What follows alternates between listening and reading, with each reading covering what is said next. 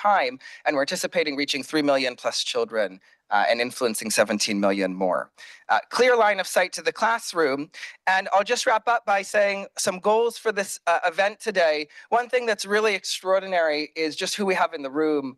If you've looked around, I'm sure you have. We have a mix of researchers, donors, policymakers, practitioners, some people who are all of the above in one. And that's really where we think a lot of the magic can happen in connecting the dots and getting this work right.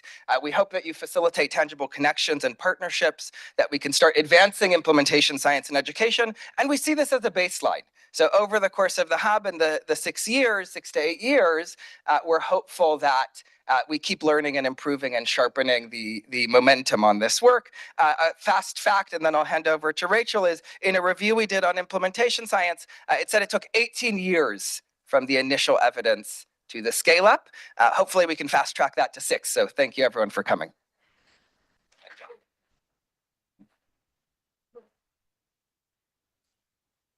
So we've got another slide set, I think, coming up in a moment. But yeah, it's what an honor to have everybody here. And I know it's been a wet and windy and difficult journey for some of you. And I know that the journey for the hub itself has sometimes been long and delayed and challenging. And so I wanted to thank all of you for coming and staying with the journey. And when we look around the room, we had 4 key things: partnership, iteration, diversity, innovation. And how have we got all those things in the hub? It's because when I look, I see Lewis from the bank, I see IAP, British Council, USAID, key to developing that partnership approach right from the outset. We see Pratham, UNICEF, EdTech colleagues here who challenged us to create a hub that put learning right at the heart of it. Then we had Jeep, B2, Jacobs, Gates, helping co-create this.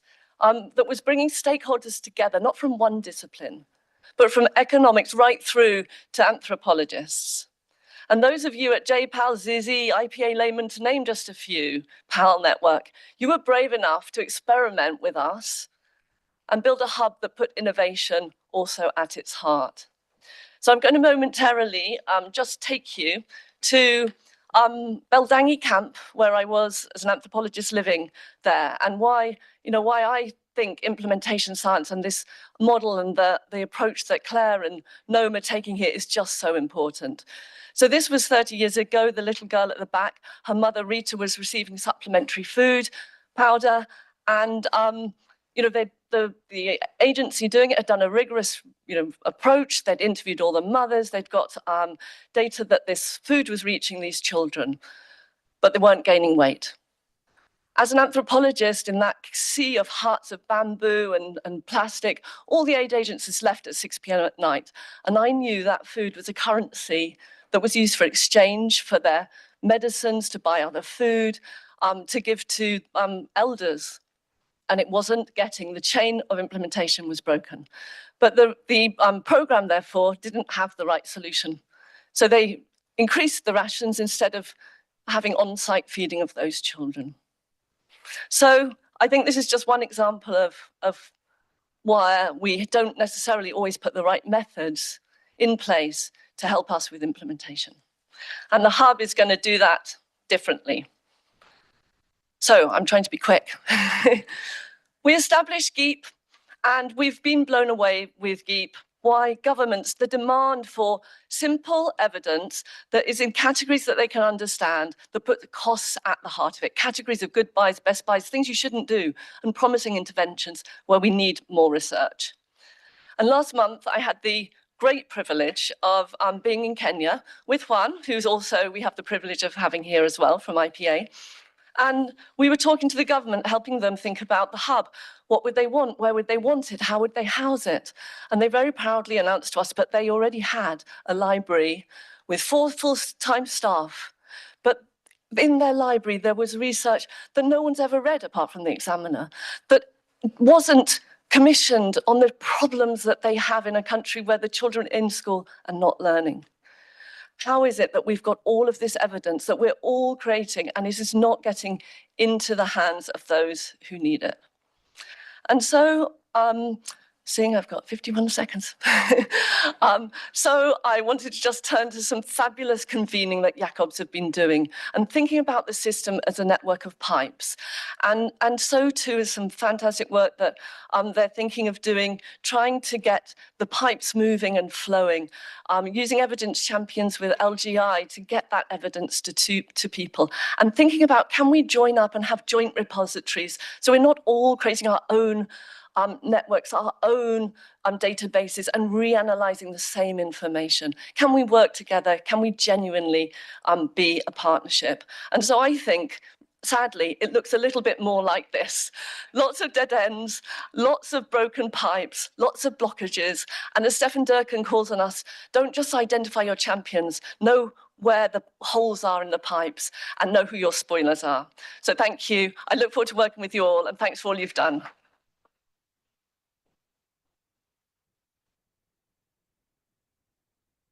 Thanks so much to Rachel and to Naeem for opening things.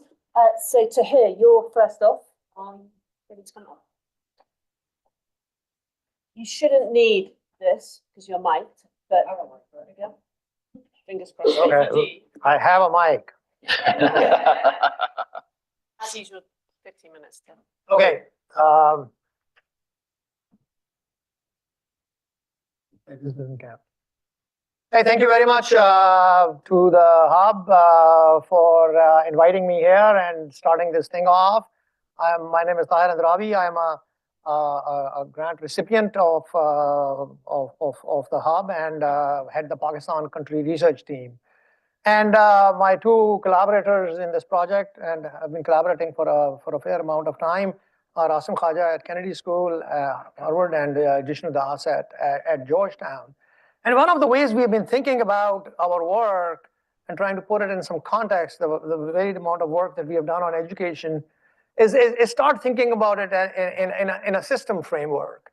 So we want to think about, and I want to put this work around implementation in a system framework. And the key element in a system framework is there is a system which has a number of frictions in there. And so I really want you to think about that what are the frictions in the system? And then how do we alleviate those frictions and moving forward? Okay, so the springboard for this current set of studies that we are starting in What Works is this targeted instruction program, what we call TIP, which has been completed in two parts of Pakistan, one in the Khyber Pakhtunkhwa province, KP, and then in Islamabad.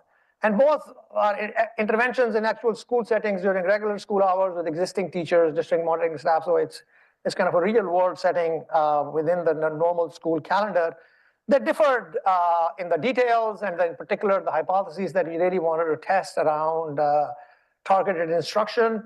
And what I'm going to talk about today, just one second, what I'm going to talk about today is building on the work in KP and the next step. But before we go on, I promised Noam that I will have this figure in my slides. And so this is a side note. We were talking about efficacy and then moving on to effectiveness. But as we go along, one of the side benefits of really doing this very involved work with the government and with all kinds of development partners is a very sustained engagement that we do. While we are doing research, which is very focused, but there is a broader engagement that happens with government. And now for TIP ICT, this summer we signed an MOU with the federal government in Pakistan to formally transfer some of the material that we have developed for regular usage in the classroom. So that's really, which is nice. And we are going to evaluate how it is done without any involvement by us. And we have a follow-up study going on there. This is a big negotiation with the government on how to really get these things into regular practice, and particularly all the issues that come with implementation. That's not the research part, but that's really happening around the same time. I wanted to let people know that the firewall between research and implementation and government engagement is very fuzzy, and it kind of goes along that way. Okay, so this is a typical TIP model. I'm not going to spend time on it because this is done. You diagnose learning, sort students, target instruction according to their level, and then you track learning. And one of the things that is interesting in this whole thing is we minimize costs by leveraging existing technology devices, which is like personal smartphones. Hey, can I see that button? Can somebody Can somebody hit that button, the personal smartphones? Probably not. Probably not. Oh, there goes my graphic. That's fine. It's like, well, I mean, we use smartphones because in our surveys with these teachers, about 75% of the teachers own smartphones, including men and women. And the KP sample is a real world sample, both urban and rural. So this is what we used. And this is the support kit that we used. I'm trying to give you a sense of what we went through with these teachers in trying to help them out. This is the tech tool. There is a lot of stuff on it, grading, sorting, analytics. One of the constraints that the teachers talked to us about was this real issue with this targeted instruction requires a lot of quizzes and formative assessments. So this really helps them in many ways with that. The experimental design was very interesting because one of the things with technology, and I think the real implementation question is take up of technology. There's a lot of heterogeneity in this market, teachers with different ages, with backgrounds in education, gender backgrounds, and so on. And we have a lot of data on these people. So one of the ways we wanted to think about was, I wanted you to think about this arm number 3, which is optional technology. We wanted to give people, the difference between mandating and optional. And mandating is saying, here's a technology intervention, out comes a notification of the secretary, you got to use it. And the optional is where we told people, okay, here's the technology, it's up to you to use it. You are part of the program, so you have a choice between paper and technology. So that was one of the things where we wanted to bring choice in and really think the impact of that. I was going to give you a snapshot of the results, but the 2 results that are interesting are really that the optional works really well compared to the mandate. And in the mandate, we see very little effects of this program, but in optional, we see very large effects. So that's like a really interesting question on how we really think about it. And one of the studies that we are proposing is just further analysis of that. The second thing which people think about technology is that, people think that technology helps people who are already ahead and so on. It doesn't help really the poorest. And one of the things, which is found in other places too, one of the things we find is that when we compare optional to paper on the other side, Pakistanis love paper, right? Everybody teachers are used to paper, they have the big files and all that, is that optional is very good at helping kids at the bottom end of the spectrum. Almost all the gains from paper we get big results too, but almost all the gains from paper are coming from the top of the distribution. While in optional, the gains are coming almost all at the bottom of the distribution. So these are interesting results. And while results were happening, while we were doing this training, which brings me to the meat of my presentation, is that we noticed something, which is that we spent a lot of time training these teachers, working with them and technology, mentoring them and so on. But while the program is happening, and even before sometimes it started in different places, a lot of the teachers got transferred out. Okay, so there's a big transfer issue in this, and that's a classic kind of a friction, right, in the system. Here I am spending a lot of money, time, effort to train these people, and in the second week of the program, out of an 8-week program, many of them are gone. So that was something that we started thinking about, and then of course few teachers come into the program who haven't been trained by us. And that to me is the classic move from this efficacy plus to effective. That's the real world setting. And I can't just complain about it and think it's a bug of the system. It actually is a feature of the system. There's nothing we can do about it. It happens. You talk to the secretary, he says, all kinds of reasons. Vacancies exist, new people come in, compassionate grounds, people want to move. It's not that he can do something about it. So we have to deal with it. So to me, that is what I call a real world, a systems view. I need to put this in the framework of the system, and this is a key friction that I have to deal with. So that's what we do in this, right? So this was actually our proposal. So what is interesting is I'll show you the data. So the study is ongoing now. It started now, and we are starting the fieldwork right now. But what is interesting is the transfers happen not just at the teacher level, but also at the head teacher level. So sometimes the head teacher would move. And the role of the head teacher in a primary school in KP is not very well defined. I mean, it's not like he's a school principal or she's a school principal who has much of authority. There are other people who were talking about it yesterday about this. Adrian had this nice paper, Adrian Lucas, on the role of leaders. So, but we see these changes in leadership. And so we have to really think about, and these leaders were also trained, right, as whenever they were teachers. A lot of head teachers are also teachers. So this is one of the things where you want to move on. And this is the status right now. So we have started tracking all these people. And we have now tracked most of them. So there were 7,552 teachers that we have tracked in our sample, and 1,300 of them were transferred out.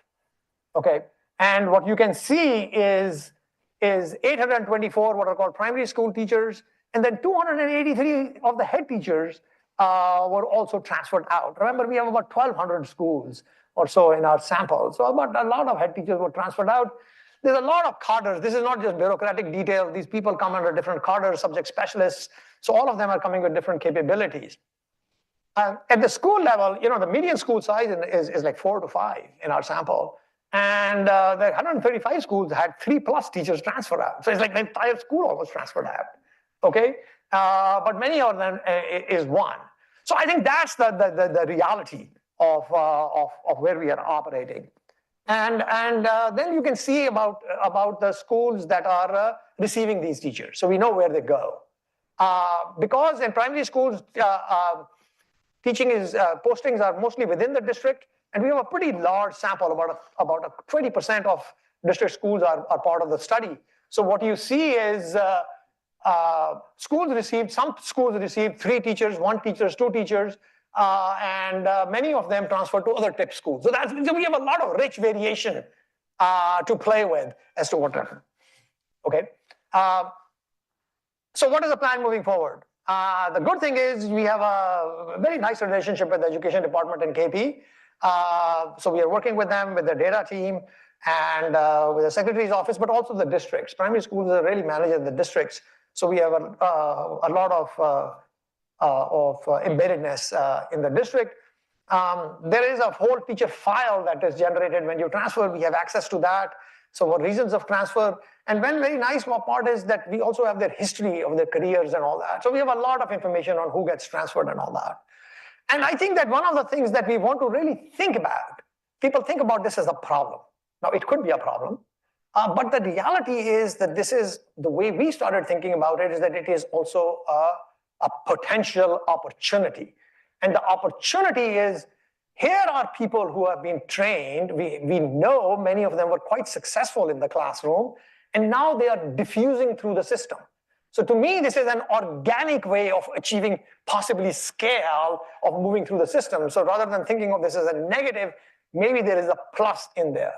And then you can start thinking about strategically, maybe this is a way to start thinking about transfer when you move people around, maybe move the best teachers to some schools and all that. I talked to the secretary about it, he got very excited. He says, maybe let me start a school with like the 3 best teachers and all this. So this is an idea which is, rather than, what do they say, make lemonade when you have when you're giving lemons. And I think potentially this can be quite powerful. So the idea is that these teachers go in their new setting and we are able to observe them. And what we want to do is to see, do they have an effect in their new school settings? And how do they affect the other people around them when they go into this kind of new school ecosystem? And it could be a function of their capabilities, their knowledge. I teach, I've been teaching for a long time. I ask my students 2 years later how much econometrics they remember. Nothing.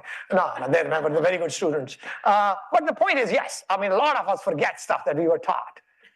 And all that. So some of it is that, but of course, as economists, it is also incentives. Do we have an incentive to bring those things in? And I think there is a lot of stuff around schools, the setting that they are in, the external environment, the new teachers, the sociology of the school. So all of those, I think, are really interesting questions for us to see how does innovation persist in a real world setting with these movements and transfers. So it's really almost like an organism, if you want to think about that. Okay, and then we can also do some experiments. One of the things we want to think about is what is the minimal teaching what is the minimal support that they need as we move forward. Training is expensive, it takes time. So fortunately with technology, we can experimentally play with it. We can, give them access to the same technology that they had, and the technology is all developed. We just need a little bit of a help center, so it's not that much, and we can just give them a password. So we can experimentally play around with the fact that refreshing their knowledge, does that help? And then hopefully this should lead to a larger set of studies around management of the school system. The secretaries are quite interested, the education people are excited about it. So that's what it is. The second part, and I have 1 minute and 31 seconds, and I'll just take a little bit of time. This is just this very interesting question of this take up of the TIP technology tool. Take up is a very big part around implementation, and we really have this very interesting question about the teachers who took up technology. So you would think take up is a simple question. Okay, who took up technology? Well, technology in our program has a lot of different elements. So the nice thing is with these tech tools, you can get a lot of passive data, which is, every time they do. Some things are pretty easy to measure, some things are really fuzzy. So I think that how we really define take up as who did technology or not, that by itself is going to be quite interesting. And then what we have is we, I want to check the following. Why did not mandated work? Now we think mandate is how policy works, right? You mandate it. But it could be that there is selection bias. Some people know technology better, some people know themselves better. They will choose opt-in to technology or not. That's the selection bias. But I think there is a second effect when you talk to teachers. So one of the big things is I learn a lot about the world by going into the field, talking to people and all that. And I think that this is, Pakistan is an archaeological dig of interventions. There's been so much stuff that has happened in the school over the last 25 years that when you talk to teachers, they say, hey, there's one more program. My sense is that mandating what is called policy making by notification has a disempowering effect. So maybe bringing people into the choice world is, I still had to thank people. I thought it was my Oscar speech. No, no, okay. So that's what it is. That's the plan. I think we're quite excited. We have a good team on the ground. We work with the Center for Economic Research Pakistan, SERP, and Maruf, the CEO, is here, so you please meet him. And so it works in many ways. Thank you so much.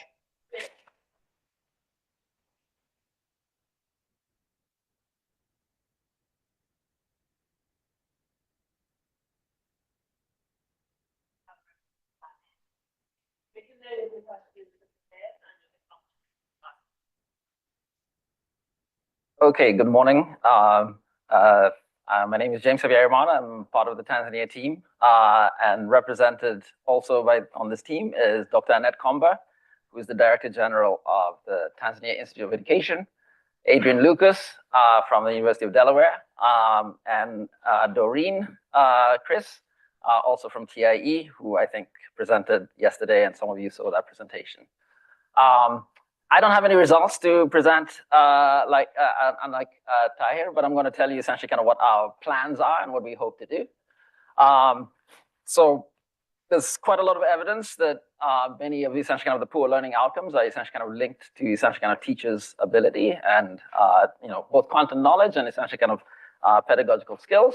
And in fact, this data is from, I guess, from the 3 East African countries. Tanzania is essentially kind of features prominently in essentially kind of that link. And we also know that teacher training programs are essentially, generally suffer from loss of implementation weaknesses. Right? So teachers essentially come into a big lecture hall, they listen to some experts speak about essentially kind of what they're supposed to do, and then they leave. Okay. And as Tahir says, many students who sit in the classroom and just listen to people talking will forget very quickly what it is they learned. Okay. And so our proposal and what we hope to do is, in fact, to essentially going to study a teacher training program that is hopefully more effective than a lot of teacher training programs that have actually been taking place in Tanzania. And we're doing this in the context of a big curriculum reform that might actually sort of provide an interesting opportunity for us to actually sort of make this stick, right? So teachers have an incentive to essentially kind of attend essentially kind of the teacher training sessions they did. The teacher training framework in Tanzania is actually something that was essentially kind of, I guess the development of it started quite a few years ago. It took some time before essentially kind of was written down. Ariana, who is in the room, was actually sort of really critical in helping us actually put together a conference where we tried to essentially kind of explain to a lot of policymakers, what they should be doing. We got Ben Piper to come and talk about Tusome in Kenya. We got Yaqueba Silius and to talk about the coaching work in South Africa. We've got Dave Evans to talk about essentially kind of a lot of the research he'd done around teacher training. And the hope was essentially kind of that we would actually sort of get evidence into the design of the program. Okay. I think we had a little bit of success. The pandemic, of course, played a small role in it. And in some ways, the design of the framework is actually quite comprehensive. And so there is a kind of, right in the center of that triangle is essentially kind of a communities of learning where teachers are supposed to meet weekly and essentially kind of, and they talk about essentially kind of issues and skills and content that in fact is that they want to essentially kind of learn themselves. And so they have a peer facilitator, in fact, they have two peer facilitators who basically sort of solicit ideas and say, what do we want to talk about this week? And the goal, in fact, is that teachers should actually sort of go on an online platform. I'll talk about that in a little bit, and actually sort of learn the content that's relevant to essentially kind of the session they'll be talking about. And then in some ways, have this meeting where they, in fact, they will get to practice, see how an expert does it, and essentially kind of do it themselves.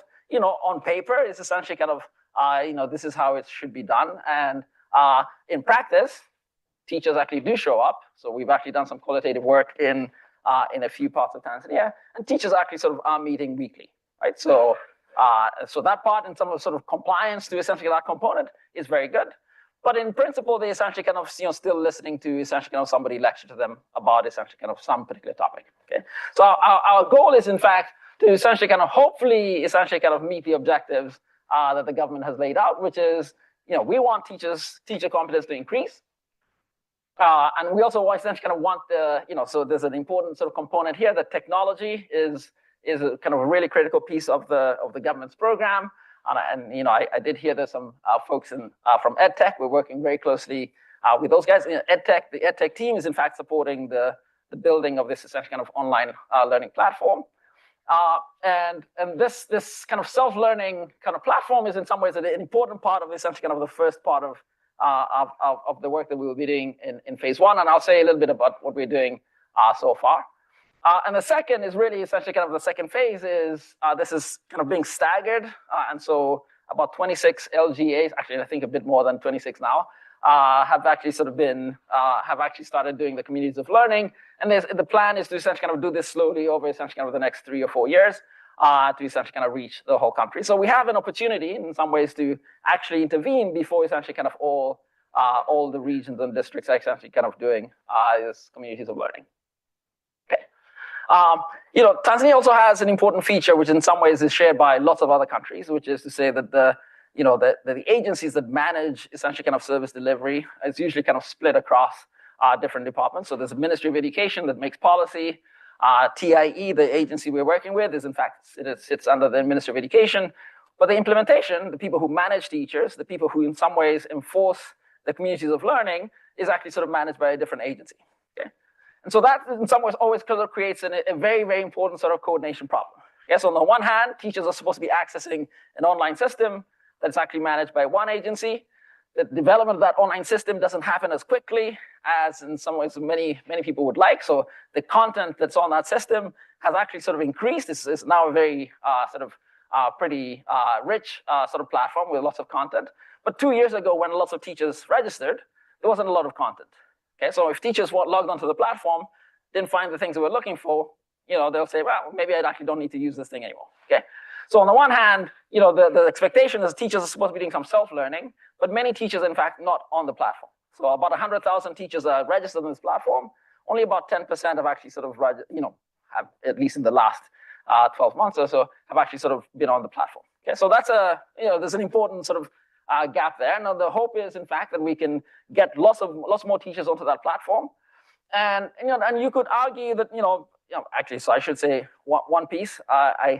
When this program was being set up, I talked to Annette and said, well, teachers are not going to be able to use their cell phones. Cell phones are really small, small screens. You can't read a lot of stuff, and maybe essentially kind of we should find tablets. And I'm not sure if this had anything to do with the outcome, but a few months later, essentially kind of every teacher got a tablet. Annette might tell the story about exactly how that happened. It might just be totally coincidental. But it turns out that teachers actually don't use their tablets. For lots of reasons, they're concerns about safety and how bulky they are. They actually don't use them. They're still using their phones.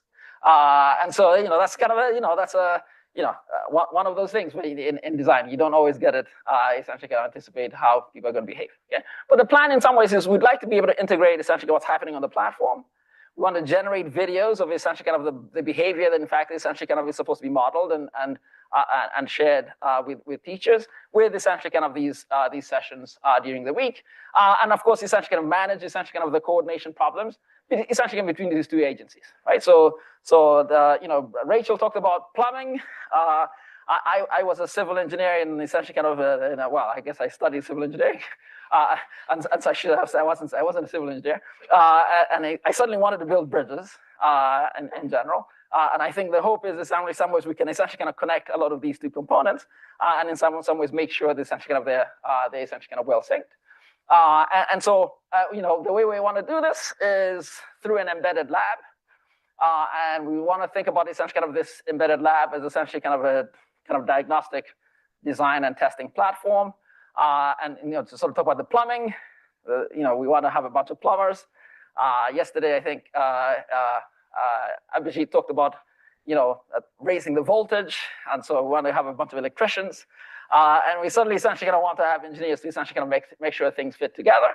And the goal of this lab, and you heard, some of you might have heard about it from Doreen, is really want to use it as a platform for essentially kind of identifying opportunities to improve essentially kind of these programs. We want to measure essentially kind of what teachers know. We want to measure essentially kind of the quality of the trainers. Essentially, we want to essentially kind of observe essentially what's happening inside the classroom, right? Things translating into the classroom. And we want to, in some ways, draw on a wide range of evidence, and I'll talk about that in a little bit, or there's some ways to inform ways in fact we can improve this, okay? An important piece of essentially kind of, I guess, our approach is to kind of work very, very closely with the government. So we have an advisory board that is drawn from largely essentially kind of the government agencies. The plan is to essentially kind of share our findings with this board and essentially kind of get feedback on essentially kind of our ideas for essentially kind of improving these programs. We've tried to design this board in a way that essentially kind of brings in all of the agencies. So the two essentially kind of agencies that actually sort of run education in Tanzania, the two deputy permanent secretaries co-chair this board, and then each of the very kind of important agencies that manage teachers, do quality assurance, essentially kind of the Teacher Service Commission. All of these are essentially kind of key players in our board, and of course, the donors who are essentially kind of have quite a lot of power and influence as well, essentially kind of on our board. The plan is to meet regularly. So we met last February to essentially kind of tell them about what it is we're planning to do. And our hope is to have another meeting essentially kind of either the end of this year or early in the new year to essentially kind of share essentially kind of what we've done so far. Okay, so lastly, to essentially kind of want to finish in some ways, I want to sort of tell you essentially kind of what we want to do over essentially kind of the next few years. We want to in some way sort of start in phase one. We really want to essentially kind of work on improving essentially kind of engagement with this platform. So not just logging on. I think we want to make sure that in fact teachers are, reading essentially kind of the content they're supposed to be reading, watching the videos that are online, doing the assessments that are essentially kind of on the platform to essentially kind of improve their knowledge.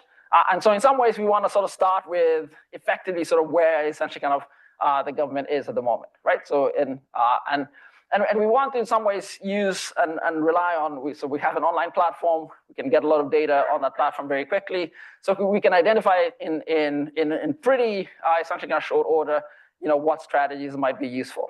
At the moment, we're working on a messaging campaign to try and get teachers to actually sort of log on. And so, some teachers, Tahir talked about age, some teachers are not really good with technology. And so if you ask them to type in a URL, to access a platform, they're not going to do it.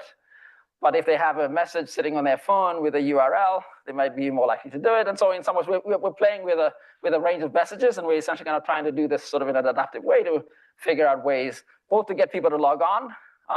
Sometimes, when you haven't logged on to any platform that you use in the last 3 years, you forget your password. And so there is a process for essentially getting a new password. That can be sort of pretty cumbersome. So in some ways, we're trying to plumb a lot of the, a lot of the issues, and remove the blockages and plug holes as much as we can. And that's essentially kind of, our phase one work. We're also trying to essentially kind of understand how the new curriculum is being rolled out. And so we're doing a phone survey of teachers to essentially kind of understand, how much training they got, how much support they need, because we want to be able to go back to the government and say, these are the areas that in some ways teachers need support. Training is never it's never one-off. You actually sort of want to reinforce, you want to provide sort of coaching and mentoring, and we want to in some ways leverage essentially kind of a lot of the essentially kind of features of Tanzania to actually sort of try and make sure that is possible, right? So head teachers can provide some support. Ward education officers can also provide some ongoing support, and essentially kind of we want to sort of try and see if we can actually sort of leverage those opportunities. In phase two, we want in some ways, so we think that the model that is currently in place allows us to actually try and introduce some new ideas that have actually sort of had some success in a few places. So one of the things we want to do is essentially kind of take what is happening at the moment and essentially kind of innovate. So tinker, this is another word I think Dean Carlin used yesterday. So we want to tinker a little bit around the edges to actually try and improve essentially kind of what is actually happening to hopefully improve the effectiveness. One of the things we're thinking about is providing maybe scripts for essentially kind of the peer facilitators so that it's easy for them to in fact essentially kind of deliver the session that in some ways would be most effective, right? And so that's kind of one idea. So these are just ideas. This is not things we're set on doing. We're hoping to propose to our partners. The other thing, and this is sort of drawing on Adrian's work in Ghana, is to essentially kind of have either ward education officers or head teachers visit classrooms and actually sort of go through a checklist of the things that teachers are supposed to be doing. Okay? So sending a very strong signal that in fact essentially kind of teachers are expected to change their behavior. Okay? One of the things that Ben Piper kept saying at this conference in 2019 was that teacher training does not essentially kind of have any effect unless essentially kind of teachers actually change their behavior. Okay, and so those are essentially kind of some ideas, and there may be lots of other ideas that we might actually sort of want to try. And of course, we want to actually sort of as much as possible use our advisory group to essentially kind of tell them about what we're finding, hopefully refine policy guidelines, and in kind of in the last sort of 2 seconds, essentially kind of hopefully get bureaucrats to essentially kind of do a better job. Thank you very much.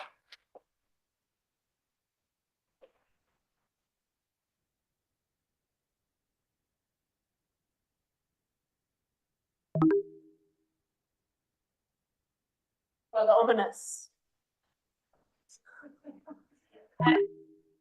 Oh, fantastic. So one of the team has just arrived. Welcome, Hajia. You going to get the slides back?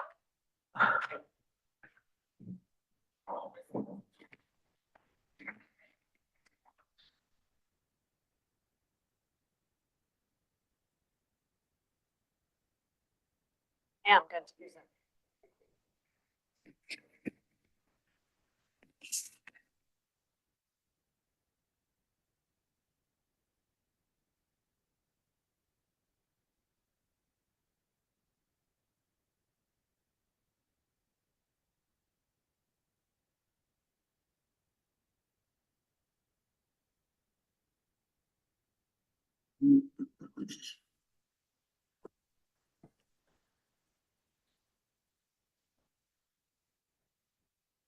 Whilst they're trying to get the slides up, let me say, so I'm Claire Lever, I'm based at the school here, and I'm working on a project with a much wider team. So Nome, wherever Nome is part of the team. Zara, who I don't think can join us today, but Jen, who just came in. We're all on the team. We're also supported by Jess and Insura, who I think are also here. And let me put some logos up. This is work that has definitely been part of a collaboration with the governments in the countries we're studying, the Ministry of Education in Ghana and the Ministry of Basic and Secondary School Education in Sierra Leone, and also the Education Outcomes Fund. Wave if you're from EOF. I think they're supposed to be in the room. Anyway, okay, great. Hi, Bethany. And Hajia, who has just come in, is the director of the GEOP Management Unit, and you'll hear lots about GEOP in the next few slides. So let me tell you a bit about the motivation. So Ghana and Sierra Leone face challenges, especially around student access, retention and learning. They're very familiar problems to everybody in the room, but these countries are taking a really novel approach to tackling the challenges. They're both using an outcomes fund mechanism, and to date, Around about £48 million has been invested. The name of the programme in Ghana is the GEOP, the Ghana Education Outcomes Project. In Sierra Leone, it is the Sierra Leone Education Innovation Challenge. And forgive me, I'm going to use those acronyms going forwards. And the rationale of these programmes is to create a market for impact. And I'm going to try and explain during this presentation what we mean by that. As I said, we're working closely with the governments and with EOF. And our job here as a research team, we weren't involved in the design. I should say this at the outset. We weren't involved in the design of GEOP or SLEIC. We came on board much later. Our job is to really try and unpick how and why this mechanism is working, or if it isn't working, unpack that. So this is what I'm going to try and whiz through. So let me start with the institutional background and tell you what an outcomes fund is and who does what. So it brings together multiple parties. The governments, supported by the education outcomes funds and donors, service providers and social investors. So if we focus on the Sierra Leone picture here, you'll see those three different parties. So government, EOF and the donors first identified a set of schools and set a set of outcome targets. Then social investors come on board and they have funds in performance management, they provide the upfront capital, and then service providers are the ones that actually support the schools to try and improve learning. So you're seeing it's this partnership between three different parties. It is a form of results-based financing, but it's different from most traditional results-based financing models you might be familiar with, partly because the social investor is the agent that is incentivized, to use World Bank terminology, but also because the results are definitely outcomes. It's student learning that is incentivized. It's not activities or outputs, which means the service providers supported by the social investors have an enormous degree of flexibility to innovate and decide what activities they're going to undertake to try and deliver those outcomes. You can't see what's in the details here, but there are theories of change. And the reason I wanted to put it up was just to sort of emphasize what's the impact that's trying to be achieved, like the top level here. And in Sierra Leone, just as an example, it's to improve learning outcomes through scaling of innovative, sustainable interventions. And that's really what the hub is all about. And those need to deliver value for money. So how were service providers selected? So the NGOs were invited to bid to win contracts to deliver outcomes in geographic lots. And the bids that they submitted to the governments described what they planned to do if they won the contract. So this is the geographic lots in Ghana. These are the geographic lots in Sierra Leone. Obvious difference, Ghana is not nationwide. I didn't talk about it, but on the previous slide, if you were careful and observant, you would have seen that in Ghana, there was a focus both on schools and also on out-of-school children. And the reason for the focus in the north of Ghana is that out-of-school children is a particularly big problem in those regions. So they were targeting regions where out-of-school children were a big problem. So 3 service providers won 2 rural lots each in northern Ghana, and 5 service providers won 1 lot each in Sierra Leone. There are some urban lots, but they have not actually received contracts yet. So I'm not going to talk at all about them today. I should also emphasize what I'm going to talk about today is the Sierra Leone program, which is exclusively focused on schools, and the school component of the GEOP, which is called the Mainstream School Improvement Program. There is another important part of GEOP called the Accelerated Learning Program, which is about getting out-of-school children into school. We are not directly studying the ALP, but I will speak about where we're studying the ALP in schools. What are service providers doing? Well, on the basis, remember here, the thing that you should take away from this is all about a marketplace. There's a lot of flexibility for the market to decide what's best. And so it's an object of study for us to find out what providers are doing. But so far, from reading the bid documents, from looking at EOF's data platform that Bethany knows all about, and interviewing the providers, Jen, wherever Jen is, has already interviewed the service providers in Sierra Leone, and is about to interview. She's undertaken some interviews in Ghana. She's just back from Ghana. What we think those interventions fall into is 5 categories. With teachers, with head teachers, with districts, with parents and caregivers, and with school management committees. And under each of those categories, there's sort of, roughly speaking, the usual suspects of interventions that you might imagine. For example, with teachers, student learning materials, teaching materials, training on structured pedagogy, target instruction, SEL pedagogy, safeguarding, and so on. You can read them there. So there's a lot of interventions being undertaken, and each provider will be choosing all of those elements. Okay, so it's an objective study for us to understand which of those they're doing.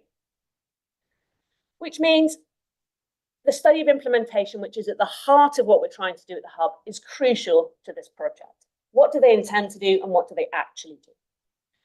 How are service providers being paid? So this is really quite a novel feature of this policy. In year one, service providers received payments for the activities carried out. So that's just standard form of you say what you did, how many teachers you trained, you get paid on that basis.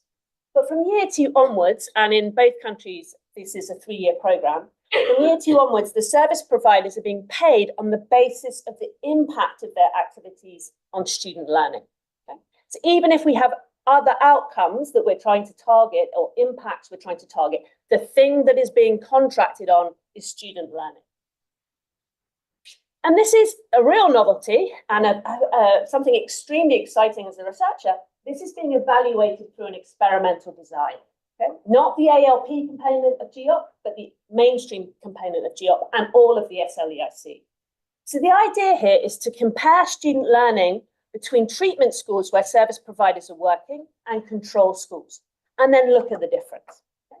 In Ghana, government measures student literacy, numeracy, and KPMG, is an independent evaluator, comes in and verifies that data and then estimates the impacts. In Sierra Leone, the independent evaluator is measuring and verifying the data. In Ghana, there are 4 separate payments. There are payments for primary 2 girls, primary 2 boys, primary 4 girls, primary 4 boys. And in Sierra Leone, there are just 2 payments. So the key thing here is that in Ghana, it's actually only 2 grades that are being formally incentivized, and that's worth remembering. So this is what we mean by a market for impact. There was ex-ante competition. NGOs could bid to win a geographic lot. You then give them, or let in the formal terminology, an outcomes-based contract, which creates incentives for them to innovate. So there's a market that's trying to generate impacts, and then they're measured through an experimental design. What is this experimental design? Let me say a little bit more about it. So in Ghana, the Ministry of Education identified 1,220 schools, primary schools. So this is all focused on basic education.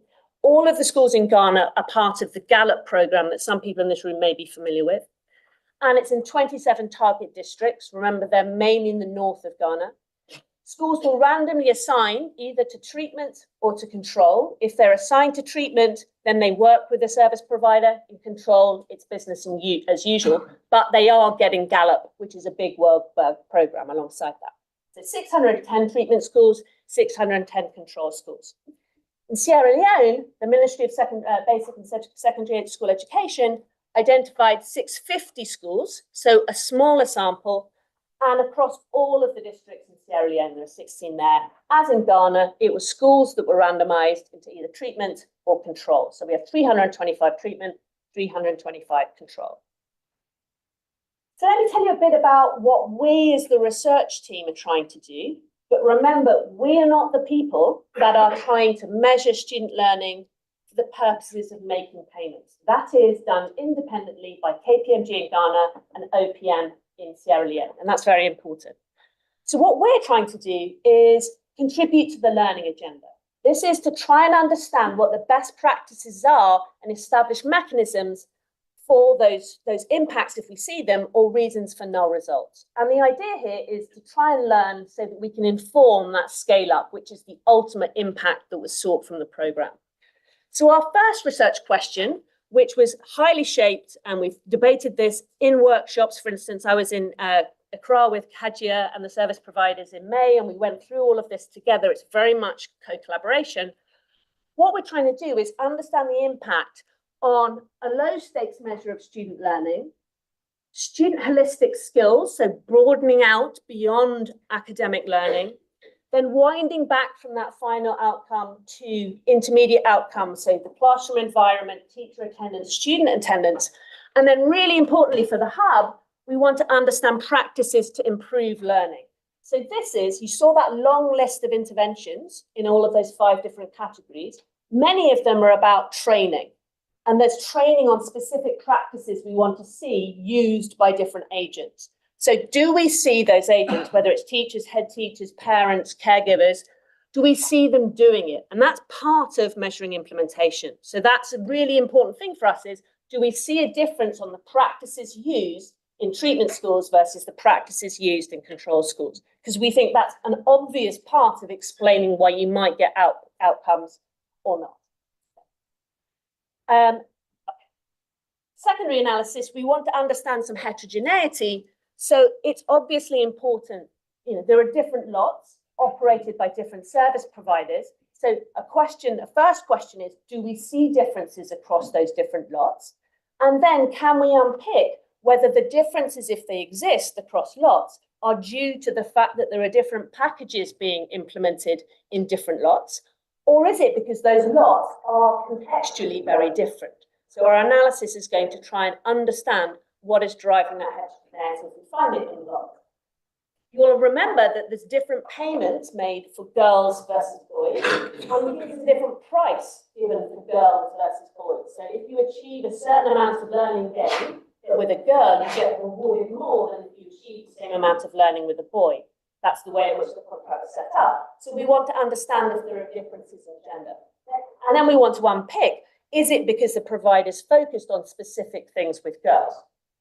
In Ghana, the accelerated learning program is a really important part of GEO, trying to get out of school children into school. So we want to understand whether there's a difference in learning achieved by people who have graduated out of the ALP program and are now placed in mainstream schools versus other students. And in Ghana, we can also look at the impacts across different grades because only 2 of those grades are going to be incentivized. We also want to undertake more formal mediation analysis, and a big thing for the hub is cost effectiveness. So we also want to look at that. I'm not going to whiz you through this. Sorry, Naeem, I've got 30 seconds. But there is the arrows it fits in. Okay? And just to say, just to emphasize for this audience, the thing we really want to get out of this is contributing to the learning agenda. We want to understand what providers are implementing and how it's working so we can think about what to scale. And I'll stop.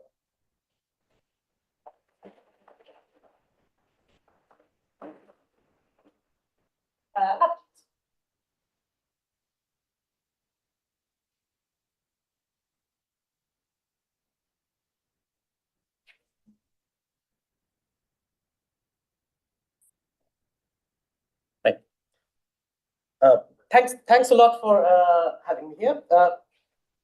This is, so I'm going to reverse the sequence of what Claire just did. And I'm going to start by saying, okay, here is what we're trying to do and work backwards from that towards actual plans and what we would do in terms of analysis, what we hope to learn, okay?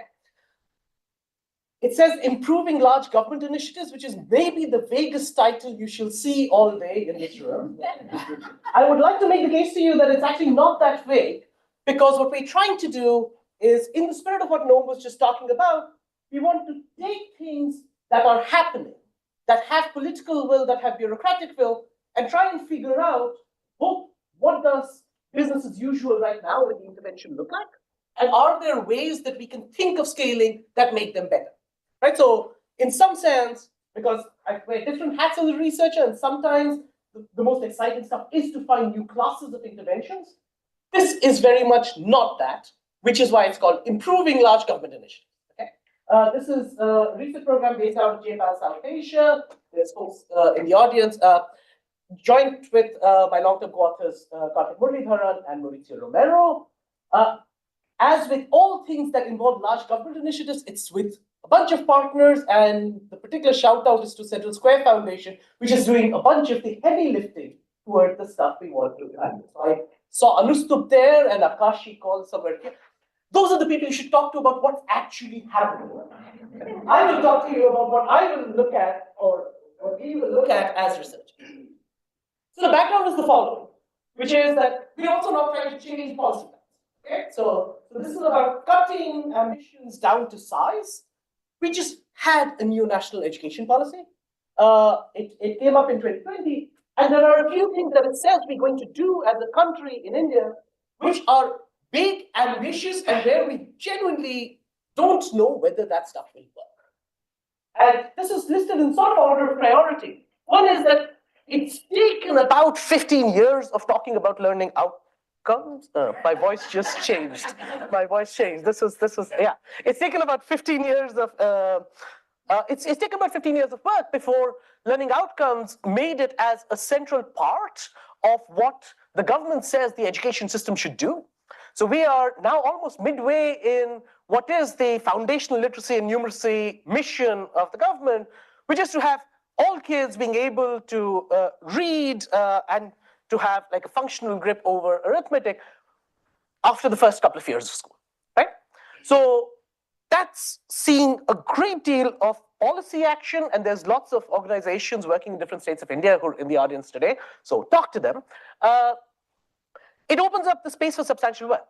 So in some senses, the policy window, it is hard to imagine how that policy window could get much better in realistic scenarios than it is right now, okay? And we need to figure out, are these things working? And if there's ways to make them work better in the window that exists maybe over the next 3 to 5 years, okay? The second, and this is less radical for the global research agenda, but it is pretty radical in the way policy works in India, is that the NEP really sees foundational literacy and numeracy as being the product of things that happen to you in preschool and things that happen to you in early years of primary school. This shouldn't be controversial, but it's actually really hard administratively because these things sit in different ministries. They sit with different line budget items, they sit with different supervision structures, and in some senses, they have slightly different missions. So if the national policy is going to make that happen, well, how do we design the preschool component of cognitive stimulation in a way that plays well with what happens in school later? That's a really hard design problem, and it's a really hard administrative problem, right? So we think that's actually a margin to really think about. And then the last bit, again, it's kind of maybe more, so it's something that is true for India, it's also true for a few other places, but not everywhere, right? Which is that there is a very sharp trade-off between having lots of very small primary schools and being able to have classrooms which have only one grade in them with a dedicated teacher. And there's talk around, and there's a lot of policy action in various states around school consolidation on what is the optimal way to organize schools, what is the right density. And these are hard problems, both administratively and from the point of view of economists interested in the optimal design of institutions, okay? So these are things that Karthik and I had raised in the science paper that we'd had a couple of years ago, but we think these are still fundamentally unknowns. And so our approach is to try and figure out a research plan that will help us make progress on these within administrative systems. So what does that mean? Well, we want to prioritize projects with 3 types of characteristics, which is it needs to be at meaningful scales now with government and in government schools. And the reason for doing that is that the ability or the willingness to adopt reforms varies dramatically across places, and it is hard to predict ex ante. So the best predictor of whether a government will do something is if you can find a government that is actually doing it, right? So think of that as an initial project selection criteria. It should have the potential and the clear pathway for larger scale-ups. And this means partly us tying our hands. If we can think of intervention tweaks that we can deliver, but we do not think can be delivered in an administrative setup, then we shouldn't be evaluating it because that's not the way to contribute towards the policy agenda here. And these should be things that, at least in prior efficacy trials, seem like they should add to student achievement.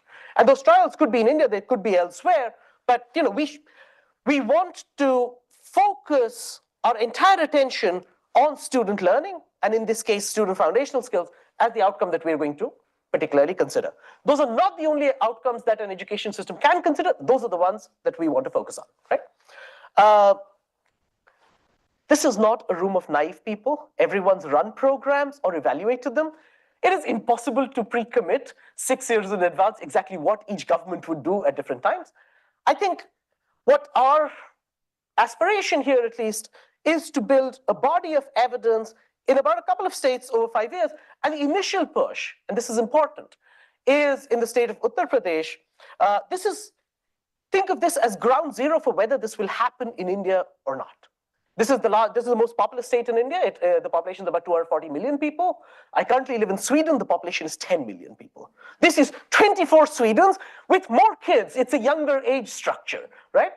So this is big, and trying to figure out how these things work in UP would be important. What will we actually do? So we've been working simultaneously on the first two buckets that I was talking about, which is trying to think about FLN missions and trying to think about how do you bring preschools into thinking about universal FLN. The first approach that we were really thinking of, which is an intervention that the government is doing, is that they're adding capacity in the preschool system to actually focus on early childhood education and cognition. That is being scaled up, but it's being scaled up in ways that are slightly hard to randomize, but also slightly hard to think of timelines around. Keeping in mind that we think there is a policy window that is narrow and diminishing, possibly. Right? So all populations are getting older. This is where India has lots of kids, and those kids could learn. That we want to initially pivot right now towards refining existing government initiatives around the FLN mission. And I just want to walk you through the one immediate thing that we think we will do, because we intend to rethink what we do every year, okay? And we want to rethink what we do every year based on what's feasible and what is something that governments look interested in. So what do we want to learn with the FLN mission? Well, one is there is so much policy attention and so much energy given towards it, both in the domestic space and in the international funding and and multilateral agenda. What is the current state of implementation? This is now at a period where, for years, we've designed what optimal packages would look like. There's been tremendous amount of work, and again, Anustub there can talk about it, about what should teacher guidebooks look like. What is the process through which things should happen in the school day? What is the optimal versions of teacher training for this? How do you build it in within the supervisory structures that exist? How much of this is actually happening? And how much of this is actually going down towards classroom transactions, right? So think of that as like literally goal one. Take a sense check.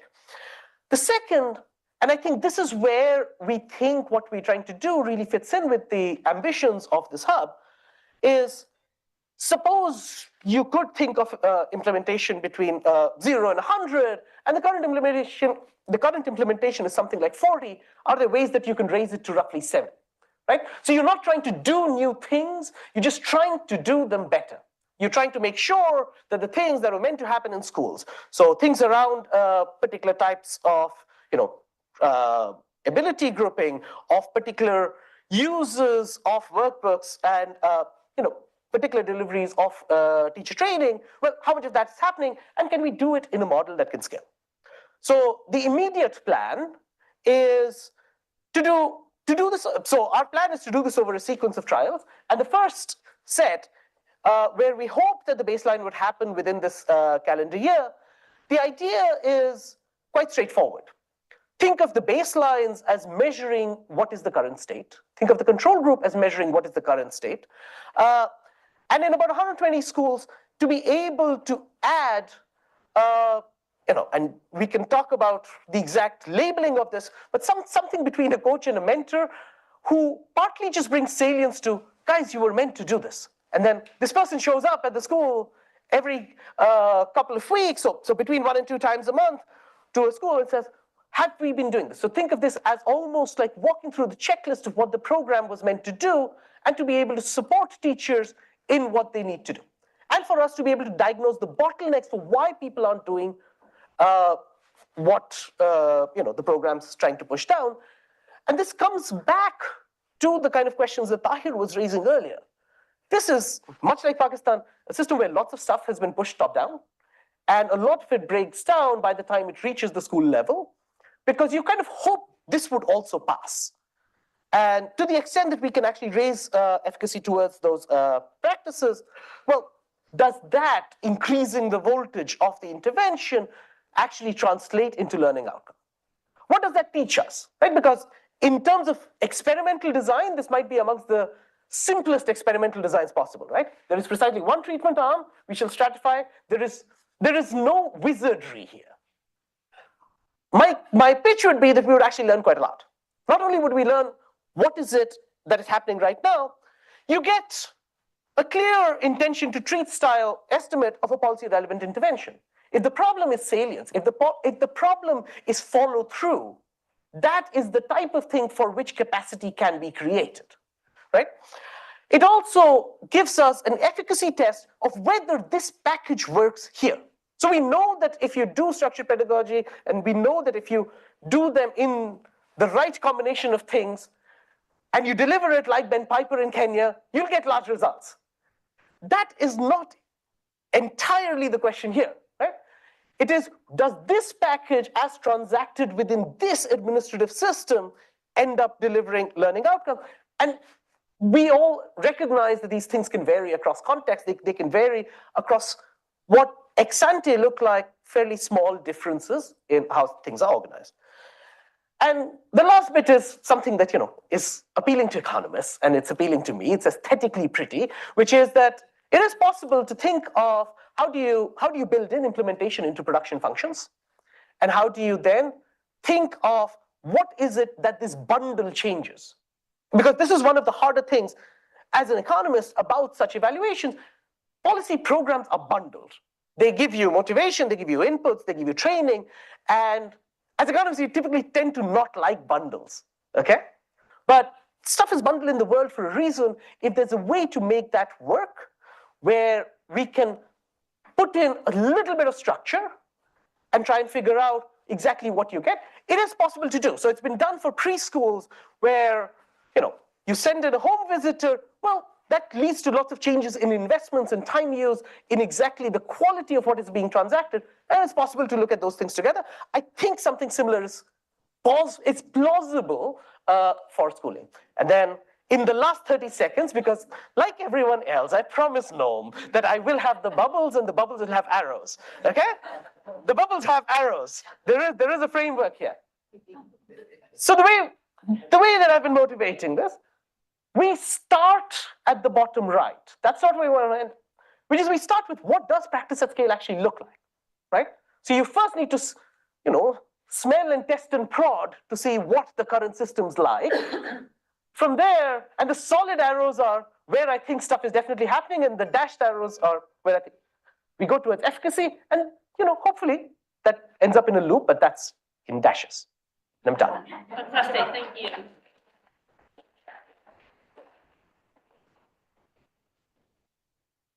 Our next speaker.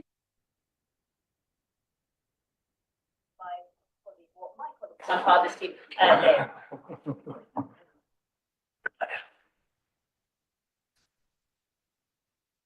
दो दिन में दो बार देख लिया आपने. It's like teaching two sections. Yeah. Second time is better. Small scale, perfectly controlled, randomized controlled trial, translate that into at a large scale. As Claire mentioned, Leo Mpura, my colleague, and I will be presenting with this. The first thing that we've learned is that doing this takes a village. So this is joint work with Claire and Peter Sir Niels, who are here in the audience, and with Owen Ajard Williams and Michael Tusime in the College of Education in Rwanda, who are not, and most importantly, our government partners, especially in NESA, the National Examination Agency. What we're doing in this study then is thinking about how it is that we can take evidence generated in a carefully controlled small-scale pilot and turn that into impacts, potentially into impacts at scale. The policy that we're interested in here is something that we learned about in a randomized controlled trial that we ran back over the period from 2015 to 2018, looking at the development of performance contracts for teachers, which would be based holistically on a range of things that teachers do, but perhaps most importantly among those on the learning outcomes that those teachers are delivering in the classroom. So when we think about how we want to learn about how to take something done in this controlled environment and then map it onto what can be done in government systems at scale, we think that there's a lot of decisions to be made along that pathway. And so what we are, in fact, midstream on is a 4-year process of adapting and experimenting with the ways in which you would do that using government assessments, using other kind of elements of the government systems in order to implement that project. We're fortunate to be doing that under the mandate of a task force on the incorporation of learning outcomes into an existing institution in Rwanda, the Teachers Imihigo. Those are a system of performance contracts that exist for all civil servants in Rwanda, and where there is a learning agenda to figure out how to do that at the national level. And we're doing that through our own vehicle or our shared vehicle of an embedded lab with the Ministry of Education and with our partners at IPA in Rwanda. This is sort of opportunistic. We're building both on scientific evidence, but also on opportunities created by the institutional environment. And so in addition to this interest broadly in reforming Teachers Imihigo, key pieces of that are the opportunity created by a new national system of student assessments, the Comprehensive Assessment and its Management Information System, the CAMIS, which is studying learning or producing data on learning outcomes of all students in all grades and in all subjects at the primary education level. So that's really crucial for us. And we're also building on a political opportunity created by the recent near doubling of teacher salaries. So this is a moment where a new sort of accountability bargain is being struck in the education workforce in Rwanda. Okay, we're going to be good students and put this up front and not leave it to the end, partly as a sales pitch for how well we think actually this fits with our agenda. So I think as we think about this, we sort of start from essentially the top left. We have some evidence of efficacy. We see that learning outcomes have improved in the thing that we have piloted previously. The gray arrow there down to policy is meant to indicate that there already exists then some momentum for thinking about how to put this into policy. There exists this kind of element of the foundational learning strategy and interest in doing so. We want to do two things. We want to first generate evidence about how to actually put this into government systems. That's the blue arrow. That's what I'll talk about. And then the hard part really, that's the standard researcher problem, or closer to standard researcher problem. The harder part is what Leo will talk about, which is all the red arrows, which are how do we think about getting that both into policy plans and then into effective implementation. Okay, so let me talk about that movement, the blue arrow, from evidence to evidence in sort of testing, stress testing that through government systems.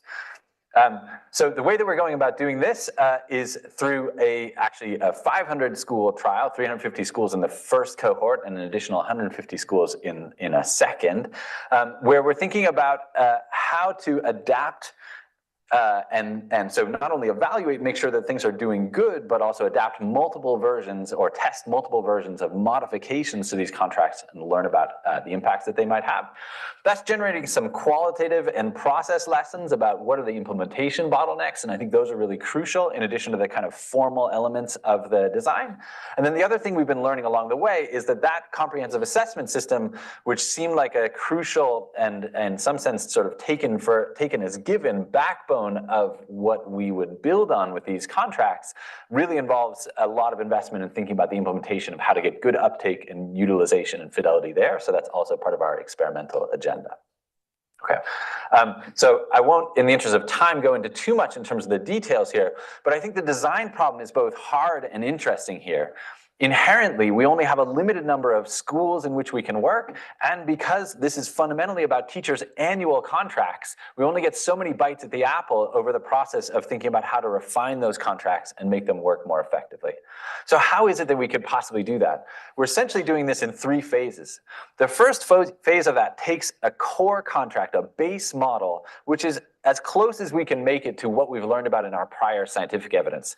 That's teachers being evaluated on the basis of what we call the 5 Ps, so their presence, their pedagogy, their participation in the CAMA system, and the pupil learning that they deliver, and getting payouts that depend on a sort of aggregate score there.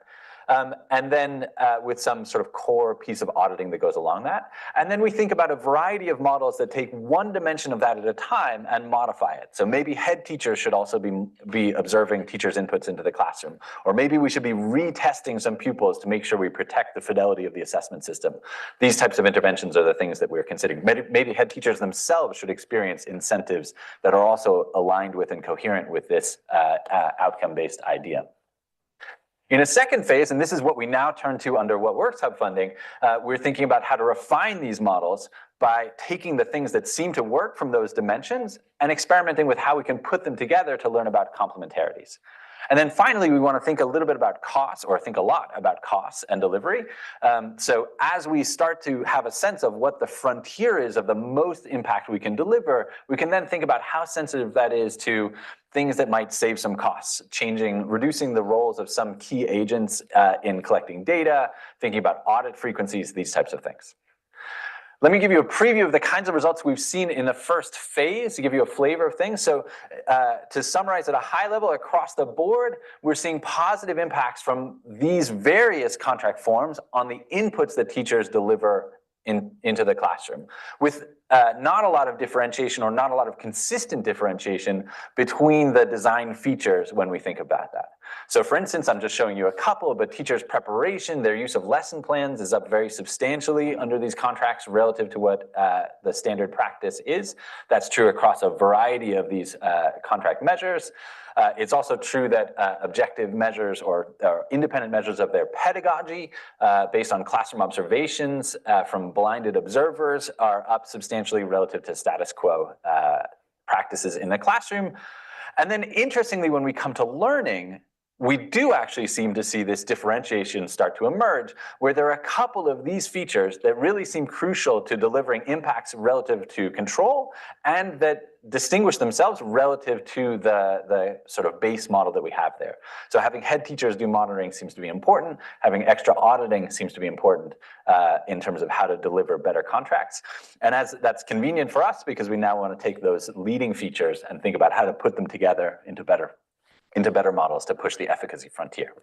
Okay, I'll also say we've had some positive, quite substantial positive impacts on the comprehensive assessment utilization itself and have baked in some kind of side experiments along that, but I won't be able to talk about that in the interest of time. So let me then just conclude and pass over to Leo to say that we're now at this stage of adapting and refining these models. We'll keep the leading features, we'll see how to put them together, and then we'll think about how to save costs in the next phase. Let me turn to you, Leo.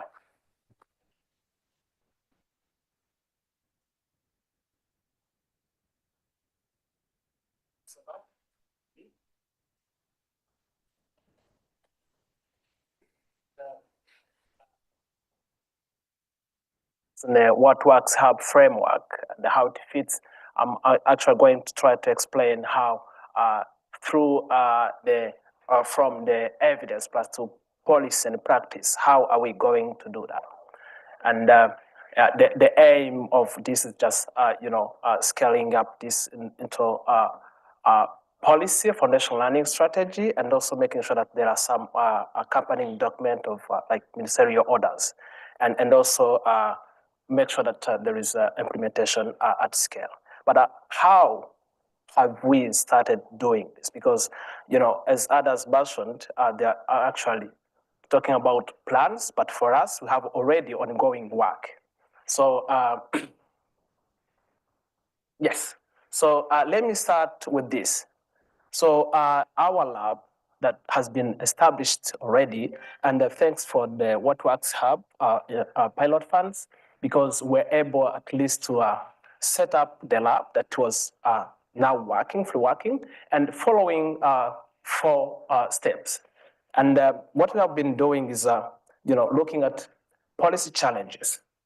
And then I think I have the wrong slide. Sorry. I think you're going to have to go without. Good, thank you. But we start with the policy challenges and then looking at, what are the issues that the sector of education is facing, and then look at how the policy-driven data evidence creation can be done through the system. And through that, we do system diagnostic, capacity assessment, and so on. And then look at how can we apply that evidence to policy, and then later see how that can create the policy impact. Of course, as you can see, this is a cycle that we are following, but I need some of strong data systems to be able to be put in place. So there is a capacity strengthening strategies that we have already put in place that we are doing, and generating and strengthening data systems, and make sure that, for all agencies that Andy mentioned, make sure that we have a good collaboration. And that's through doing coordination, and then increase data and evidence use. So how do we do that? On the first step, we have mapping and prioritizing policy challenges. And then the question is, what are the policy challenges that the Ministry of Education is facing, and how the lab is going to respond to that?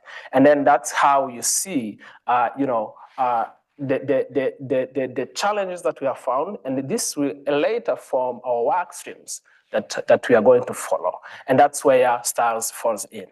And it's, I will just go back, and this is comprehensive assessment, and then teacher manager information system, STARS, and then making sure that for all we are doing, there is a socialization part of it, so that whenever we are just transitioning out, that sustainability bit is already there. So on next, and then we make sure that there is a policy-driven data evidence generation, and how can the lab really generate that evidence to respond to policy challenges. And this is where the A/B testing that Andy was mentioning that comes in. And then make sure that there is a use. And I think this is also aligned with the hub approach, making sure that evidence generated is informing decisions. Then we go back again and restart. So I want to talk about a little bit on the STARS from pilot to policy. Yesterday, Norm was mentioning that getting an evidence-based intervention scaled up through government system takes around 18 years, right?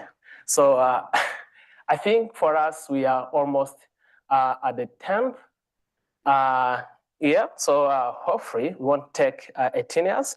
But as you can see, we started with the in 2013, and then we went through the process. But now where we are, it's actually getting an approved foundational learning strategy with the STARS component. So, and the STARS component, the foundational learning strategy has 5 pillars, and I will only focus on 2. That is about improving quality instruction and the quality assurance performance management. And this strategy is actually more on accelerating progress of foundational learning in the Ministry of Education. So how are we going to do that? Because our study is actually well aligned with this 2 strategy. And then the ministry is actually, lying on us in terms of making sure that these 2 strategies are well implemented. So, and then later we make sure that the systems and, to be able to scale up, there is strengthened, there is, systems strengthened, and then there's also institutional change, and then we make sure that there are, accompanying legal framework that will help us to operationalize what we are scaling up. And then to make sure that there is a stability, there is a capacity strengthening of, government staff that you're working with. Thank you.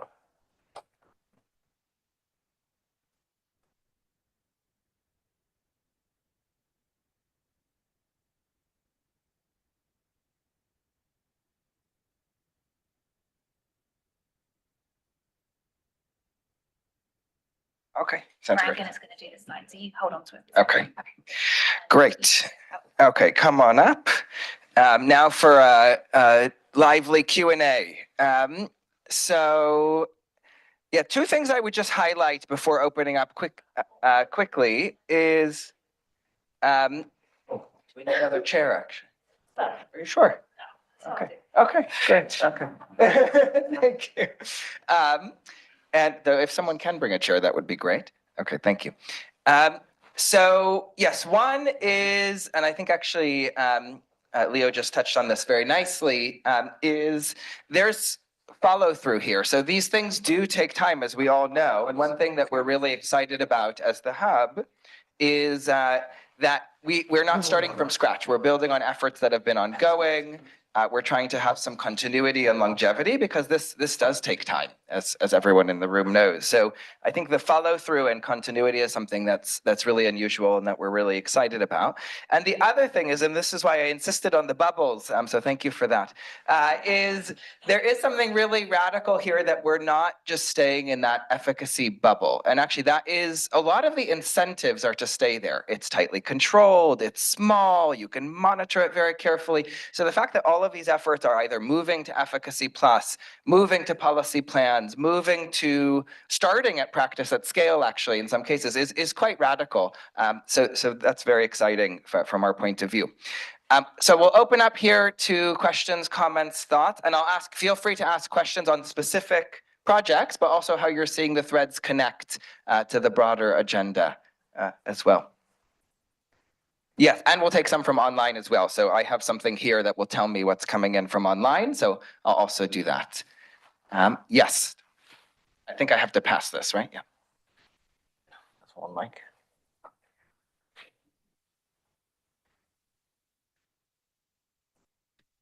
Thanks everybody. Tom Dreesen, I'm from UNICEF. Great presentations from everyone, really exciting work in all the different countries.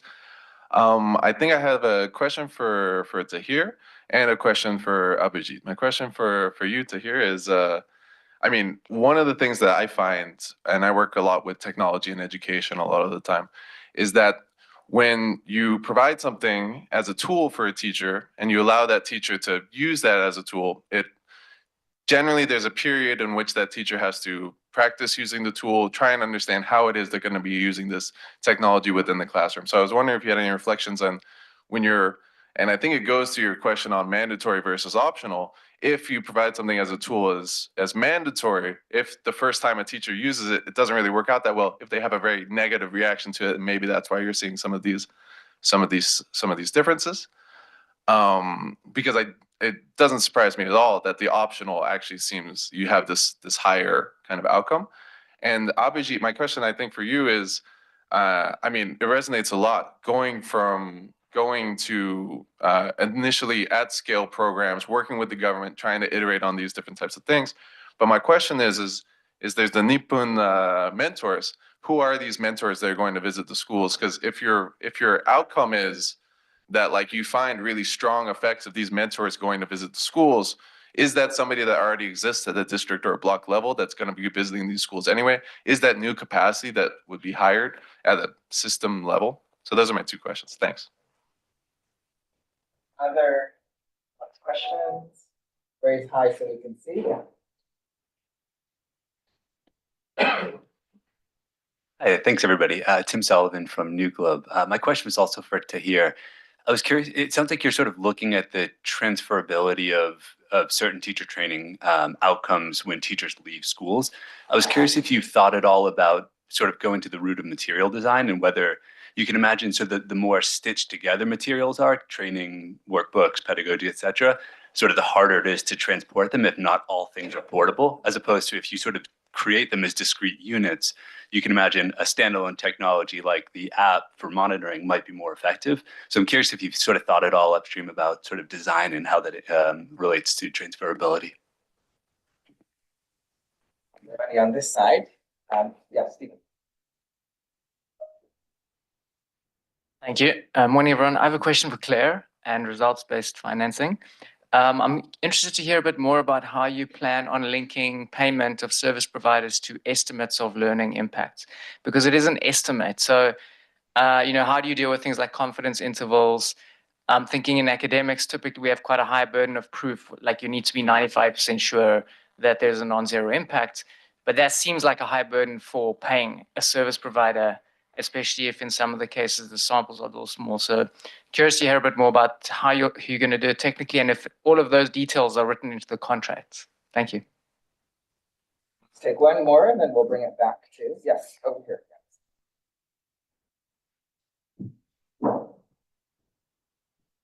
Thank you, and thank you to all the presenters. My name is Sophia D'Angelo from education.org.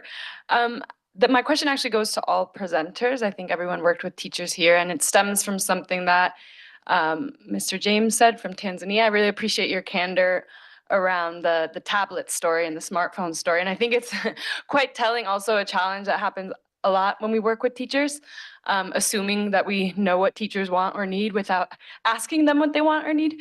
So I just wanted to know if any of these interventions and or the studies themselves are engaging with teachers in the design process, or how teachers' decisions and voice are being included, if at all. I know there's an advisory board, which is a great step, and there's a lot of mention of co-creation with governments, but are teachers or representative teacher unions being included at all? Thank you. Okay, so let's bring it back. I also have one online here from Pauline, who's saying, can each of the speakers speak about how they're integrating gender and social inclusion into their work beyond disaggregating data? Great, so those are a bunch of questions to field.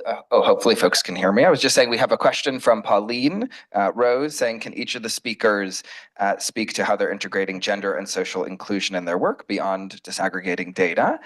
So maybe let's just start, James, and then we'll go down the line here.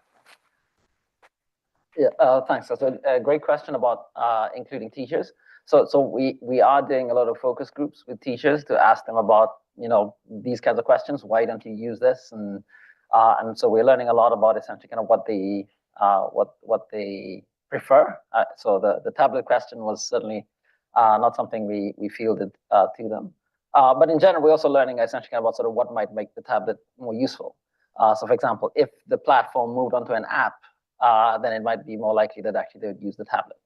The fact that they still have to use a URL in some ways makes it a bit challenging. But yes, before we actually go into the field, we are essentially kind of sitting down with a few teachers and testing our survey instruments, testing essentially kind of ideas about what messages might essentially kind of work well. When do people read messages? So we're certainly trying to improve them. They're not. I think there are some teacher representatives on the advisory board in general. I don't believe there are unions represented there. On the gender inclusion. Gender and social inclusion. So no, we are doing. In fact, one of the things that we are starting with before we actually roll all of this out is a very careful situation analysis that in some ways looks, the use of technology in some ways sort of relies on access to essentially kind of a GSM network. It relies on access to electricity, and we're essentially kind of doing a mapping of essentially kind of the Tanzania to essentially kind of assess which areas are covered by 3G, 2G, and other signals. And in some ways, actually, sort of we're drawing our samples very, very purposefully to essentially kind of understand essentially kind of which sets of teachers are going to have essentially kind of access to a lot of these programs. And we're certainly collecting, the platform collects a lot of information about essentially kind of the gender of the teachers, and we're trying to essentially kind of assess the extent to which, different types of peer facilitators and head teachers and world education officers, and how those in some ways essentially kind of shape the behavior of teachers on the platform that we can observe. And ultimately, when we actually go into the classroom, I think we want to actually sort of look at how teacher behavior is actually affecting the learning of girls and boys differentially. Okay, listen, great question. I mean, I think I didn't talk about in the actual intervention details. Certainly the teachers we had to talk to the teachers because this intervention was so intensive on the teacher time in terms of doing that. So I'll give you two examples. So one is, the question was, how do we fit an intervention? These STAR type interventions, TEP is, how does it fit in the regular school day?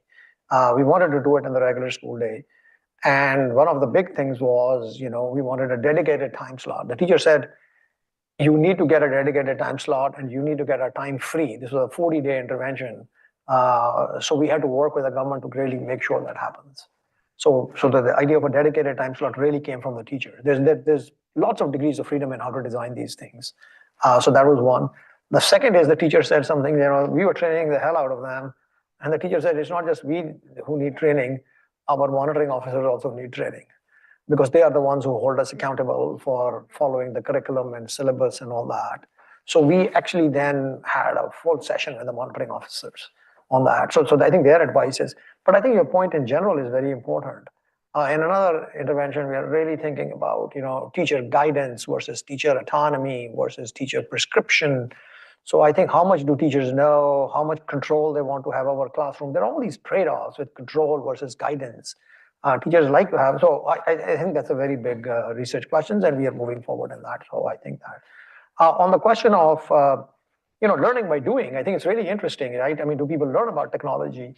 I think there is a trade-off, right? There's learning by doing, but there is also a very initial burst of enthusiasm when people start. So actually, one of the things we can do is monitor it, right? So this is an 8-week program, and we have 6 weekly quizzes.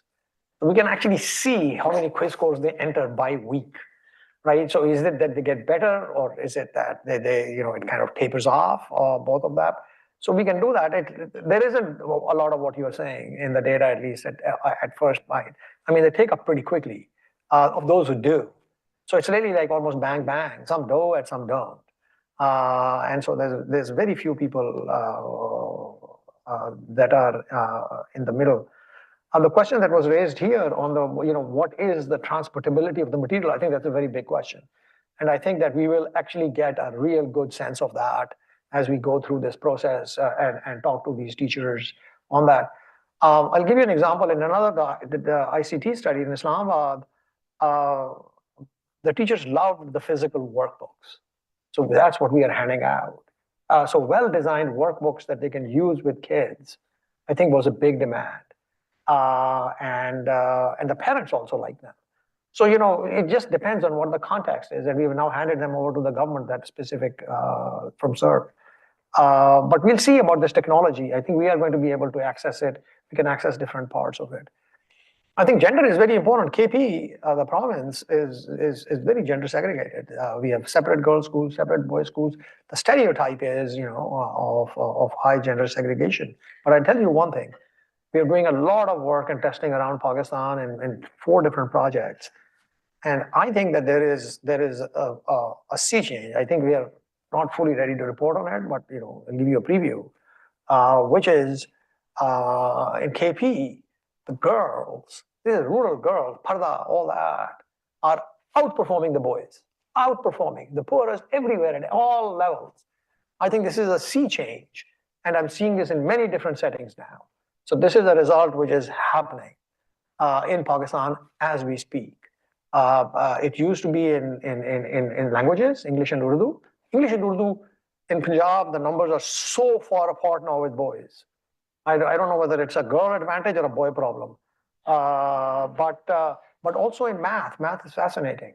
So we are really focusing, at least not just disaggregating, but scrutinizing these things. And the female teachers also, and because generally in the literature, there's technology. So, okay.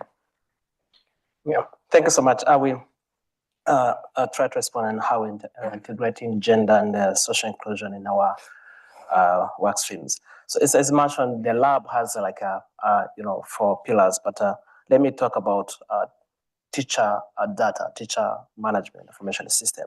And that's a system that has, all teacher characteristic information. And then, when analyzing, those data, you are able to talk about, how female teachers, characteristics and so on. And then recently, in the descriptive analysis we have done, we have also found that there is actually a gender gap in school leaders. And you realize that they are male dominant in the school leadership than female. And that's actually an issue probably that, the government wants to work on. But I also talked about CAMIS, which is another system that gathers all assessment scores. I mean, this is also aligned to what Tahir mentioned, because we are seeing girls really outperforming girls. I mean, girls are performing boys in Malawi primary school. And this is actually a change that we are seeing, and probably that will continue. I will let my colleague Andy talk about how the gender, the female performing in the school in Mihigo contract. Yeah. Thank you.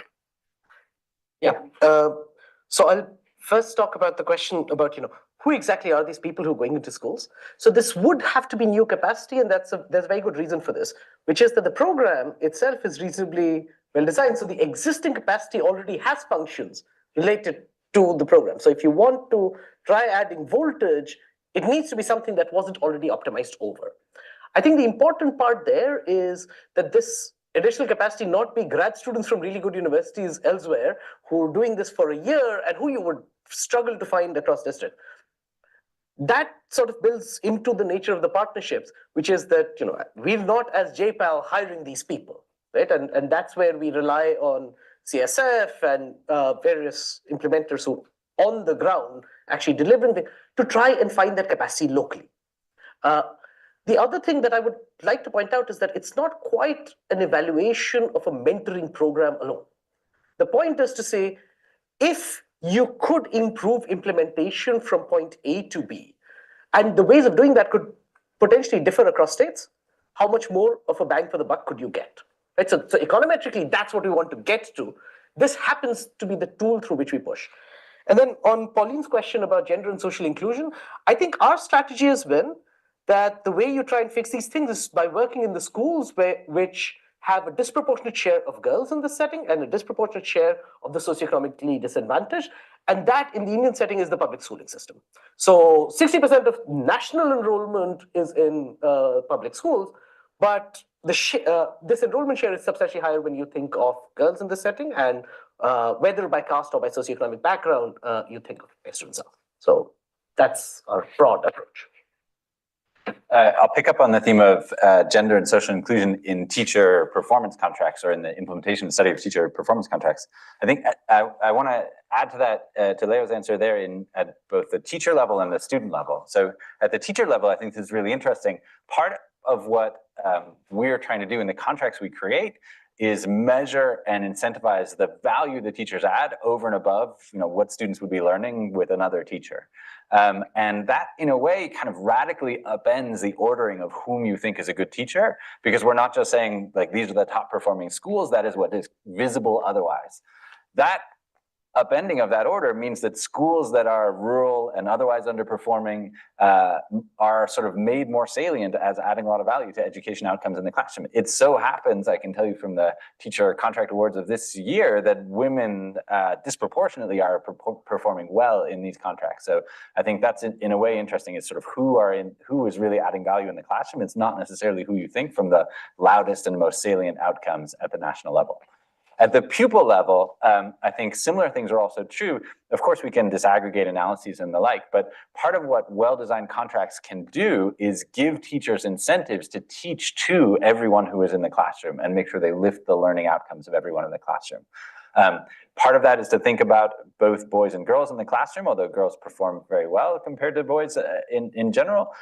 One important aspect of that, where we're trying to make a push on data systems, is to think about the tracking of students with disabilities as a special category. So when you think about benchmarking students relative to others under similar circumstances, doing that in a way that thinks about students with disabilities and creates express incentives to raise learning outcomes in that category is potentially important.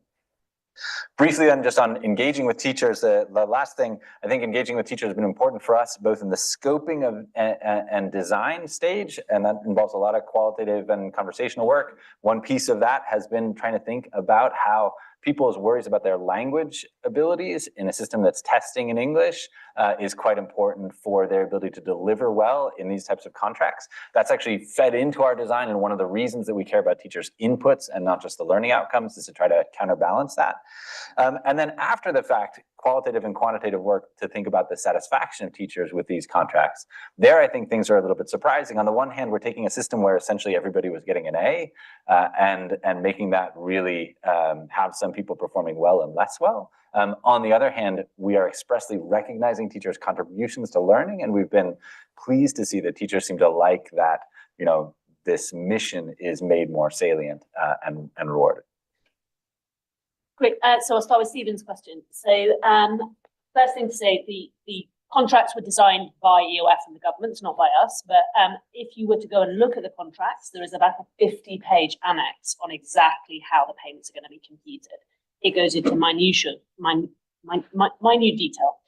Interestingly, so they estimate, the independent evaluators estimate the standard deviation of learning gain. And when the contracts were signed, each provider said what they thought their target would be for standard deviations of learning to be achieved. So they vary across all of the different providers. So they have provider-specific standard deviations. And in Sierra Leone, they are paid if those are estimated to be statistically significantly different. In Ghana, interestingly, they don't. They make a payment irrespective of whether it's significant or not. That's something we can explore, whether that makes a difference. If you were to look in the annex on how these things are computed, you'll see that there's actually kind of a glide path. And if you are under in 1 year, you can go back over in another year. There's lots of thought being given to how, if you don't do so well in 1 year, you may be able to recover in a future year. I'm not the expert, though. If you're really interested, Bethany, I hope, is somewhere at the back, and she knows even more about these contracts. On the engaging teachers in the design process. So on that, service providers are able to innovate. That's at the heart of this mechanism. And what they do is they work with teachers. And so what we've seen is things are evolving over time. Jen's interviews are suggesting that. And so as they get feedback from teachers on what teachers need, what the problems are, what the challenges are, they're able to innovate. It's not coming from us because this is a market-led ground-up design. So teachers are definitely, it seems, from our interviews being involved. And we look to document that in our work. And then for Pauline, I mean, again, to say we didn't design the intervention, but Hadji will be able to speak to this if you wanted to. Gender is at the heart of the design, both the GEOP and the SLEIC, insofar as that gender, it's recognized in Ghana that girls being out of school is a big problem. And so there's the accelerated learning program that's a core part of the GEOP. But also when you come to think about how providers are paid, they actually get a premium for achieving learning gains with girls. So it's really hardwired into the program. And we are going to study that and explore whether providers do different things because they're being paid a higher price with girls. But I think gender is really very central to the design of both programs. But I'm encouraging people who've asked questions, please do take advantage of the fact that we have our partners here. Hadia, Director of the Management Unit, and Bethany representing EOF. And I think Chris Birmingham is around somewhere too. So please speak to them too.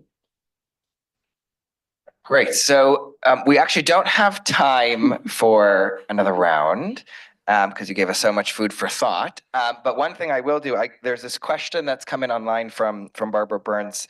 It's encouraging that these programs are focused on improving learning.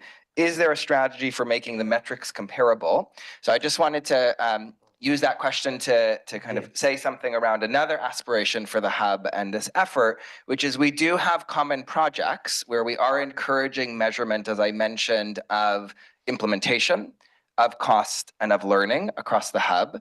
And the hope is for these metrics to be comparable and integrated into, of course, many people in the room and in the sector are working on these issues. So to integrate this with existing guidance, existing work, build off of that and integrate that across the hub in the spirit of one, measuring this stuff more and making it comparable and useful and policy relevant. So thank you for that question.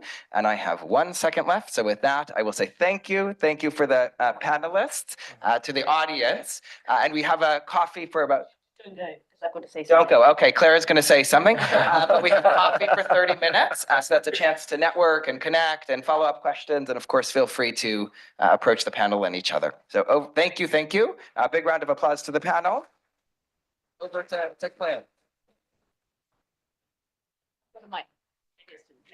Okay, 2 quick announcements. First, if you have not already registered and picked up your name badge, please go up to the desk upstairs. It will help us manage numbers. And related to that, and although I am an economist and I'm interested in incentives, I promise I didn't design it this way, but we have an overflow room, and there's some of our colleagues who are in the overflow room and who would like to come in to hear.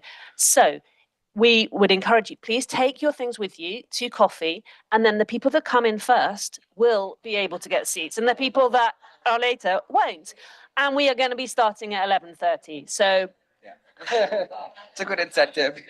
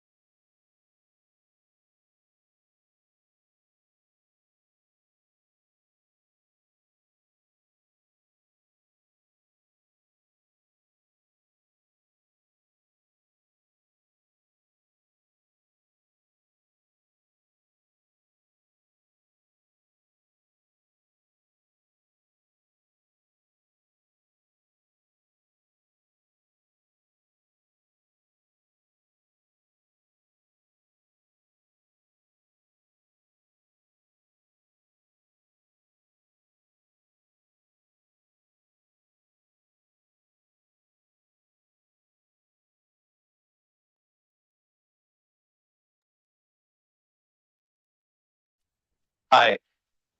Sorry, please, can we hold on just for 2 minutes, please? Sorry, thank you. Yeah, I know it's frustrating for everyone. I'm sorry, but we just need to hold on for 2 minutes until we're ready, please.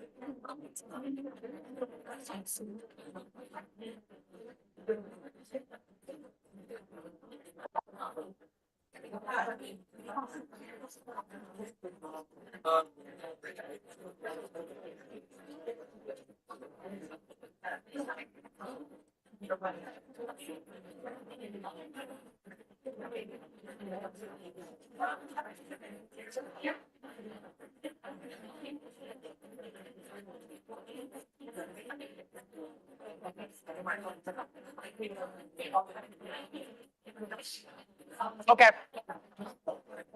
All right. I think we're good to go. So I'm very happy to welcome you to the Testing at Scale panel. So I'm thrilled that the Global Works Hub in Education is set up to help bridge the gap between evidence and implementation at scale in education programs. I think one of the things that I've been reflecting on is since the Global Education Evidence Advisory Panel, there's an emerging consensus of the types of programs that are effective to drive learning.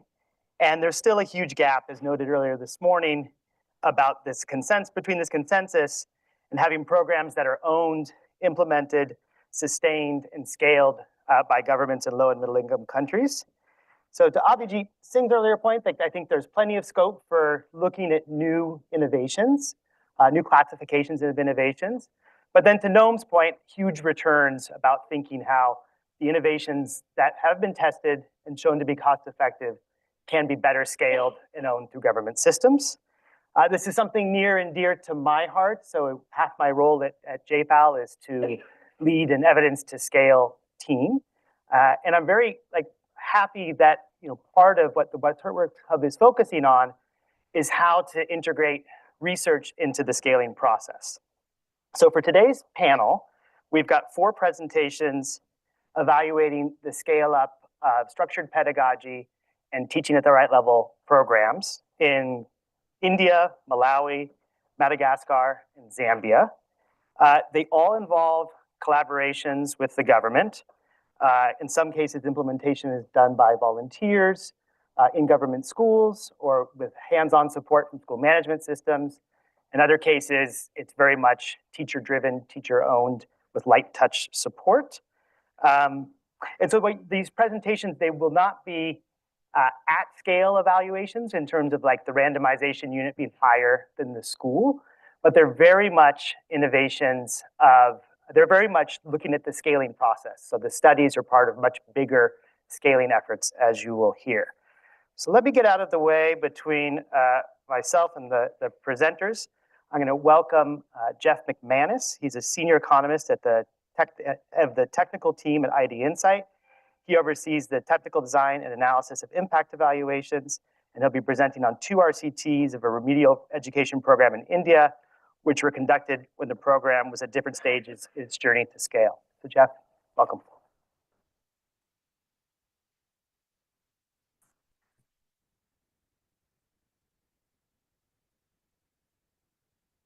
Great. Thank you so much, John. So as John said, my name is Jeff. I work at ID Insight, and I'm going to be talking about 2 RCTs that we did in collaboration with Sambodi Research and Communication in India, looking at the same remedial education program run by an organization called Educate Girls, as Educate Girls got much larger in size. And I'm privileged today that we have the founder from Educate Girls, Safina Hussain, with us. So I'm mainly going to be talking about kind of what we found in these 2 studies. But during the Q&A or after the session, if you're interested, Safina is very happy to kind of peel back the curtain a little bit and talk about how Educate Girls accomplished what they did, which is to not only maintain impact on learning outcomes as they got bigger, but actually increase impact. So I think there's a kind of a common conception and hopefully a misconception at this point that as programs get larger, they tend to diminish in impact. And this is, this phenomenon has been documented in several different countries. And a big reason for that, often cited, is that as programs get larger, it's harder to maintain implementation fidelity.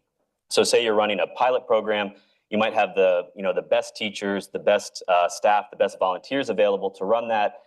As you scale, it becomes increasingly hard to recruit, such highly qualified individuals. It also becomes harder and harder to monitor, intensively monitor a program as it scales and make sure that it's kind of adhering to the design. But all of these reasons why you might expect a program to diminish in impact as it scales, you could come up with similar reasons why it might increase in impact. For instance, as an organization implements over time, maybe they learn how to deliver the program more effectively, more efficiently. They often will take systems that were ad hoc, in a pilot or a proof of concept study and kind of invest in them, make them more formalized and established, including things like monitoring systems to get real-time data on performance. And hopefully as programs scale, they can either be adopted by government or have some kind of complementarity with government delivery that can further magnify impact. And I'll kind of touch on this at the very end of the presentation, how Educate Girls is starting to do this. So the question, of course, is when do the balance of positive factors outweigh the negative ones? So the case I'll be talking about comes from India. It's a remedial education program run by Educate Girls. Educate Girls runs a variety of programs in rural, remote communities in northern India.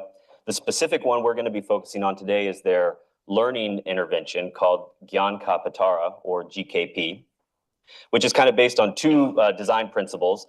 The first, universal design for learning, making learning accessible through multiple means of engagement for learners with different needs.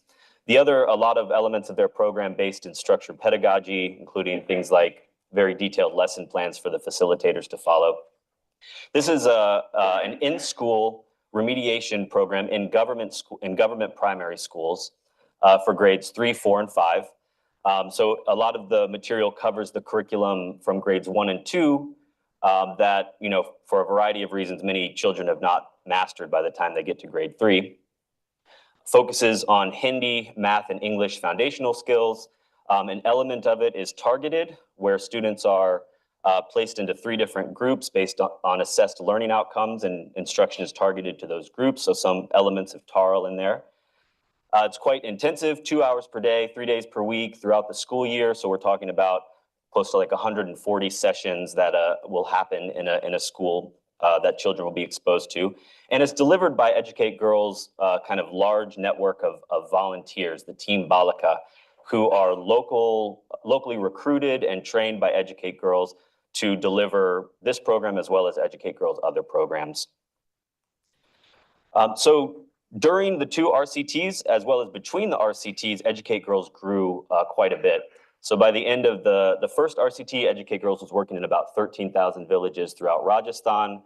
By the end of the second RCT, they're in 35,000 villages across 4 states, with the GKP specifically being implemented in more than half of those. And just to kind of be upfront about this, the RCTs themselves did not draw from a representative sample of all villages where GKP was being implemented. Kind of for operational as well as political reasons, sites were selected where we could randomize the rollout. But that being said, I think these locations are pretty typical of the types of rural, remote places where Educate Girls works, where there are, very low kind of educational outcomes at baseline. And then at least in the second RCT, in addition to the RCT itself, we also went to a representative sample of villages across the 4 states to verify program activities. And so we can at least say there that there's kind of consistent implementation across the states where Educate Girls is working. So pretty straightforward, simple, clustered randomized design. In the first RCT, we're talking about villages that are randomly assigned to either treatment or control.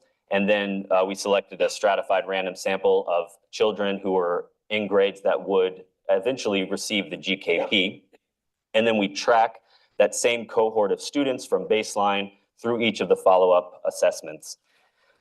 Second RCT, very similar. One tweak is that it's kind of a stepped wedge design where the intervention is being rolled out to successive cohorts of schools. Even so, I'm mainly going to focus on the results comparing the T1 treatment schools that got the program throughout the length of the study versus the control schools, so we can talk a little bit about the evolution of treatment effects over time. First RCT was 3 years with annual assessments. Second RCT, 2 years. Initially intended to be longer, but due to COVID and school closures, it's kind of a delayed start, so we ended up getting to study the effects of the program over 2 years. And then in both RCTs, we used a modified ASER tool to measure basic foundational skills in Hindi, math, and English. Each of these subjects graded on a rubric of a student could get between 1 and 5. These are one-on-one assessments administered by an enumerator to students. One difference in the second RCT is we kind of added in these intermediate skills to get a little more granularity in terms of measuring learning outcomes, but still on that same 1 to 5 scale for each subject, so that we can kind of talk about effect sizes across the two RCTs. All right, so what do we find? I'm going to be showing the results of the first RCT on the left and then the second RCT on the right. And so first, what we see are significant learning gains that grow over time, both within the 2 RCTs and then from the first RCT to the second RCT. So what I'm showing here are the average ASER scores for the treatment group versus the control group at each assessment point in time. And specifically for grade 3, and the reason I show for students who are in grade 3 at baseline is because they were part of the program in treatment schools for the length of the RCT, so we can kind of see the evolution of treatment effects over time. And so as you can see for the first RCT, there are kind of significant but modest gains in the first 2 years, but then an inflection point in the 3rd year where treatment kind of really takes off, so that by the end of the 3rd year, on average, children in treatment schools are scoring 1.7 ASER points higher than children in control schools, which corresponds to about a half a standard deviation effect size. In the second RCT, again, in the first year, we see that, kind of modest, significant but modest gains, but then the inflection point happens in the second year, and treatment not only really takes off, the control group also kind of levels off a little bit, which I'll talk about in a few minutes. But by the end of the second year, we're seeing really large effects, children in treatment schools scoring more than 4 points on average compared to the control students, corresponding to over 1 standard deviation effect sizes. And then just briefly, I'm going to go into a few subgroups. We essentially see effects across the board.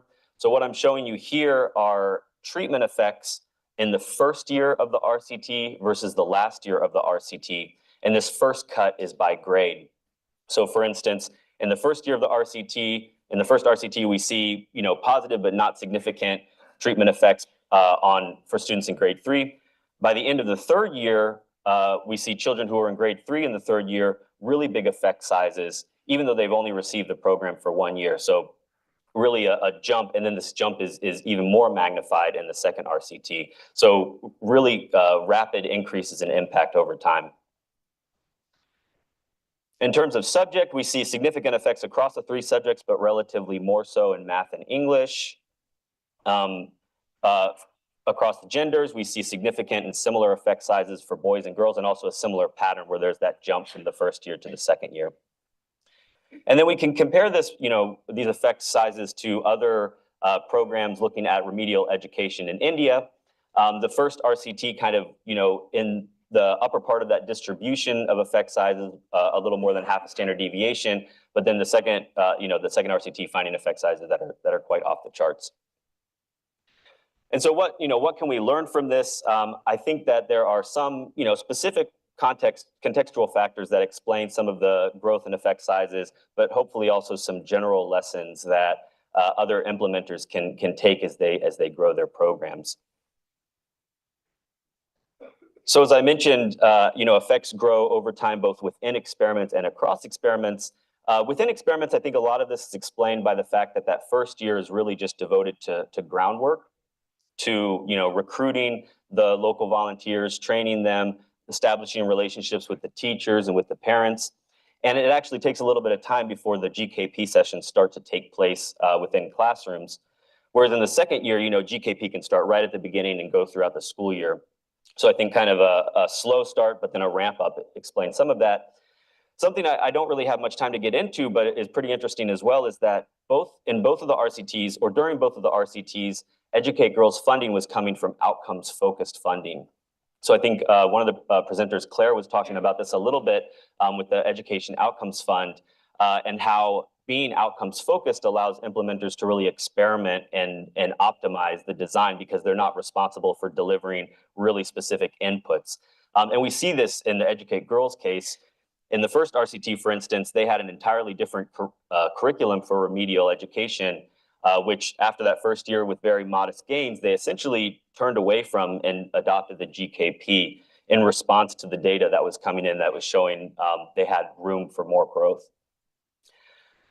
We also see, in terms of across experiments, we see, Educate Girls making these program improvements over time, so that by the second RCT, it's a stronger, well-oiled machine. They've made a lot of investments in systems in terms of, monitoring systems for performance management. I think there are also some population differences where the second RCT happened right after children were returning to school. It was the first normal year after COVID. And so baseline learning levels were lower. There was kind of more room for growth. But finally, some stories that are starting to trickle in now are about how the Educate Girls program kind of complemented government delivery. One through complementarities with the Nippon Bharat, which I think Abhijit was touching on during his presentation earlier. And I think it would be really interesting actually for Abhijit to speak with the EG team, because the stories that are coming in anecdotally are that the EG volunteers were really able to support and possibly mentor or coach in some way teachers with some of the new Nippon Bharat interventions. But also, as I mentioned, there's kind of this leveling off of growth in the control group in the second year of the second RCT, in contrast to the first RCT, where you see sort of linear growth in the control group. In the second RCT, you see this drop, this leveling off, which we attribute to various systemic factors. For instance, there were floods in Madhya Pradesh during this year. Schools were sometimes affected by that. There were elections, which can disrupt the school calendar as well. But during this time, Educate Girls is essentially able to fill in and continue to run their GKP program in treatment school. So I think this is a really interesting story that we're just starting to dig into a little bit about how implementers at scale can really complement and support government delivery. So just to conclude, I think increasing returns to scale are possible when organizations are given the flexibility to learn and improve and adapt their programming over time and make investments in core systems like performance management. Hopefully there are some really cool opportunities for when organizations can complement government delivery that can really lead to impact taking off. And then the next sort of area that Educate Girls is starting to explore are what are the different models that we can use to scale.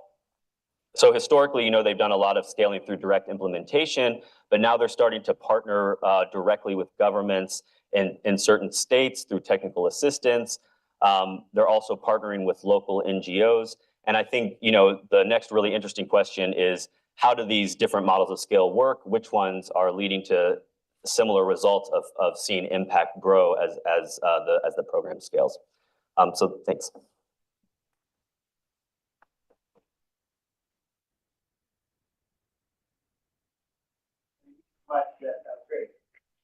Next, I want to welcome Lantumshe Nchaze. He is a doctoral candidate at the School of Public Policy at Oregon State University.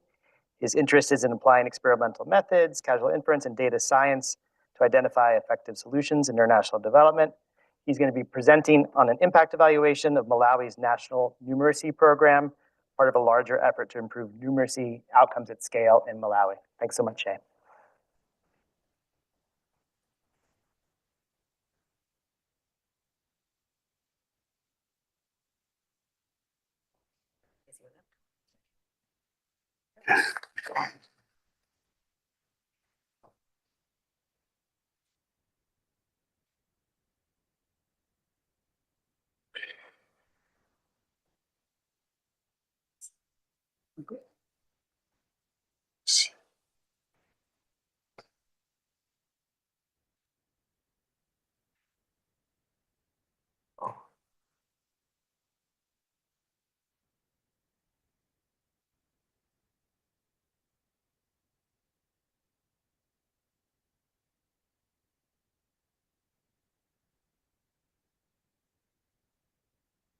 Hey, hi everyone.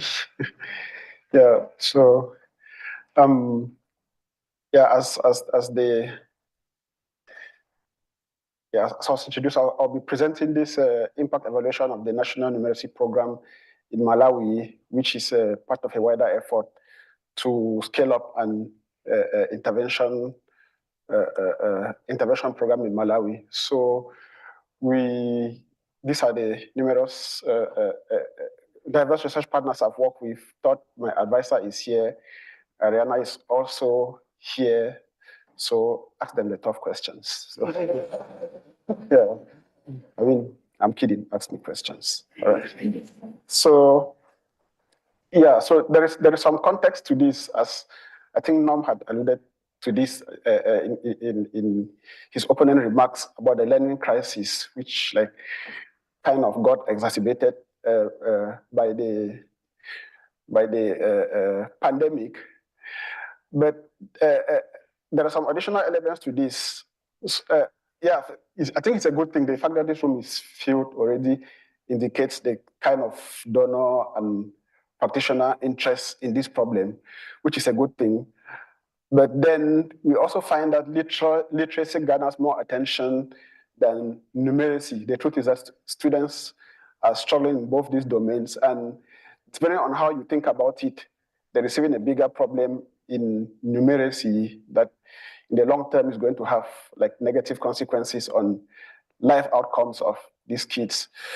So like, for instance,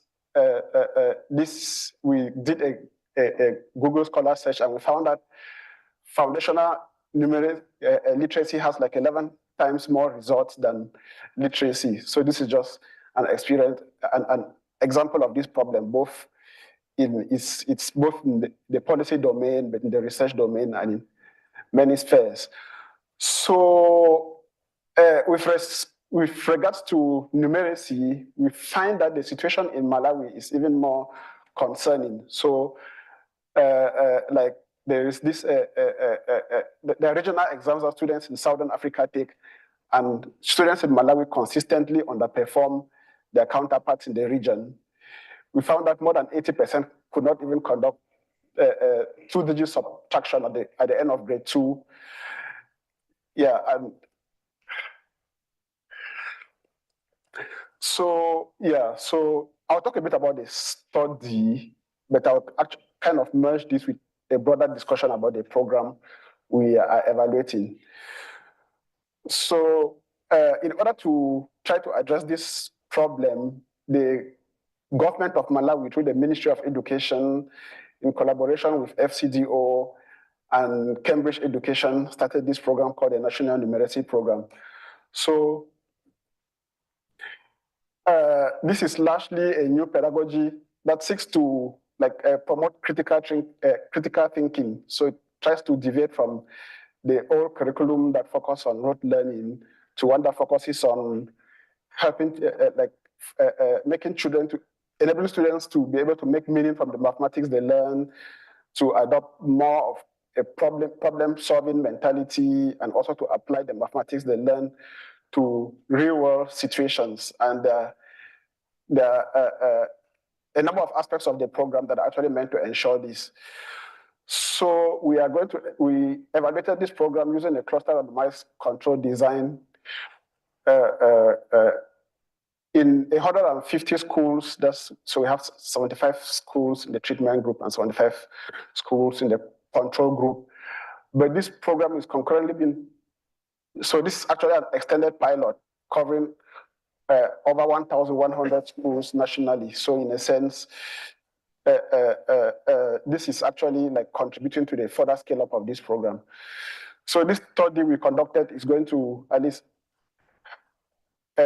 help us add additional evidence to the body of knowledge on early grade numeracy interventions. Like I think there was that RTI International study that found that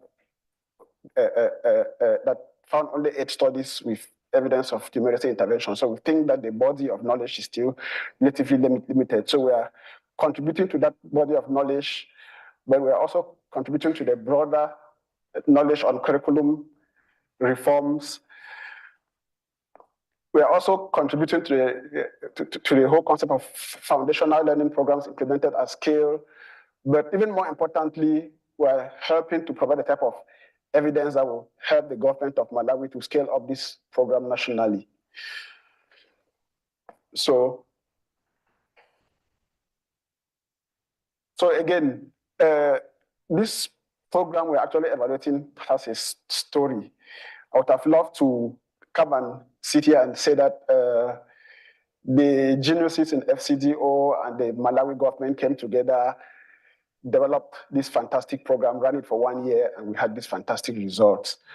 But yeah, the true short story, and Ariana can tell you a longer story because she's actually the repository of the knowledge behind this program, from the scoping study to where it is currently. So the previous curriculum was very focused on rote learning. The learning environment did not really support effective learning. There were lots of routine procedures. Like I think, I don't know about most of you here, but even growing up, we used to get into class after break and just sing the timetables. I don't know, I'm not sure most of us actually knew what we were doing. So there was really a lot of that in the previous curriculum. So as you can see, this is from the previous curriculum. So you see that there are 18 exercises, but there is no commentary, there is no context. The language is in Chichewa, even though I think the new policy was to teach in English. But I guess the key issue here is just the fact that there is limited context in what the students are required to do. So, but what is this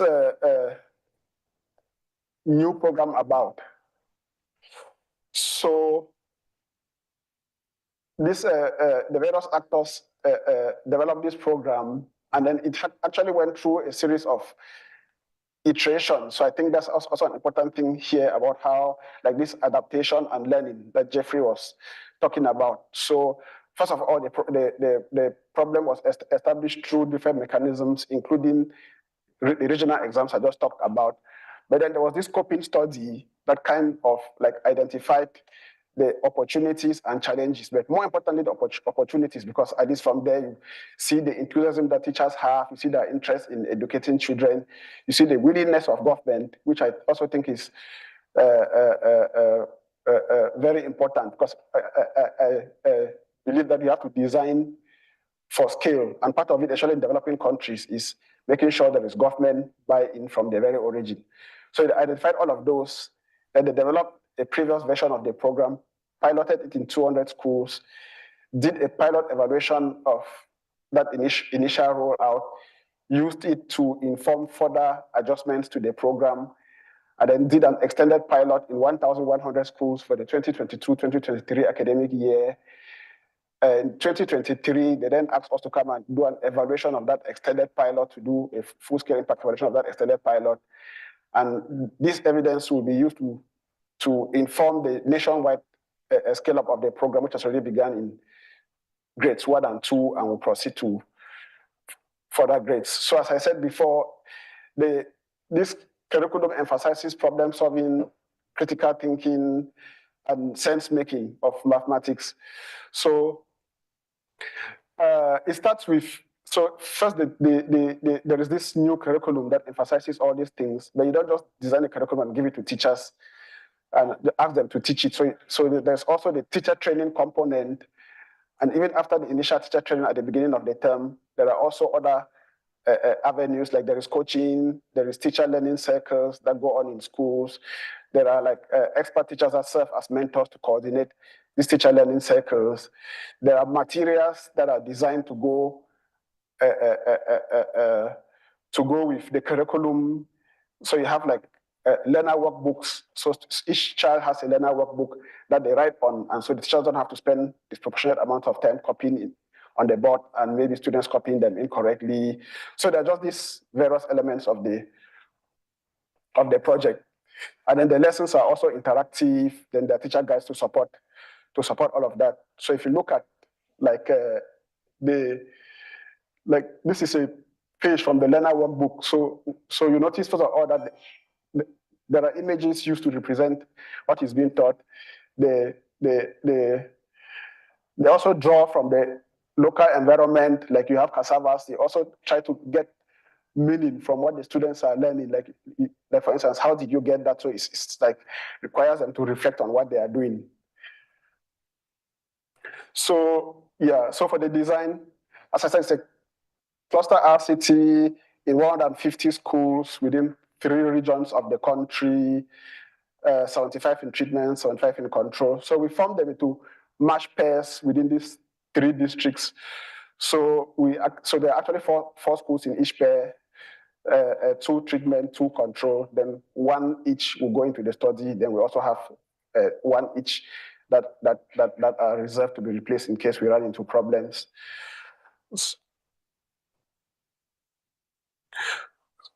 Yeah, so and then the treatment also continues in the 1,100 schools in the other districts where the extended pilot was already going on. But that extended, the districts where we did the impact evaluation were not part of the extended pilot. So these districts were just added for the sake of the impact evaluation.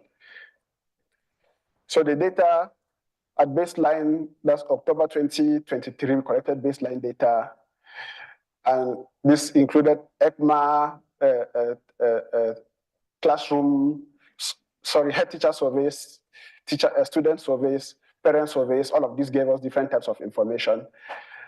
And then at end line, we collected the same data except for the parent survey, but then we also did classroom observations and teacher and teacher surveys. Yeah, and for students, we assess the same students we assessed at baseline. So the methodology. 3 minutes. Okay. Yeah, so the main outcome is the early grade mathematics assessment, which we standardized by the control group distribution of each grade, such that the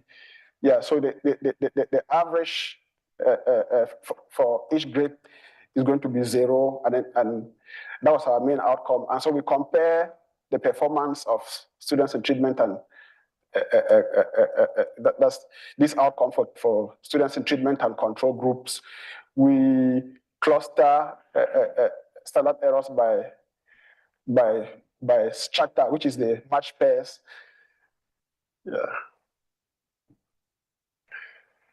So these are some key results. So we found that, so this, remember this, the incubation period for this was 1 year, and we found that for the entire sample, there was a 0.19 standard deviation increase in the standardized ECMA scores.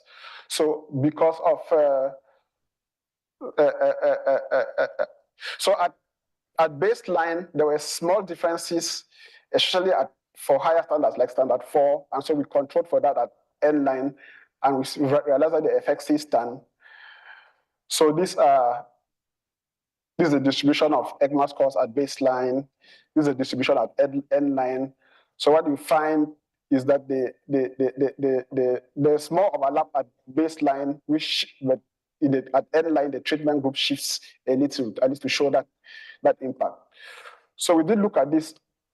We did look at the effects for different, that's sub-heterogeneity, and we did find that, like in terms of the ECMA distribution at baseline, we did find that the effects were bigger for students who did better at baseline. So it looks like stronger students benefited the most from the project. Yeah, and then we also found, for instance, that students from socioeconomically stronger backgrounds also did better. We found that girls did better than boys, overall in the program. So these are just some measures of efficacy, because there are some important aspects I wanted to that the project seeks to focus on. So we have them here. This was mostly from treatment group school. So we do see that these are from classroom observations, and that observers noted that teachers generally implemented these relatively well. I mean, from 65% to 95%. So of course there are opportunities for improvement, but they generally did well. Okay, yeah, so we have effects on curriculum implementation, which in terms of curriculum implementation, we did find significant treatment effects. In terms of teaching quality, we also found significant effects. We could talk more about those. But we are continuing to explore these results, actually looking at in those areas of heterogeneity, for instance, why did poor students not do as well? Why are students who are struggling at baseline being left behind? So we're going to explore more of these, and I think these are going to inform the scale-up of the project. Yeah, so these are our partners. Thank you so much.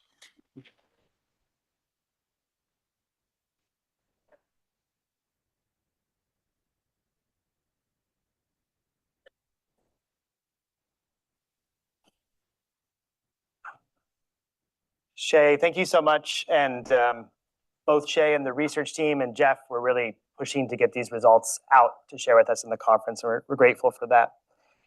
Next, I want to introduce Tauko Moriyama. He's a senior research fellow at JICA Ogata Research Institute. He was previously a policymaker with JICA, now as a researcher after earning his PhD. And he would be presenting a case study of a JICA-supported project on an iterative process of generating and using evidence to address the learning crisis in Madagascar. Ariamsa.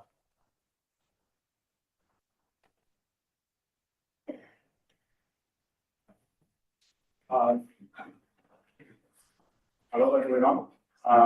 Thank you very much for inviting me this very much wonderful opportunity to share our experience. As kindly introduced by John, I'm Takao Maruyama from JICA Ogata Research Institute. I joined JICA in 2002 and get involved in the project operations over 10 years. And later I moved to the research site and conducted several impact evaluations in Madagascar. Today, I'd like to talk about an example of the iterative process of generating and using evidence to address the learning crisis in Madagascar. The case is from the JICA-supported project called School for All.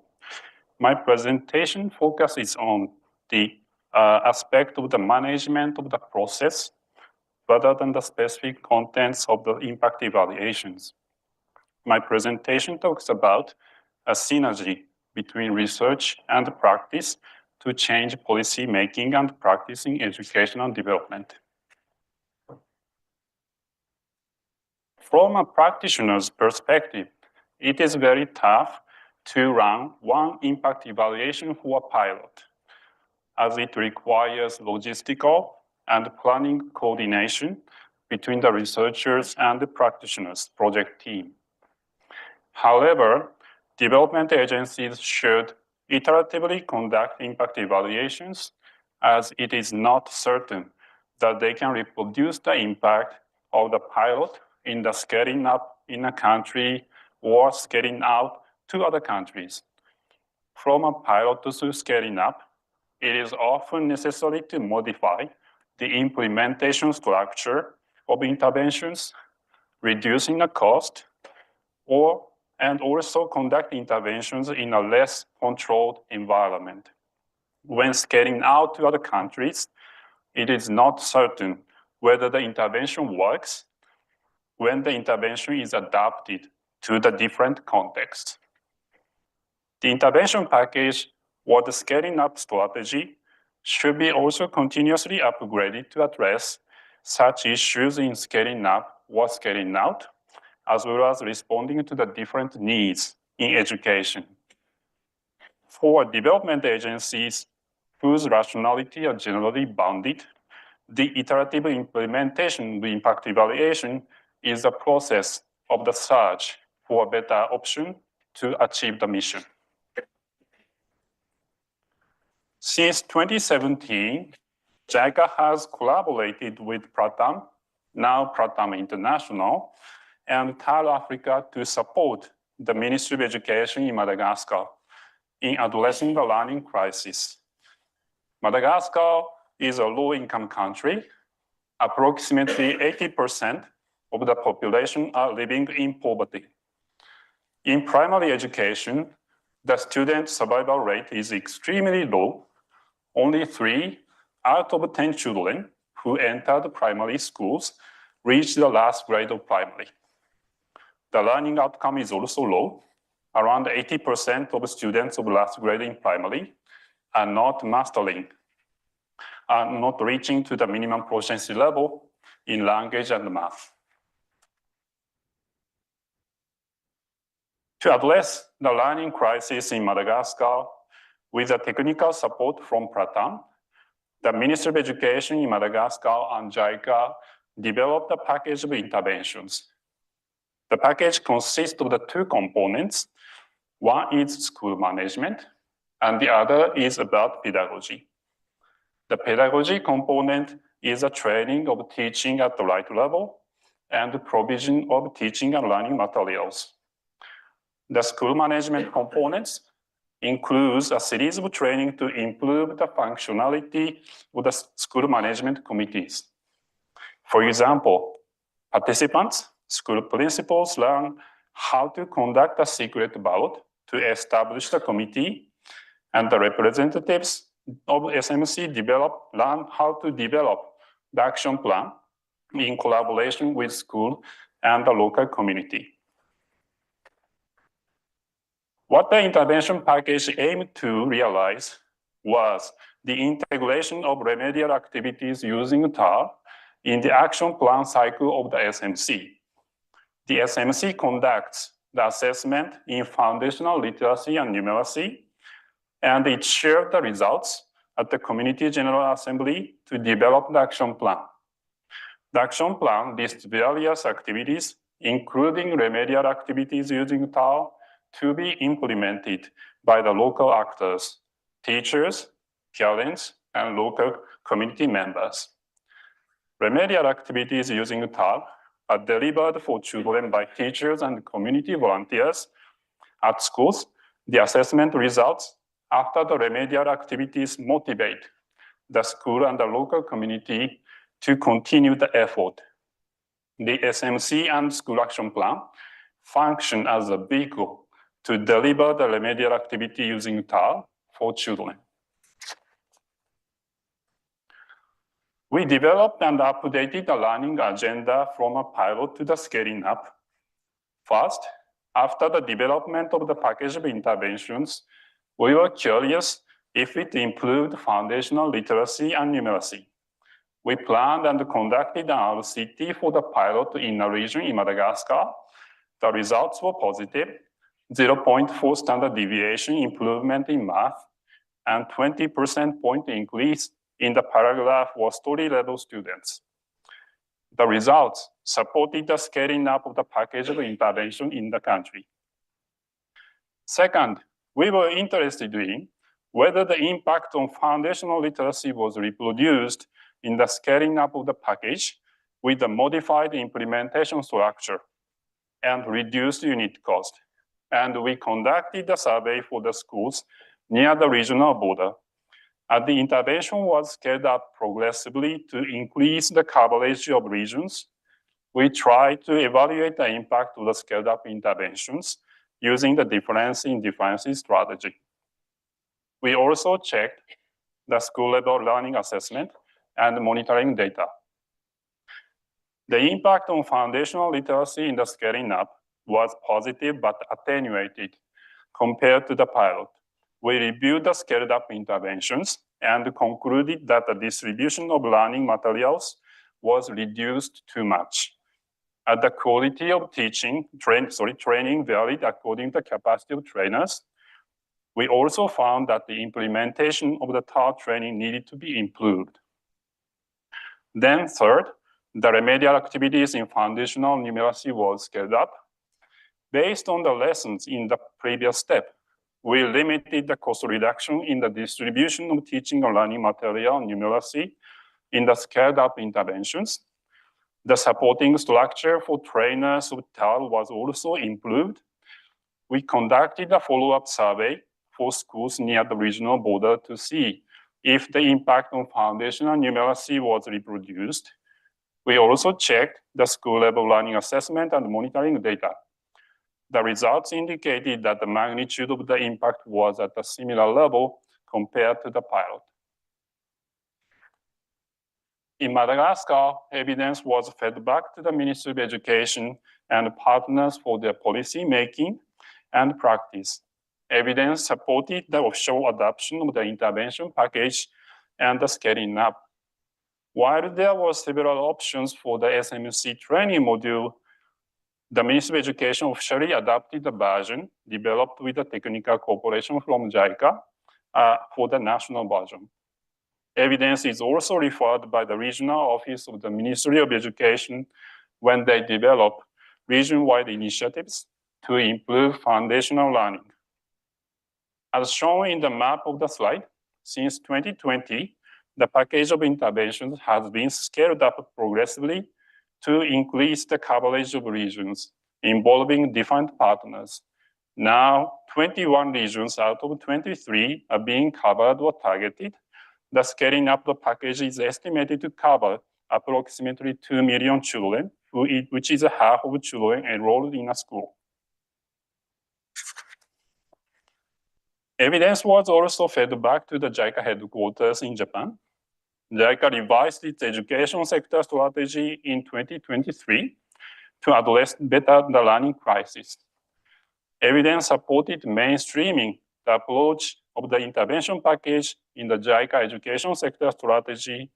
Now, community-wide collaboration for learning improvement is one of the 4 pillars of the education sector strategy. Evidence also helped JICA communicate the value of the approach globally. The intervention package was selected as a good practice in numeracy in low-income countries in the numeracy at scale study. The partnership between research and practice developed in the impact evaluations for the package called PMAC-TAR further forged a new learning agenda in pre-primary education and the continuous development of the package in primary education to address the issues of student repetition and dropout in Madagascar. In pre-primary education, the Ministry of Education and JICA developed a set of simple picture story shows for children We were curious about how the simple teaching material improved the children's behavior and learning, and we conducted a small-scale RCT. Now we are preparing for the next round of RCT in Madagascar to verify the impact of the upgraded package of interventions to address the issue of student repetition and dropout. In the operation, we felt that it was not sufficient to improve the learning of children who were in school in the context of very low survival rate. Without addressing the issue of student dropout, the learning crisis would remain.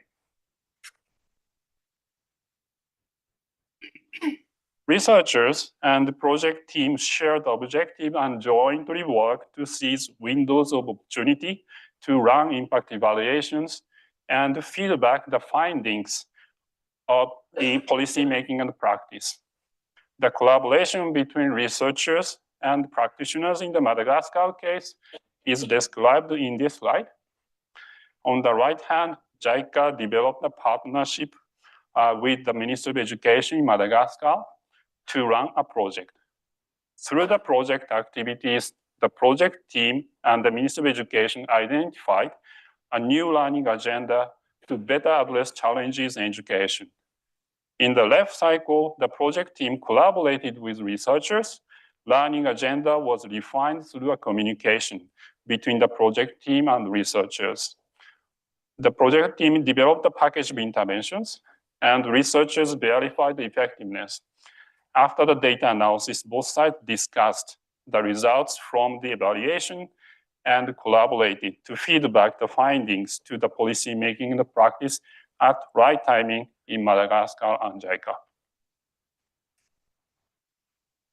The rationality of development agencies is generally bounded. They should conduct a search for better options to achieve their mission. When the better option is found, the expectation of the performance of the organization is raised. When the gap between the mission of the organization and the performance still remains, it raises the aspiration of the organization to search for better options.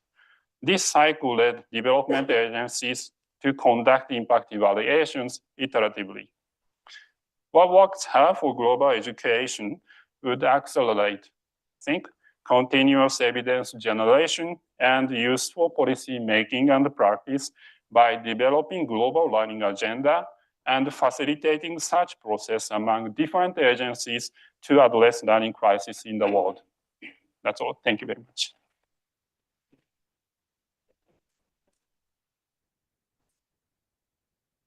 Thank you very much, Takao. We have our fourth and final presentation. Sharon Schroen is the Global Strategic Research Advisor at VVOB, where she provides strategic guidance to research projects, develop the organization's research policies, and supports in-country research teams. We're going to take a break from the impact evaluations.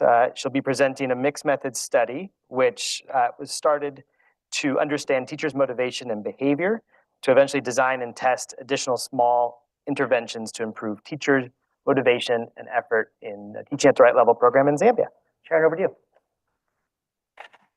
Thank you so much for the introduction, John, and hello, everyone. I'm very excited to be here and present on this research. This research has been conducted by Bursara, so I'm presenting on behalf of them. It has been funded by the Gates Foundation, and together with TAL, VVOB is implementing it in Zambia. Now, first, I want to give you a little bit of background about the Teaching at the Right Level program that we use in Zambia. It is actually called Catch Up in Zambia, and it's infused with learning to play elements. Now, as we have seen in many presentations already, also Zambia is struggling with this learning crisis, where increased access to primary education doesn't mean that learners actually catch up with their foundational skills. Now, to tackle this issue, the Zambian government was actually interested in using the TAL approach, using targeted instruction, meeting learners where they're at. They conducted a pilot in 2016, which was successful, and so far they've rolled out the program to 9 out of 10 provinces, with also plans to roll it out to the final 10 provinces. Now, teachers are, of course, key in determining the effectiveness of TAL because they are the direct implementers in the classroom. And therefore, we really wanted to focus on investigating how can we improve teachers' motivation to conduct a catch-up well. Just a quick recap on how TAL looks like in Zambia. It is unique in its scalability because the Ministry of Education is actually the owner of the program.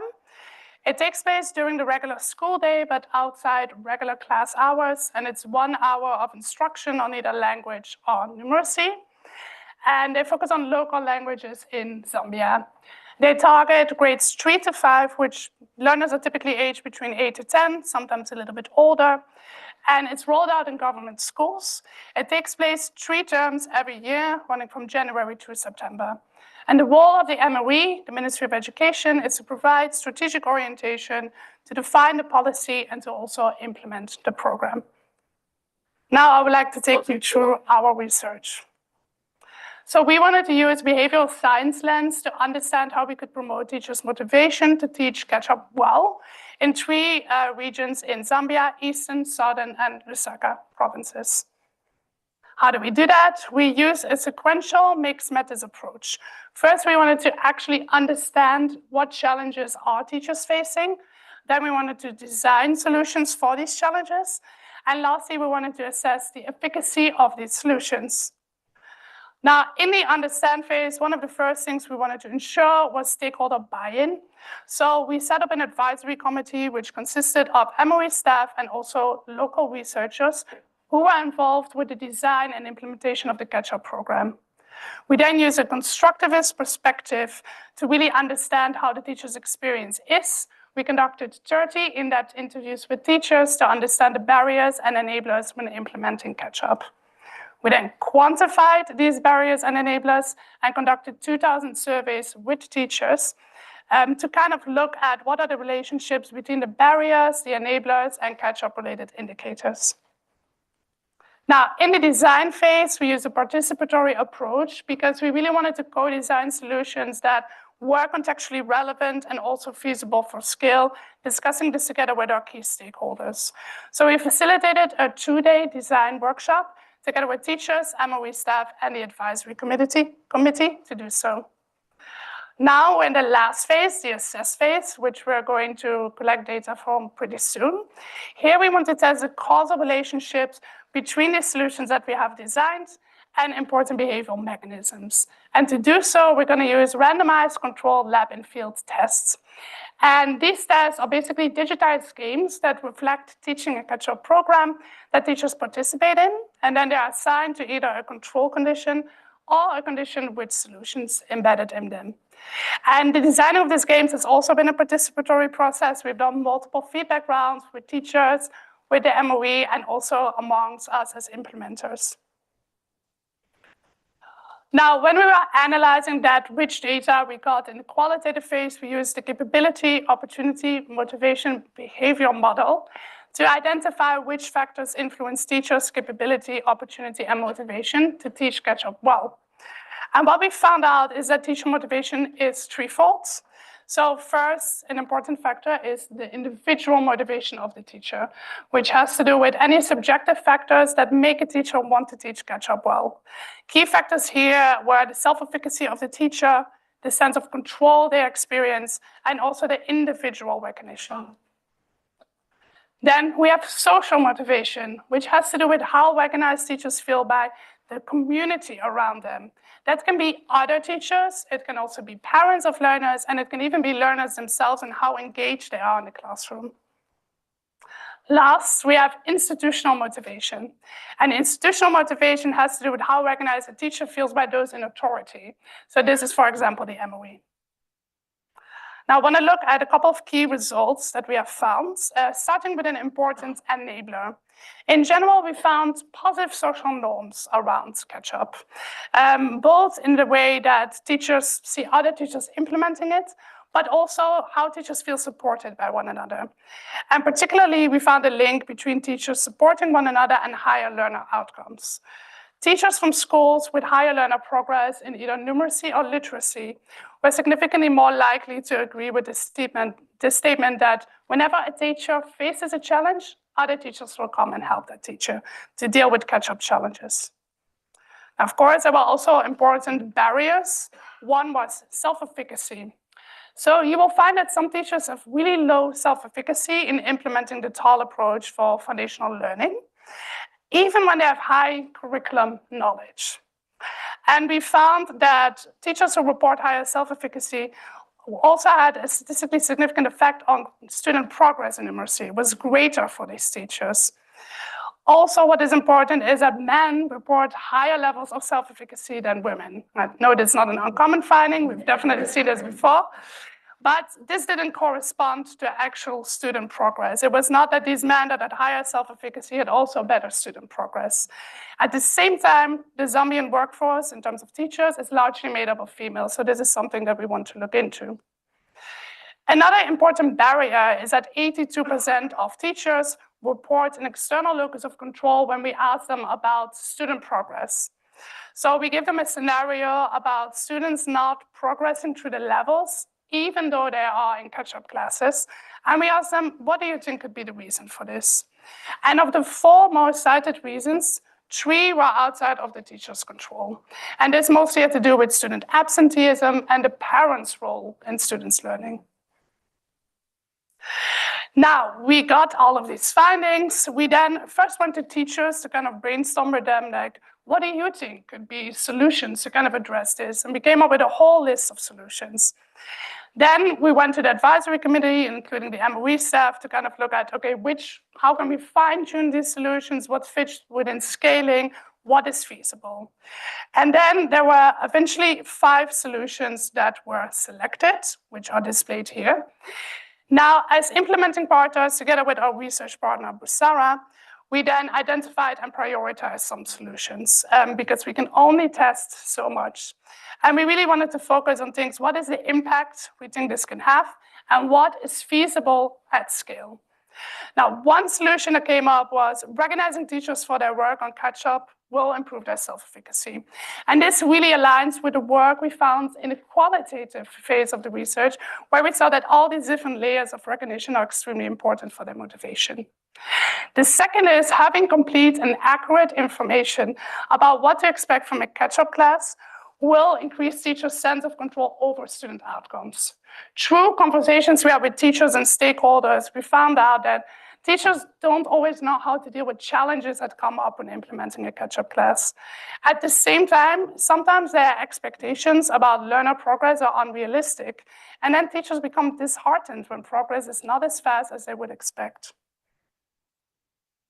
Now, we're going to be testing the effects of these different recognition systems and information systems by using a lab in the field approach. There's a picture. Sorry, it's not the clearest picture, but this kind of represents how this might look like. Importantly, one of the key underlying outcome variables we want to look at is level of efforts. And that's because when you think about all the activities that go into catch-up, we know that teachers need to put in long-term effort to plan their lessons and to facilitate these lessons. So in other words, when you look at indicators of what is a well-taught catch-up class, the underlying driver is the same throughout, and that is level of effort. For the behavioral barrier external locus of control, we're going to compare 2 different information provision. Basically looks at how much information is displayed, and then we will compare it to a control group, and we will measure the level of efforts that teachers put into playing this lab game that kind of mimics teaching a catch-up class. We'll also measure the sense of control. For the self-efficacy condition, there are 2 different types of recognition. There's a private one where the teacher receives a direct message from an MOE staff about how they are performing, and nobody else sees that. Or there is a public recognition condition where this information is also shared with other teachers being present. And then, again, we will compare it to a control group and measure the level of efforts and the level of self-efficacy. So now that I've spoken about our research, I would like to take you through 2 important lessons that we have learned about embedding research in the scaling process. Now, first is that research-informed scaling requires affordability. So one key decision that we took in our research design was to go for lab testing, which is cheaper, faster, and more flexible than traditional RCTs. And lab results can be used as a basis for then further testing, But what was particularly appealing to us is that it can directly be used for decision making. Now, in terms of affordability, what do we mean with that? We look at the time it takes to collect data. All data from teachers is going to be collected within a 3-week window. We look at the costs. To manage the lab, we need 5 staff to manage that lab. We're also going to lease all lab equipment during the time of data collection, so this significantly reduces our costs. And lastly is the flexibility. The lab is going to be moving around and meeting teachers where they're at, so it will travel to the 3 different regions within which we do research in a couple of weeks. Now, we know that questions about optimizing your programs and scaling, they often come late in the design phase, or sometimes they come when programming happens, because it's so difficult to predict how exactly programming rolls out and what challenges you will have. In these situations, we felt that lab testing can be a very welcome alternative to rigorous testing that requires more long-term planning. For us in particular, we were really interested in approaching this from a behavioral lens perspective and look at teacher motivation that way, kind of iterating on and optimizing the program that has already been rolled out to kind of see which small changes can we make that influences teachers' motivation to teach catch-up well. Now, another important lesson is that research-informed scaling requires acceptability. When you run large programs, you know how many stakeholders are involved, and they're all involved at different stages of the program. Ensuring buy-in from the start, it should be intentional and prioritized. Now, we spoke about how the MOE owns SketchUp. So for us, it was really essential to involve them actively from the beginning, which we did by setting up that advisory committee I spoke about before. We've already had 4 workshops with them so far to kind of keep them up to date about the research, the applications for scaling, but also to generate their inputs. And in between, we are continuously in communication through email to make sure that they always know what's happening and any results are going to flow logically from all that information that has been provided. Having them actively involved has created so much invaluable feedback for us. It has sped up also a lot of approval processes. And there's a really enthusiastic attitude among the MOE about how can we use this data to inform our programming. They have actually already taken the lead on certain activities like organizing dissemination events. And this shows us that there's a lot of buy-in to really use our results. Now, of course, key is also teachers. All our research has been guided by how do teachers perceive and experience catch-up. And by starting inductively with a qualitative approach, we really enriched our understanding of what it is like for teachers. And this has only been further solidified in that whole co-design process. This will make sure that any results we obtain, they are going to speak to the lived realities of those teachers and on what is most important to them. Lastly, of course, this couldn't have happened without the strong collaboration between all the different partners. We have had a lot of discussions also with the Gates Foundation about this research. Busara has come in with their research expertise. TAL brings a repository of knowledge about TAL, the implementation of TAL. And VVOB has brought in their expertise of implementing educational programming closely together with governments. The strong collaboration has ensured that this research speaks to what implementers are facing at site, and I'm very excited I had the chance to present this to you today. Here is the contact information. Please also find Varsha Shok, who is the research lead on this project, if you want more information after the session. Thank you so much.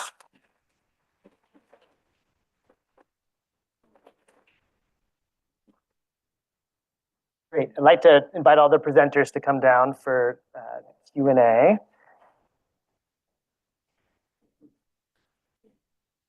Oh, wait, I need my water. Do you want to take my hand? I'm not sure where Swati has gone, but I'll take it. Okay.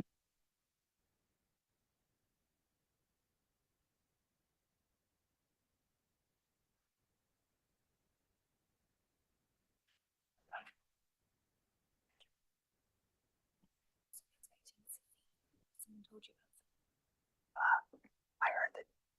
I don't know if she's coming down for Q&A.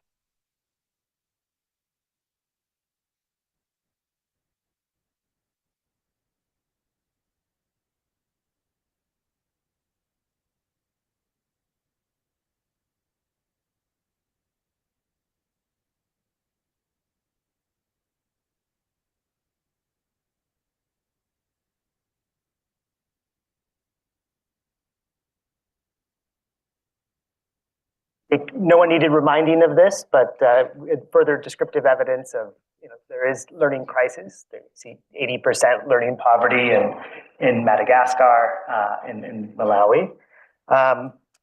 Exciting that there are, through structured pedagogy, teach at the right level, hopes that the big changes are possible in a relatively short period of time. You see that, I know in the pilot in Madagascar, you've got that 0.4 standard deviation, like 3 or 4 months. Also, like with time, that you see increased, like in the second year in India, you see increased impacts, which I think is very encouraging. Lots of different implementation support models. And so from the direct kind of implementation through government schools that we saw in India to different support models, supporting government teachers through JICA, through BBOB and Teach at the Right Level Africa, through Cambridge Education.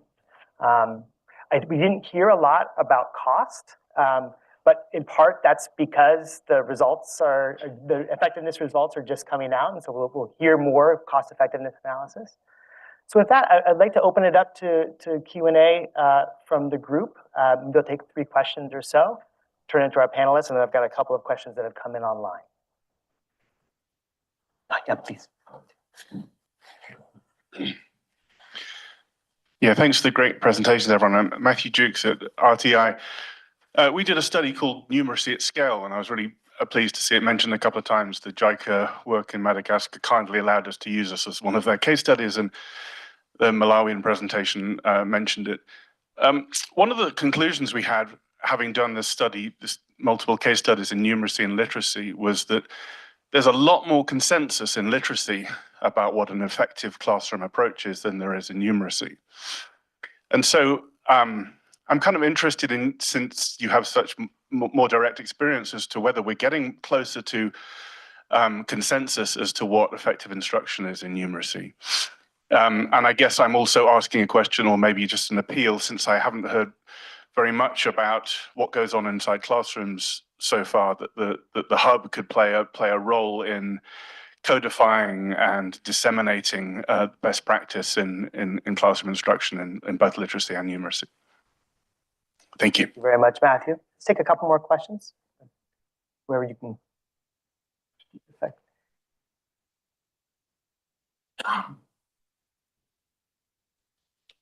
Hi, Akshay Mangla. I teach here at Oxford. I had a question about the program with Educate Girls. Fascinating study and real impacts. I saw in the beginning you started with the political challenges of scaling up, and then you ended with the complementarities between the program and Nipun Bharat. Can you speak to some of the political challenges of achieving that complementarity? Like, one can imagine that there's backlash. Teachers might not want to do multiple programs for multiple principals that might weigh on them, or perhaps with the government. So if you could just walk us through a bit of the messiness of how you achieve that complementarity. Thanks. Maybe, Jeff, I'll add one question to that came in online, which was, did the package of inputs change over the years? Additionally, how do you differentiate between the effects of the longer exposure and those from the newer design features? One more question from the group. Please. Yes, please, yeah. Thanks very much. My name's Sabina. I work at FCDO. Full disclosure, I was involved in the Malawi National Numeracy Programme back in 2018 when we were co-designing it with the Ministry of Education. So it's really fantastic to hear the results 6 years later. So I've got a comment and then a question. So Shay kind of touched on the National Numeracy Programme's journey, but I just wanted to emphasise just how long this has taken and how different bits of evidence and data were needed on that kind of scaling journey. So right at the start, when we were doing the design, we had to kind of use international best practice and those international assessments that Shay mentioned, but also lots of kind of qualitative lesson observations to really understand what was going wrong in the classroom that was leading to these low outcomes. And then the first stage of the design, which ended up kind of happening in around kind of 200 schools, was the kind of quasi-experimental design that was really to kind of test the efficacy, I guess, bubble in Noam's nice diagram.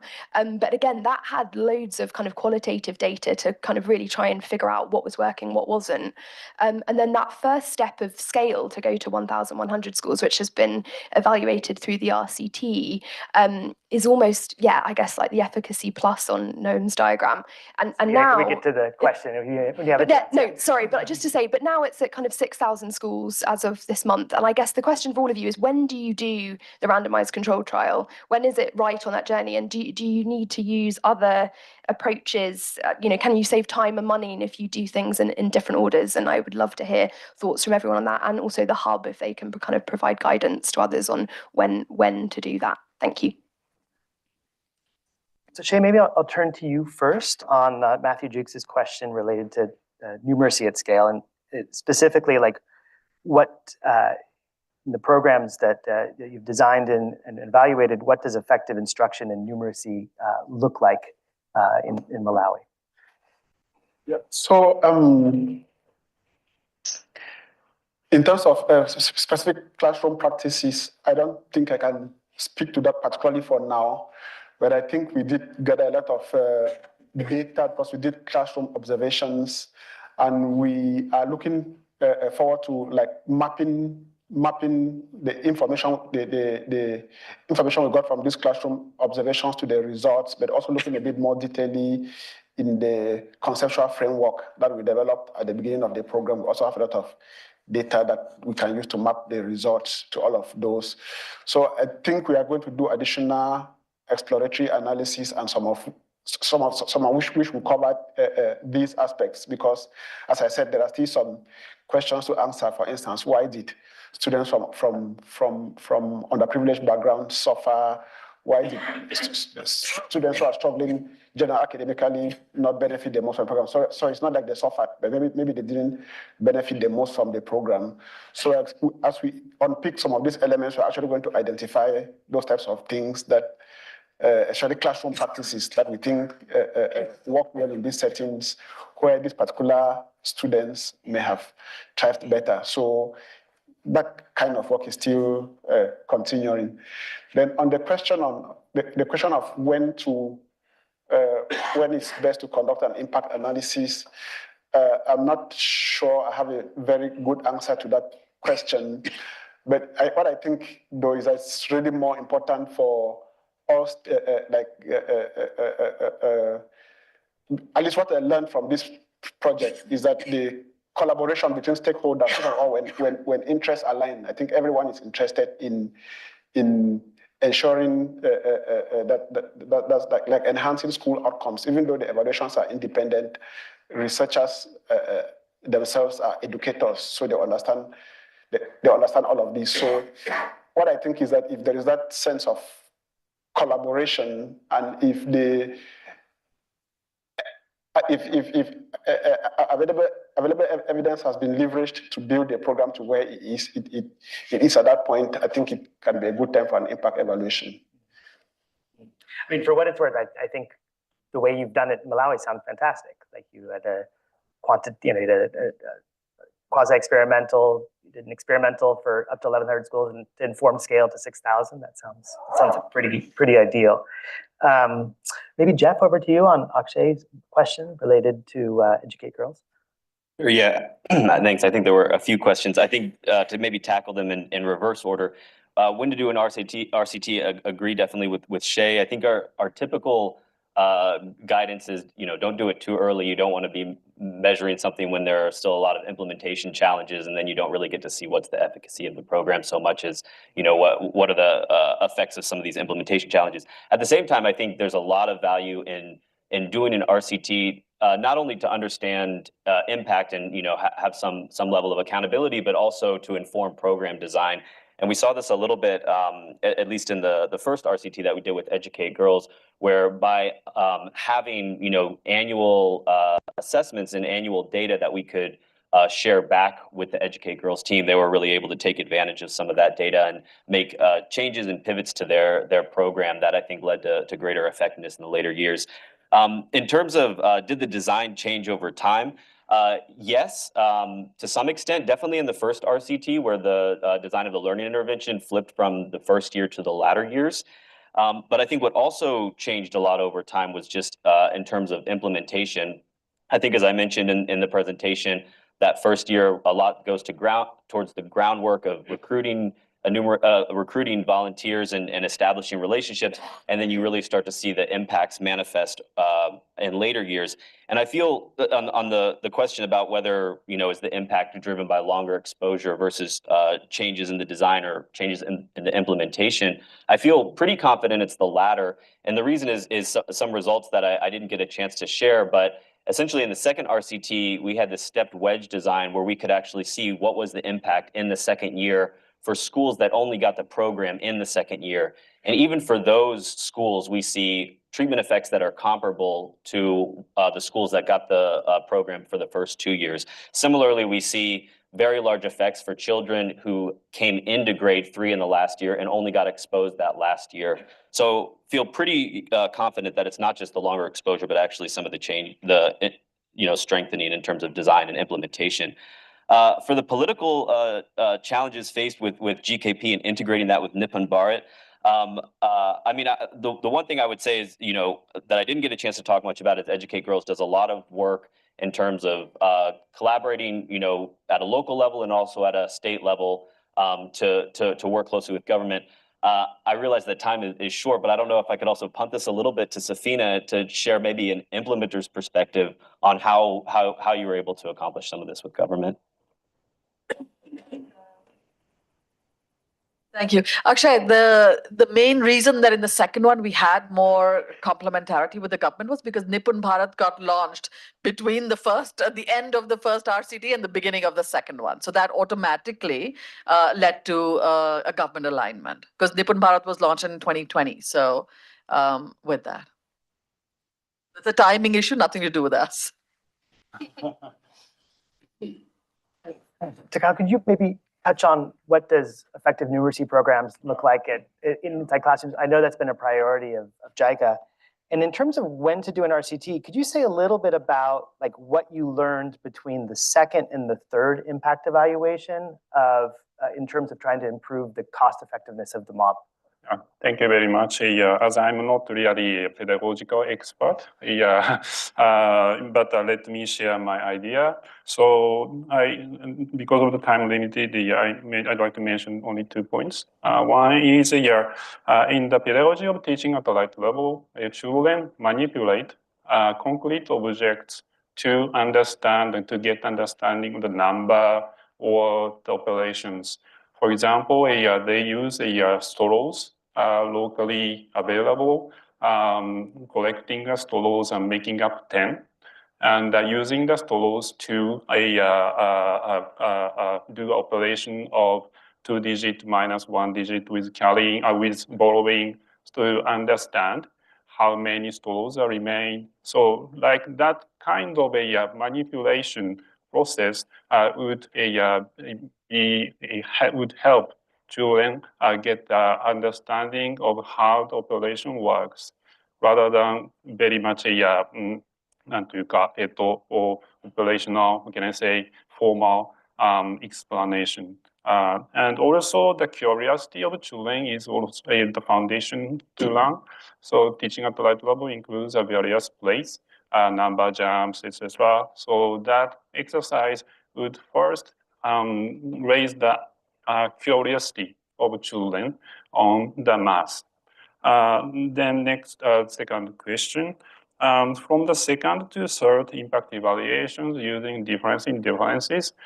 In the second evaluation, we reduced too much maybe unit cost. We tried to reach as many as possible children. To do that, we reduced the unit cost, but the reduction went too much.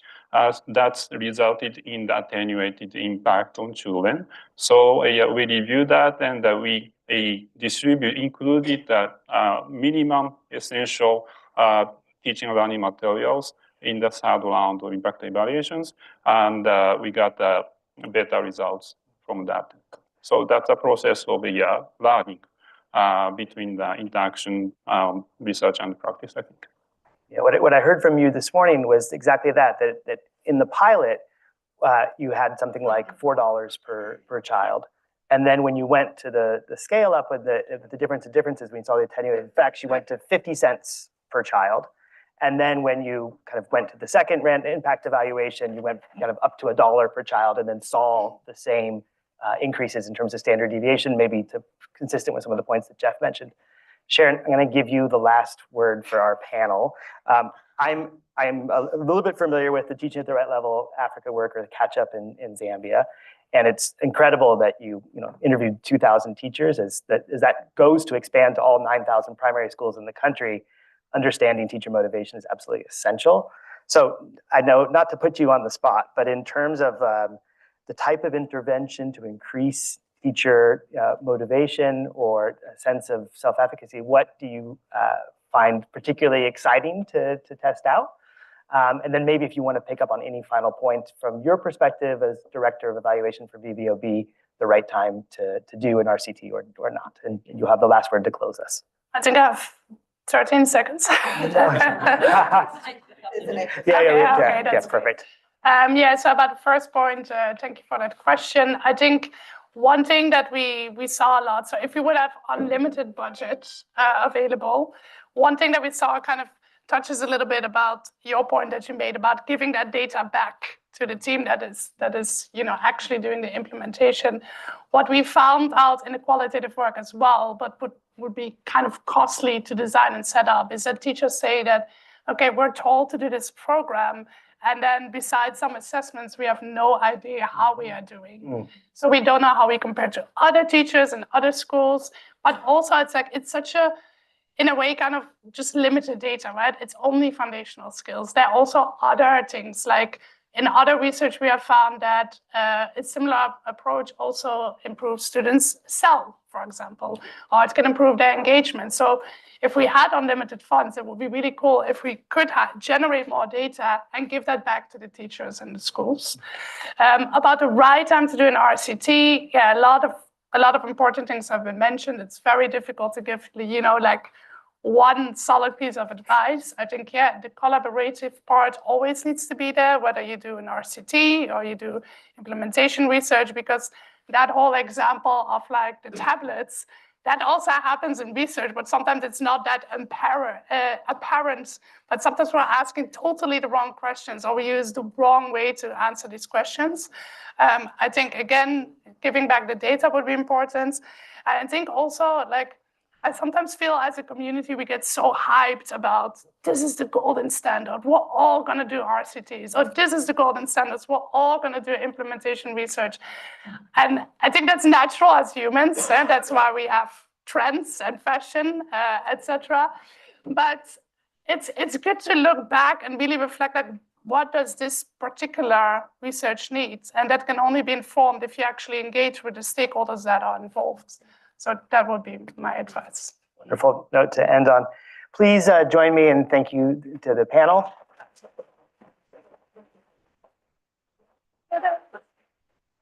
And then, Claire, do you want to say anything for, I think it's now the lunch break, is that correct?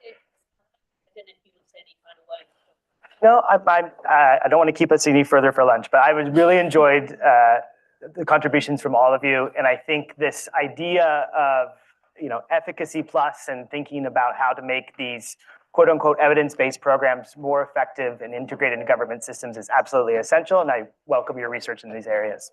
Thank you. Yeah. Great, thank you.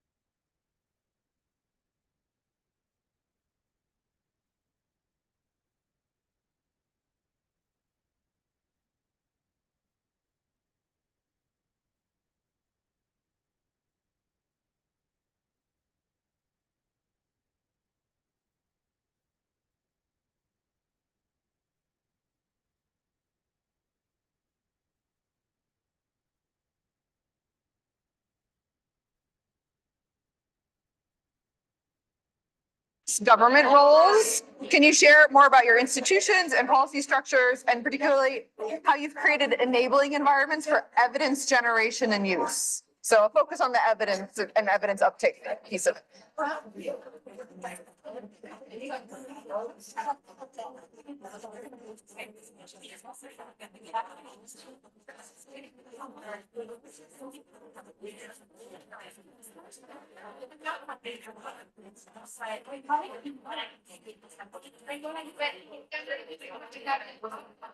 Lisa, we don't need them reserved. You can open them up. Yeah.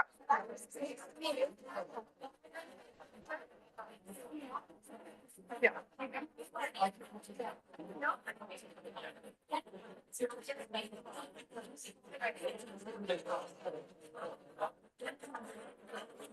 Hi. Staffers, all women panel. I know.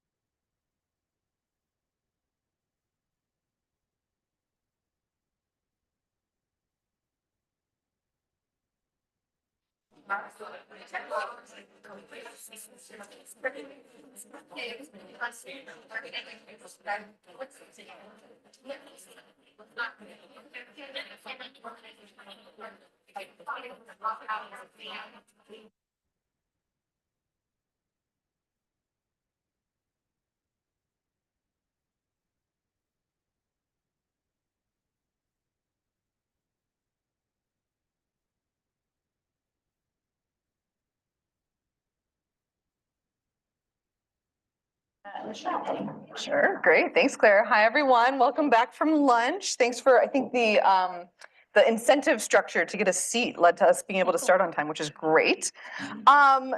So as the What Works Hub for Global Education, we are both a research and a policy program, and we care a lot about impact. And we've structured our conference this year to kind of highlight that. So we have a mix of research presentations, which we saw a lot of this morning, but also policy discussions to try to get into some of this messy detail of how we actually get things done, how we get them done in government and in government systems. And so this is our first high-level policy panel of the conference. And I'm really excited to be able to introduce our speakers here and really dig into the details. So I guess I should introduce myself. I'm Michelle Koffenberger. I'm the head of evidence translation for the What Works Hub for Global Education. And I will go down and introduce everyone, and then we will kick it off for some discussion.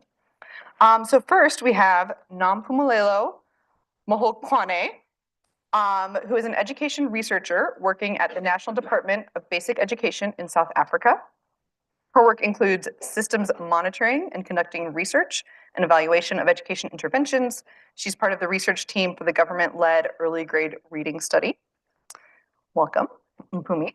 And then we have a different order, but we have next Hajia. Sorry, my notes are the other way, but we have Hajia Nana Fatima Hai. Welcome, Hajia, who plays the pivotal role of coordinator for the Ghana Education Outcomes Project at the Ministry of Education.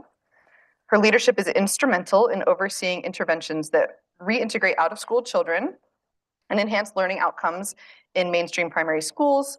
Haji's work is a testament to her commitment to improving educational opportunities and living standards for children in Ghana. Welcome, Hajia. Next, we have Aneth Komba, who is the Director General of the Tanzania Institute of Education, TAI, where she successfully coordinated the process of the 6th major curriculum reform in Tanzania. Dr. Komba is also a senior lecturer for courses on education policies and qualitative research and methodology, and she has participated in a number of national and international research projects on implementing quality education, pedagogy, and leadership, and more. Welcome, Annette.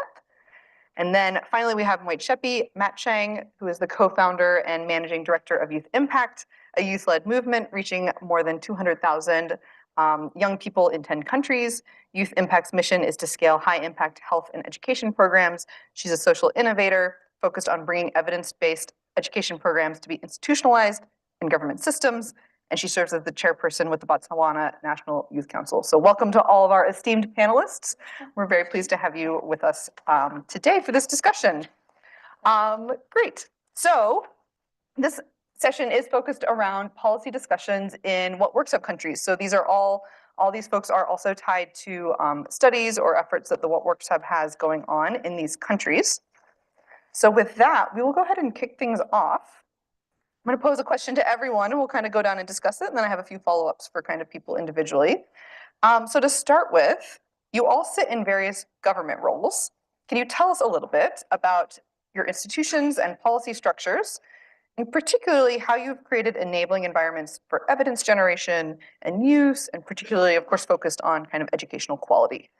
So Mpumi, would you mind kicking us off there? Sure. I am part of the Research Monitoring and Evaluation Unit in the National Department of Basic Education, so the ministry. The ministry is responsible for overseeing 9 provincial education departments with a mandate for policy monitoring and oversight.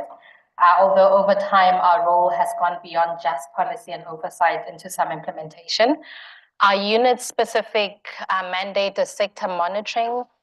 So monitoring trends over time, how many 5-year-olds are in school now compared to 10 years ago, compared to 15 years ago, etc. We produce that kind of system monitoring data annually. A second aspect is evaluating government programs or policies. One of the recent requests we've received is to help think about small schools. We have small and non-viable schools, and to try and put together information about what those look like, how well they're functioning, are they good, are they bad? So that's an existing policy that we are writing up and evaluating. And then the third category is around research and innovation. So this is where we have had randomized controlled trials to try and figure out how to teach reading effectively in early grades, as well as more recently developed reading benchmarks for African languages. So it's a lot of the innovation sort of whiteboard aspect of our work. Then the question on how we have generated or created a space for creating evidence is, while we have a research agenda that is public, within our section, we have declared that we can't do the whole research agenda ourselves. That's a sector good. And we have had to make 2 or 3 choices about areas of prioritization so that we can do work well. We've also made some medium to long-term commitments on the topics that we're picking. So we're 10 years into figuring out reading and maybe about 5 years into numeracy, so some prioritization. And then we have had to become social entrepreneurs. We fundraise a lot because in the original mandate of the department, there was no direct money allocated to research. So the conception at Democracy Think was that we would sit at our desks and analyze administrative data that exists. So we do that, but anything that's beyond that has meant we need to ourselves go and raise money outside the department. So that's not in the mandate, but that's how we've had to engage to make things happen. And then maybe a last one is we've had to work quite hard to build trust internally. To be seen as not just critics and mirrors, but to be seen as partners. So while we are the people who generate the evidence that shows that children can't read, we're also the same people that will go on TV and defend what the department is doing. So we need to do both. And it's meant there isn't an us and them. We're seen as like, we need to identify the problem, but we'll also help you figure out how to resolve it. Great, and a tricky thing to do and achieve, absolutely. Hajia, do you want to go ahead? Yeah. Thank you very much. Good afternoon. And in Ghana, the Minister for Education, Honorable Yao Osei Educhim, he is the one who leads the policy decision at Ministry of Education. So everything starts with him. But then we have a directorate at the Ministry of Education called PBME, which is Policy Planning, Budgeting, Monitoring, and Evaluation. That's where all policy decisions sit in the technical team.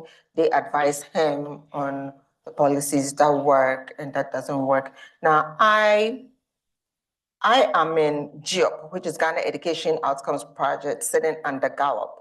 So I'll focus my answer towards that, if you don't mind. PBME, through their research in looking in the census that was conducted a few years ago, realized that Ghana had a high prevalence of out-of-school children in the northern part of Ghana. And with that, that gave birth to GEOP, where we are providing the interventions over there. Now, fast forward to present day. Now, in the northern part of Ghana, they are doing exceptionally well in testing. Our national testing, they excel. But they still have a high prevalence of out-of-school children. See, it's a mix. So if you look at the data on student testing, you think that, okay, we don't need to go back to the north. But you do a deep dive, you see that they still have a high prevalence of out-of-school children. So that's why GEOP is still there.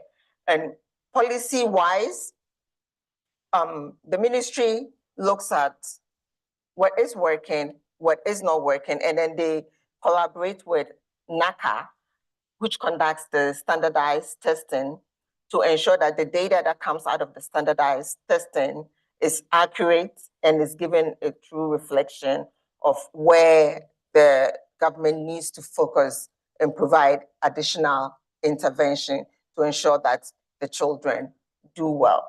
Now with GEOP, FCDU, thank you very much, FCDU, they came up with the funding to support this intervention where we're reintegrating out-of-school children back into school and ensure that they stay in school. Now, they had to collaborate with the World Bank and the EOF team. EOF team, thank you so much. They are our technical expertise. So we work closely with them, with the PBME team, to come up with the policies, and we look at the evidence, what is working, what is not working, to ensure that this intervention works very well. In addition to that, we have KPMG. They are our independent verification agency that Claire mentioned earlier this morning. They independently evaluate the results from the service providers, which would inform payments made to them in this outcome-based funding project. The last census showed that Ghana had 1.5 million out-of-school children, which is a lot. Yeah, but GEOP is looking at reintegrating 70,000 children back into school. So upon completion of this project, and when we look at the service providers intervention that worked the most with the help of What Works Hub, thank you, Jen and Claire. With their help, we would determine which intervention worked the most, that's the evidence bit, then we can scale it up to try and get most of this 1.5 million children back into school. You're welcome. For that. Yeah.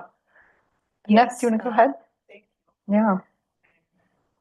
I'm working with the Tanzania Institute of Education. This is an institute which is under the Ministry of Education, Science and Technology. And the institute is responsible for implementing 4 major functions, which are regarded to be fundamental to the educational framework of Tanzania. We are responsible for designing, developing, and review curricula for pre-primary, primary, secondary, and teacher education. But with teacher education, we are only dealing with diploma and certificate levels. With regard to this responsibility, we are also supposed to conduct monitoring and evaluation to see the effectiveness of the implementation of our curriculum. But we are also supposed to prepare curriculum support materials, and this include like textbooks, syllabi, and teacher guides. But we are also assisting the Commissioner for Education in a process of approving supplementary textbooks, which are normally written by private publishers. We are also responsible to provide in-service teacher training for teachers, just to make sure that they effectively and efficiently implement our curriculum. And last, we are legally responsible to conduct research and to also provide consultant services to the government and other stakeholders regarding the various issues in education, including the general quality of education. So my discussion on policy structure and how I have created an enabling environment for evidence generation and use will focus on 3 key components. The first component is regarding the formal legal foundation and the laws, which provide the authority to Tanzania Institute of Education to propose and also to enact changes and improvement in areas which are related to our 4 functions. And I can say here that the institute was established by a parliamentary act number 13 of 1975. And this act grants Tanzania Institute of Education the authority and responsibility to carry out the previous mentioned 4 functions, including conducting research and using findings to improve practices of both basic and teacher education levels. So we have utilized this opportunity to undertake numerous research projects. And some of the researches have been financed by internally generated funds. So we have in our budget line funds which are specifically for conducting research, but also some of the research has been funded by development partners and others by non-government organizations.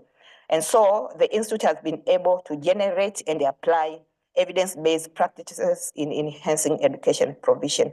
I can give here 2 examples. For example, in 2017, we developed the so-called e-library, which is loaded with all of our teaching and learning materials. It has a lot of textbooks, it has videos, and so on. And the development of this e-library was based on the continuous user experience research, just to ensure that it is accessible and it is inclusive for all users, including those in rural areas and those with disabilities. Similarly, James mentioned here in the morning regarding the learning management system. So we have also developed the learning management system, and this system has been continuously adaptively improved on the basis of the findings from user experience research for the purpose of improving its usability, accessibility, and reliability.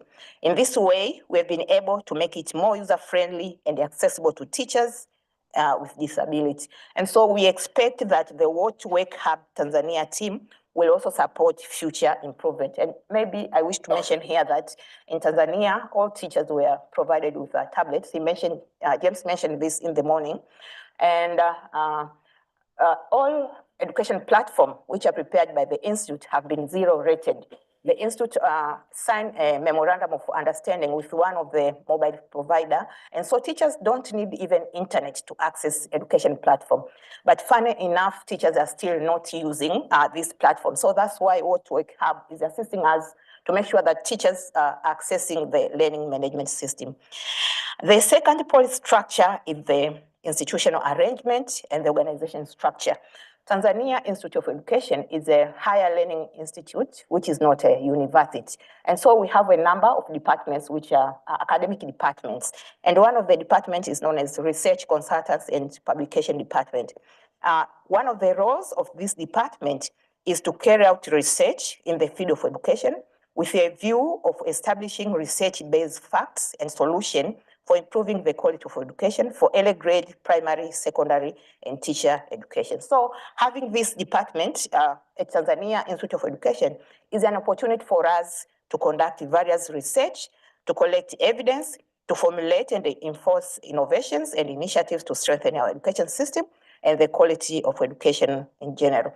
And the last policy structure is monitoring and evaluation. I mentioned this while mentioning the function of the Tanzania Institute of Education. So we have a system in place to track the effectiveness of the implementation of all of our key responsibilities and make necessary adjustments based on the findings and feedback. For example, right now, James mentioned, and even Doreen yesterday mentioned this, that Tanzania is currently implementing the revised curriculum. We started this in the year 2023. And monitoring and evaluation is part and parcel of the rollout of the curriculum. And so we are using evidence and findings for monitoring and evaluation to prepare appropriate intervention to make sure that the curriculum is implemented as expected. And I can give an example. For example, one of the major changes in our revised curriculum is introduction of the teaching and learning of English from standard 1. And we have also changed even methodology of teaching language subjects. And we are saying that we need to use communicative language teaching approach. We want to insist our students to acquire 4 major language skills, which are reading, writing, speaking, and listening. So while implementing our curriculum and while conducting monitoring and evaluation, we revealed a gap in implementation of the English curriculum for standard 1. And we, particularly in phonics, we noted that teachers were struggling to teach sounds and children were also struggling to read words fluently. So we consulted a company which is known as Jolly Learning Limited. We conducted baseline together, we collected data, and then we provided training to teachers regarding the use of Jolly Phonics in teaching language. And then we conducted a pilot study for 6 months. And at the end, we collected data and we noted that Jolly Phonics enabled teachers to enhance the students' reading and writing skills. So right now we are working to scale up across the country the use of Jolly Phonics in teaching and learning of English. Thank you. Yeah, thank you so much. Hello, everyone.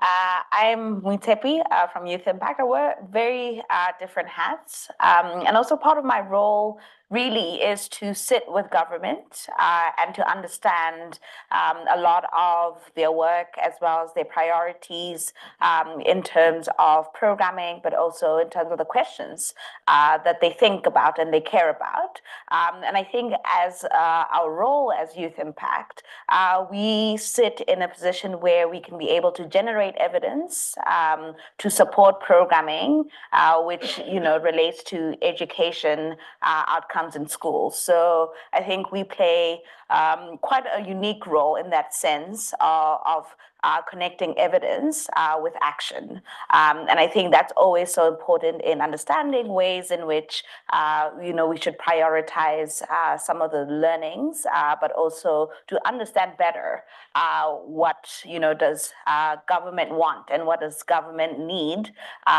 in terms of the questions that they need to be understood. So a few things here just to set the stage to the question you asked, Michelle.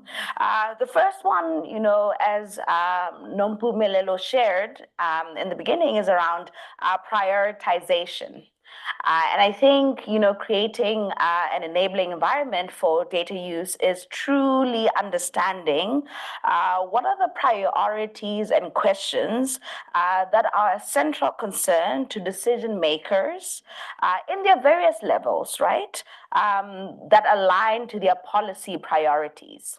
I think often at times, we always want to find out more, right? And I think that's the beauty about research, that it can really contribute to, the broader body of knowledge, but truly understanding, what matters to policymakers and decision makers, and targeting and answering that question is one way, to be helpful, to various governments, but also thinking a little bit more about to understand the purpose, right, of the evidence and who it is ultimately for.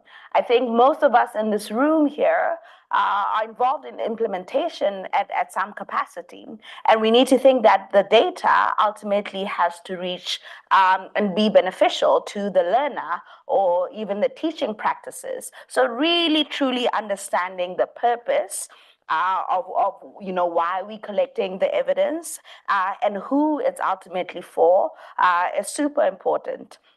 And then the third one is understanding the type of data that we will provide to government stakeholders.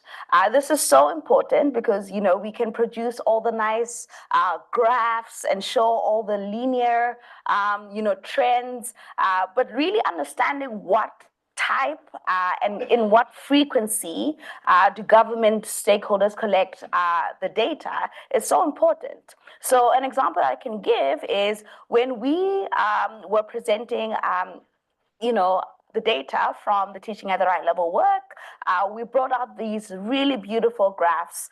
And all, the government stakeholders wanted in that particular region was a simple table to show how many students progressed from addition after 30 days, how many, tracked into subtraction, multiplication, division. So simplicity, right, in understanding the type of data and how to present it is so useful. Another example that I can share with you, at school level, the data that we collect should be closely linked to the decisions that the implementers are going to make.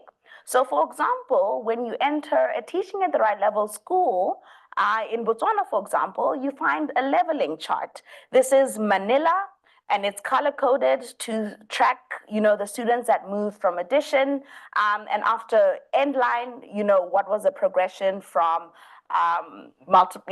to the other operations. This is just an example to say that it is not too fancy, it is easily understandable, and they can be able to use. So some of the strategies that I can share about what type of data is needed and how best to do so is that we should not only think a lot about numbers, right? I know that there's a lot of quant people around here, but also just to share that, having results that are visible. It can either even be in the form of site visits or even testimonials, right? That's some type of qualitative data that government folks really appreciate to actually know that it's working. And then another point that I wanted to share is around timely data is so important, particularly as we are implementing, to be able to have review meetings where we look at dashboards, but also to reflect as well as to think a lot more about, what does this data say and how can we be able to use it for action. So thinking a lot more about how can, the frequency of data for decision making, but also ensuring that the data is timely such that the implementers, right, the ones that are directly working with schools, the ones that are directly, facilitating learning, are able to really use this data for action, right? We don't want just to collect data and give it to government for it to just sit, right? We need to think about tighter, feedback loops to ensure that they can be able to, take it to the next step. We'll just also share that, lastly, that we see our role as an organization on strengthening government capacity and skills for data collection, analysis, as a core part of our work.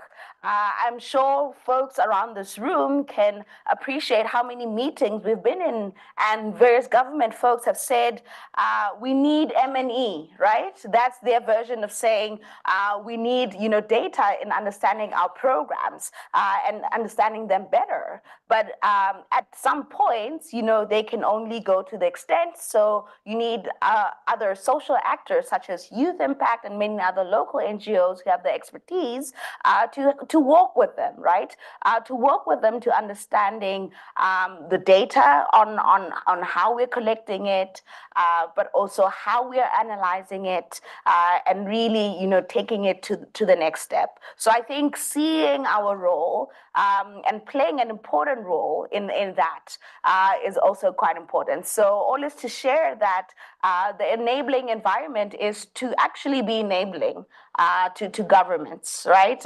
In the sense of, we can present all the data, we can share, the questions that are important, but there's a role that we need to really play in supporting them to be able to build their capacity and skills. But that also comes from truly understanding what their priorities are.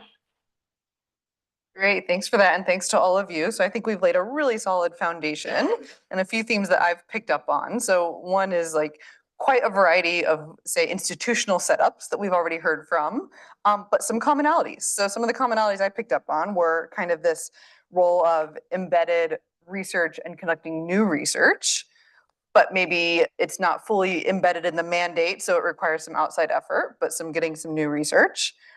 The evidence uptake piece of it, facilitating the use of the evidence that's there that maybe needs a little bit of help. Monitoring and evaluation for implementation. Implementation itself, right? I think the tablet example is such an interesting example because even talking about the 0 rating, there was actually a lot of thought put into implementing that, right? Like, let's make sure it's 0 rated so there's no cost to the teachers to be able to use these. And still it wasn't used. And so now we have to rethink it. So the kind of the iterative process that it takes to get those pieces right. And then aligning with government priorities, which I think we all know is a huge piece of this, but came out in multiple of what people were saying. I like, Mpumi, how you put it, so that it's not us versus them, or even not us and them. It's us together as a partnership. We're doing this together, which I think is a big part of this as well. Great. So given each of these setups that each of you are representing, we did have some specific questions that we want to dig into a little bit more depth. So I'm going to pose another question, but to each of them, and then we're going to open up to the room for questions. So kind of be noting down your questions that you have for everyone. But I'll go ahead and go down again. So Mpumi, for you, can you share an example of an implementation challenge that you've experienced and how you and your colleagues were able to either kind of overcome it or work through it and navigate the difficulties? And I say this because I think there's always a priority at places like this to talk about the successes, but actually learning from the challenges and how they've been overcome, I think is really important for the sector. For Hajia, could you pick up on the outcomes funding piece of it and maybe tell us a little bit about what you think outcomes funding can give us that more traditional funding approaches maybe are less well tailored for? Annette, would love to dig in a little bit more on TIE as an ed lab and how you think the ed lab will enable evidence uptake and use. And also what kind of evidence do you think is going to be most useful? Providing access to global evidence, providing access and uptake of kind of Tanzania specific evidence, or actually the analysis of existing government administrative data, lots of different directions that can take. And then for youth impact, could you talk a little bit about, Mochepi, on the nationwide scale up of TARL and what one or two of the key factors were that you think drove the interest and support for TARL among the policymakers that you had to work with to get that going? And I think we'll go ahead and go in the same order there. So I'll go ahead and give it to you. Sure. So it'll be two, but it'll be quick. The first is implementing at a district level. So working with a set of schools in an education district. This is after we've designed the RCT and we're sort of in the scaling up phase of the RCT. And the province and district were responsible for paying for catering and the venue for teacher training. And when the time came for them to do that, they couldn't because procurement timelines. And yeah, something like the financial year is ending, and therefore for the month before that, you can't procure. And money needs to be transferred across different district to school level and then procured. And therefore teacher training is not going to happen as we had planned it. It'll be delayed by a month. And the choice we had is to intervene, get external funding, deliver on our plans on the dates that we had intended, or to recognize that this is a system feature. We can fix it this time and have a great fidelity score, but in reality, the financial year end and the school term overlap every single time. So maybe the wiser thing is letting this happen, and working through that problem with the district and province to resolve it and have a fix for the next year and the next year. And so we chose to not intervene and instead to change our own implementation plans to align with that. So it didn't happen neatly where you have just-in-time training and then the term starts. We needed to do something else to cope with that. And maybe the second separate example is working through challenges with an implementation NGO. So while we have all these technical reports and publications from our RCTs about the dosage, package, etc., for intervening, for reading in African languages, when we were working with the second and third NGO, their own understanding of what they were meant to be doing changed. And having those technical reports wasn't enough. We realized quite soon that their design and implementation was quite weak. And we had some very difficult conversations with them. We had to have contracting conversations with them. They were externally funded. I had to ask to see budget line items, who's getting paid what, why is the coaching dose lower than we think it should be, where are you procuring materials, why do they cost double what we think they should cost. So that kind of, a lot of intervention there, very in-depth. They didn't expect that. But aside from the intervening, we commissioned an implementation evaluation because we thought we want to document the lessons here. They're not the only NGO we're ever going to work with. How do we handle this the next time we're working with 2 or 3 or 4 NGOs? And it led to us coming up with quite detailed guides on what we mean when we say ratio, coaching, teacher training, LTSM, etc. So, yeah. That's great. I love that. It's kind of I hear embrace the messiness lesson. And also the thing that stood out to me with both of those examples is your kind of systemic and long-term vision of we're not just here actually to solve the immediate problem. We actually want to be doing something that's going to solve it in at least the medium term, maybe the long term, and kind of embracing that as well and the messiness that might come with it. Yeah. Thanks for that. Okay, Ajia, go ahead. GEOP is the largest education outcomes fund project in the world. So all eyes are on Ghana in this project to see how scalable it's going to be and how successful. And I think outcome-based funding approach puts the service providers on their toes because they know that if they don't achieve the results, they would not get paid. If you go to the northern part of Ghana, you see so many signs of NGOs all over the place. So you should expect the place to be very developed and should not even have one child out of school. Shouldn't be poverty, but poverty is all over the place. So what are the NGOs doing? Are they really working to provide results? Because there's no accountability. Upon completion of the project, they write this much report on it and then submit it. Who has time to read every page? And then they go and apply for another funding, another grant, and they get it, and then they come back. And it's the same thing. So this project, I'm so excited about it. You see the service providers trying to challenge us at every point because they know that if they don't deliver, they would not get paid. And it's a win-win for Ghana. We reintegrate out-of-school children, we get them back into school, and the service provider gets paid. It's a win-win.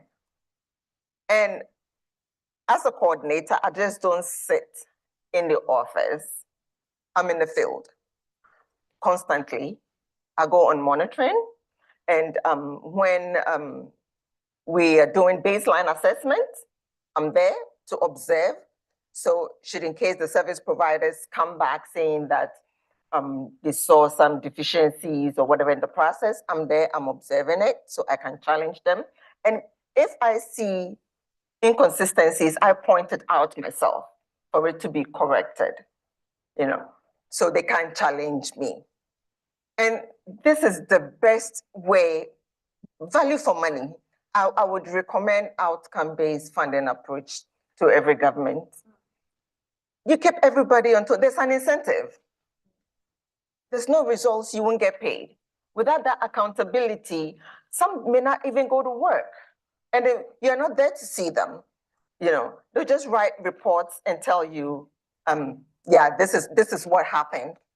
And also, if they know you are coming without surprise visits, the day you are coming, everybody will be there for you to come and see that we are working. And they'll tell you that, oh, we are doing our best. It's just the situation, or maybe it's the children who are not. No, they're not doing it. So with this, then the service providers know that if there's no learning gains, they won't get paid. So they are constantly in the schools. And they know that the social investor needs to get their money back. And the social investor too they have their hands on monitoring and observing to ensure that they get paid back. And this keeps everybody accountable. So in a nutshell, the outcome funding provides greater focus on outcomes and accountability, thereby helping us to find context-specific solutions to the problem. The data that will help drive innovation and adaptability in policymaking, thereby bringing continuous improvement. And this is where What Works Hub comes in. We are so grateful for this partnership, for you coming on board. You are looking at the various innovative ways, interventions that the service providers are bringing. And then we see, based on the innovativeness and the results that we get from NST, the testing, then we help scale it up. We have a more comprehensive access to the pool of funds through greater coordination between social investors and service providers if they see the project successful. Directly tying funding to specific measurable outcomes and ensuring alignment with desired impact. And this payment upon achievement ensures that the delivery of efficient, innovative, and practical solutions. Sharing of risk promotes collaboration and innovative solutions. Something that, because it's an outcome-based project, my unit overseeing it should be hands-off and just leave them to do their work, and then we'll see if they succeed. And I say no, because if they fail, the children fail, we fail the children. So I would not let them fail for the sake of the children, for the sake of the outcome that the country wants. We want to reintegrate the children back into school. So what is not working, I make sure we find a solution. And we are always course correcting. And the EOF team, although they are sitting here in UK, but they are hands-on. We are constantly on Zoom meetings. They can even tell you the conversation that I had with somebody in Ghana, because after that conversation, I call them and give them updates. So there's a loop, and we're always in touch, and we know what is happening at every point in time. This outcome base, it provides proven, reliable pathway to attract more funding and then to scale it. Once at the end of it, and we get the results from What Works Hub, thanks again, it's possible to scale this project. I mean, they're helping us close the loop. Initially, I didn't see their role until now. It's very clear to me that they're helping us close the loop. We had a gap, and they're coming in to close the loop. So thank you. That's great. Thanks, Hajia. Yeah, great. And I hear a strong endorsement for outcomes funding, which can be complex. So it's actually, not a given that it would be such a strong endorsement. So great. And that, EdLab. I think that the TIE lab will enable evidence uptake and use because of the three major reasons. One of the reasons is the embedded nature of the research within the TIE Ed Lab. This has been clearly mentioned in the morning by James, but very briefly, I'm saying that we have an advisory board which is composing of high-ranking officials who are responsible for administration and implementation of the revised curriculum and teacher continuous professional development policy. And this board is chaired by the Deputy Permanent Secretary from the two ministries which are responsible for managing education. But it also consists of other members, representatives from relevant government departments and ministry. They've been mentioned in the morning. I'm not going to repeat them, but I just wish to mention that the board also consists of practicing teachers from least and best performing regions in primary school leaving examination and TCPD implementation. So this board is included in the research process from the inception phase, and members are regularly updated and they are invited to provide inputs throughout the research process. So their involvement ensures that the research aligns with the government priorities, foster ownership, and it enhances the likelihood of evidence being used. But the second reason is the fact that the lab has been strategically established within the government institution. I mentioned earlier that we are mandated by law to conduct research and also to utilize evidence to enhance practices. So TIE Ed Lab is led by the government and has been integrated within the existing government activities. To me, this strategic placement allows the institute to systematically implement its research activities, generate evidence, pilot and scale evidence which work across the country. In my previous responses, I gave examples of where we were able to scale up evidence to the wider community of Tanzania. And the last reason is the TI lab is currently focusing on two research areas, which they were mentioned in the morning, the rollout of the revised curriculum and the teacher training policy. So this area, to me, they are very critical to the national. I mentioned earlier, and I would really wish to reiterate here that we reviewed our curriculum in 2023.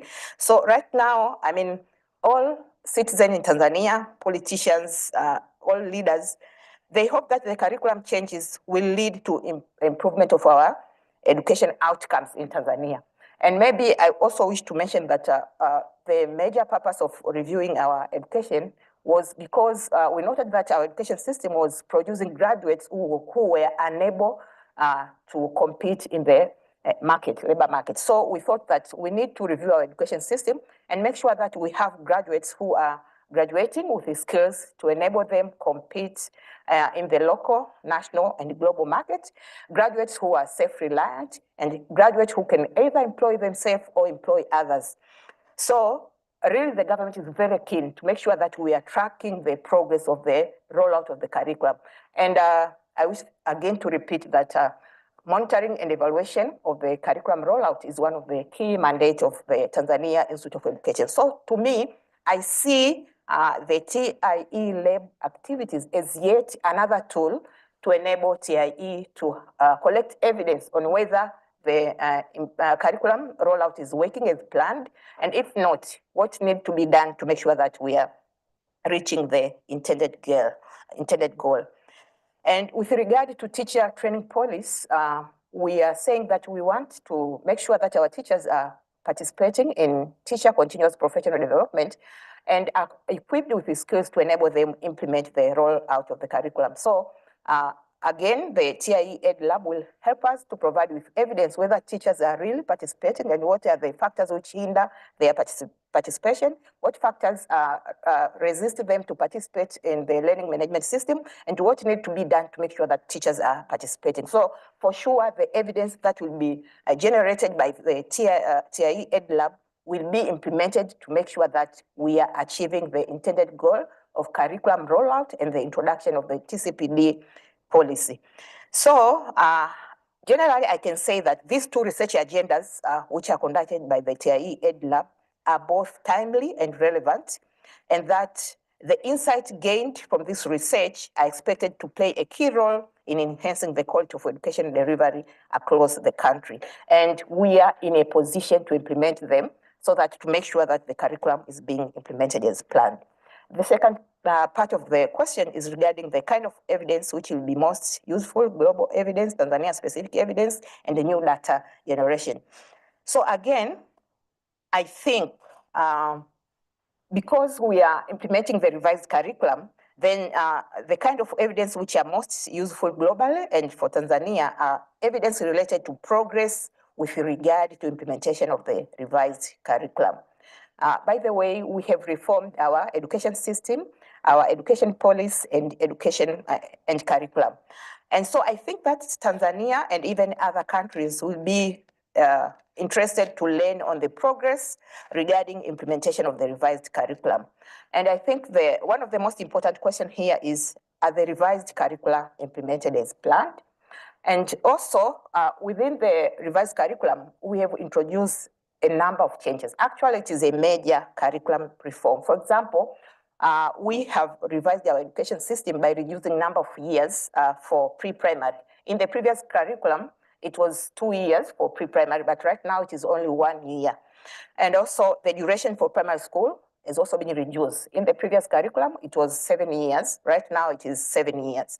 But we have retained the duration for provision of ordinary and advanced level education, where it is 4 years and 2 years respectively.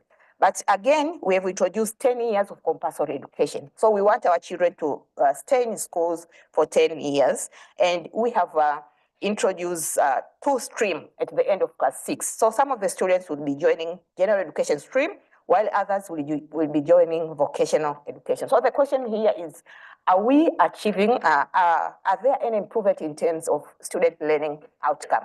Are we achieving the intended objective of the curriculum review? But again, we have eliminated this class 7 national living examination, and instead we've introduced the class 6 continuous national assessment. So I think all these issues are really of interest. I mean, seeing whether we are really progressing toward positive, achieving the intended output, or are we not progressing as it was planned? Again, with regard, maybe just one more comment. Yes, yes. Maybe I also want to add one thing regarding the use of ICT.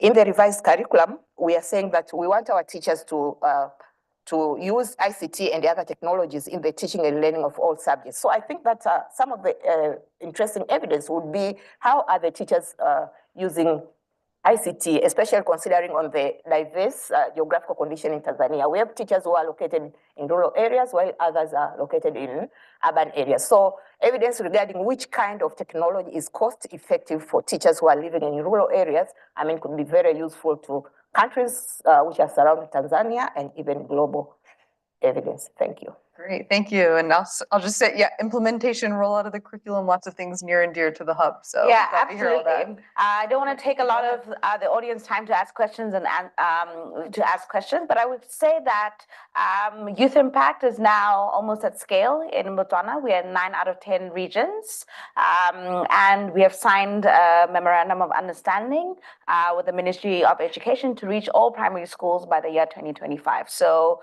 we are on this path. And it's quite ambitious, but we're really also excited to see a lot of our work, particularly in countries such as Namibia, South Africa, as well as the Philippines, expanding as it relates to teaching at the right level and working with various government partners. So really exciting to sort of use some of the lessons that we're learning in Botswana, but also across various countries. A few things that I can mention around some of our successes. Really identifying your champions, right? The folks that will be able to understand and also be excited about, the program, but also be decision makers, right? I think it's also, allows for the program to be successful, but also understanding your blockers, right? I think Rachel earlier on talked about, the broken pipes, right? And also thinking a lot more about, who fits in where and how do we all work together in a system. So I think that's also as equally as important. And often at times you find that sometimes to bring folks that might not necessarily be on site on board with programming, it's helpful to bring in the data. right? And also to show it, right? And I think that's the really importance of data, to be able to determine the extent of the challenge, but also to ensure that one can be able to know, that the intervention is actually working. That's one way to sort of influence the system and folks, right? So, for example, when we started, we did, a situational analysis. We found that in Botswana, whilst it has high enrollment rates, good, classroom infrastructure, only 10% of students who were in grade 5 could do division. Right? So that really highlighted the problem that there was in terms of a learning crisis in a country which is like well-resourced and often at times, seen to have, a good education system. And then the second one that I wanted to share is we're really excited about the work that we're doing with the What Works Hub to be able to learn a lot using iterative processes such as A/B testing.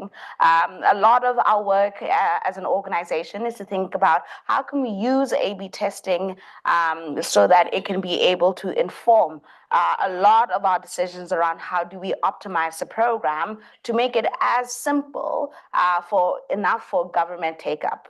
Thinking a lot about how to, ensure targeted instruction, bringing in coaching tools to be used within the government system. So we're actually using A/B testing as one of an enabling tool for us to be able to learn faster and better, but also to think a lot more about when we work with governments, what are some of the questions that they care about, but also how to simplify the program. I think a lot of folks have mentioned how implementation is so key, and that's often at times, I would say, a determining factor into a success, of a program. If it's too complex, folks, tend to run away and don't want to do much. But thinking a lot about, what's a simpler version of the current offering that you're providing is helpful, I think, in the sense of, enabling implementation to actually happen, but also for government to be on side.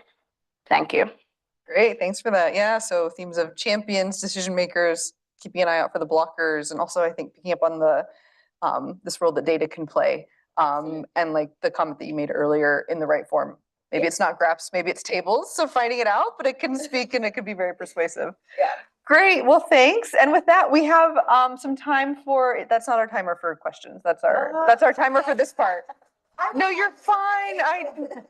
That was our time for this part of it. We have time for the audience questions now. So we'll open it up and take some questions from the room. Do we have, yep, there's maybe 2 there and 1 here. Yeah. Mm-hmm. Hi, Bumi. So earlier on, you started off by saying very often you guys have to externally fundraise for your programs. So I wondered, in these kind of government-led interventions that you've been involved in, what is the percentage split, like external funding versus internal government funding? And of the government funding, what are those line items? Is it like just the salaries of the teachers or the subject advisors, or is it actually like new inputs? Okay. Yeah, we'll take a couple. Yeah, go ahead. Hi, my name is Mary Abdo. I'm from the Center for Evidence and Implementation. Thanks so much to the panelists. I heard and observed as you were discussing that it sounds as though the context for evidence use in the institutions and in the geographies that you're working in is evolving all the time. If you could kind of wave a magic wand and think about what kinds of resources, institutions, or aspects might help to accelerate the development of that ecosystem? Like, where would you put your energy if you were accelerating that development?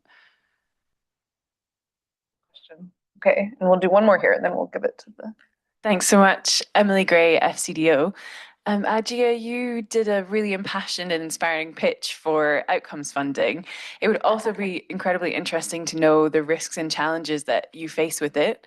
And from others on the panel, if you feel moved to answer, is Is outcomes funding something that you would like to see in your context? If so, why? If not, why not?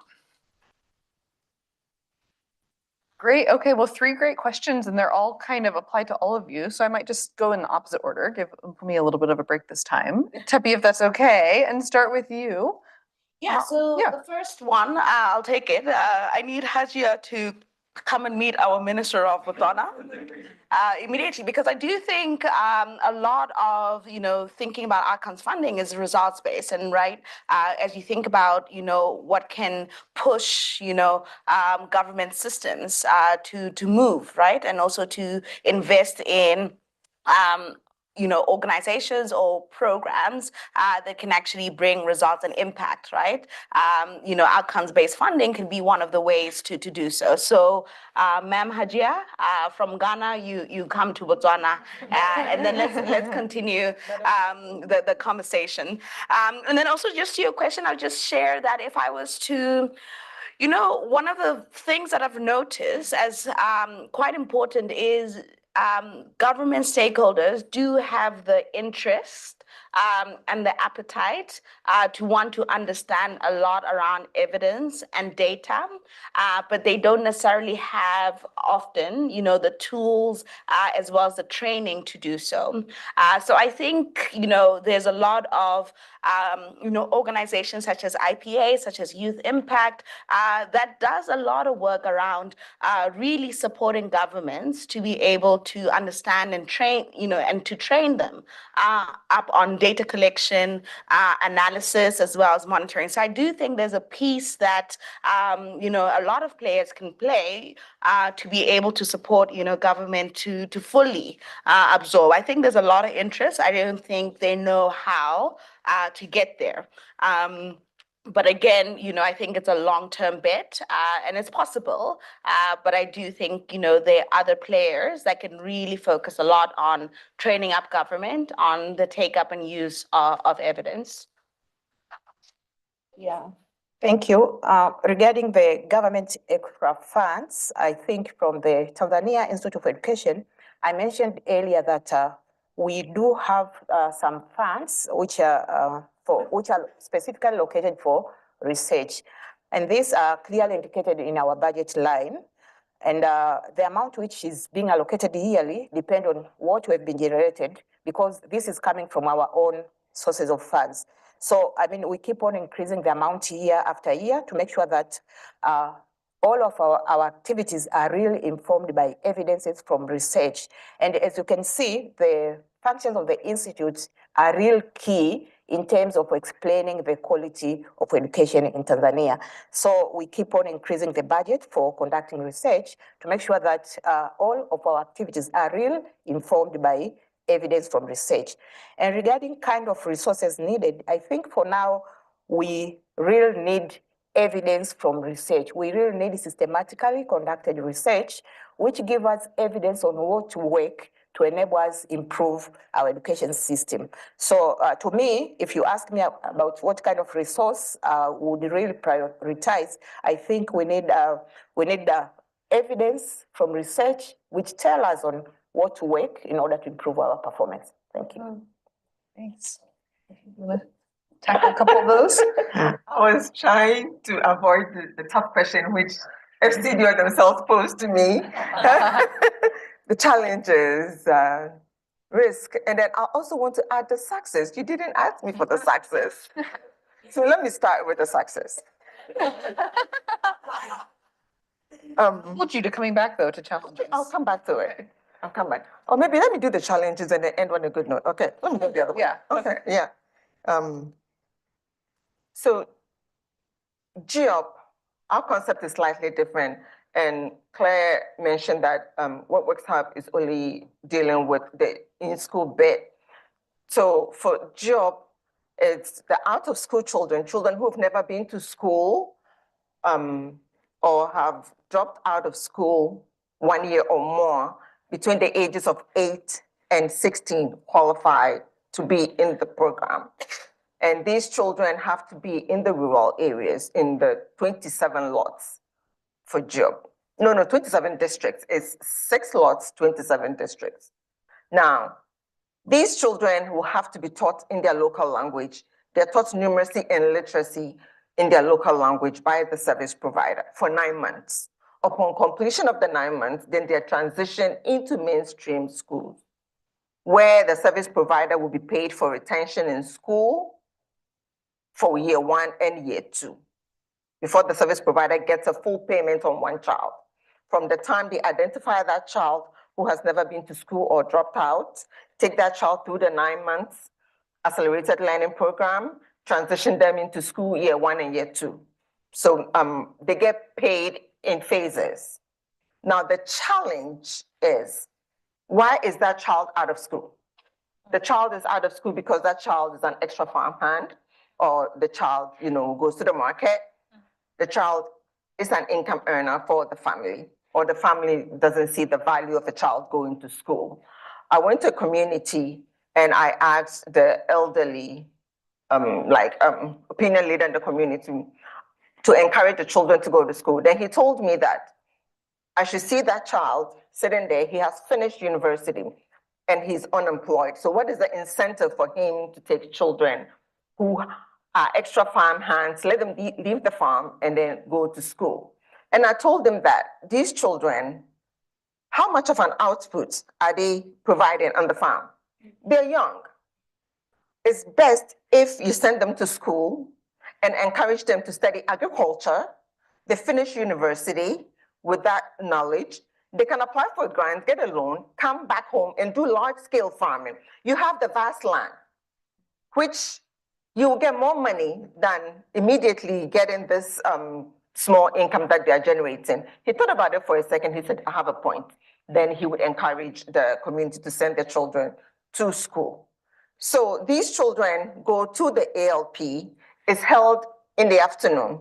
It starts between 2 and 5 before the sun sets, since most of the schools or the centers that they use do not have electricity, so the class has to end before the sun sets.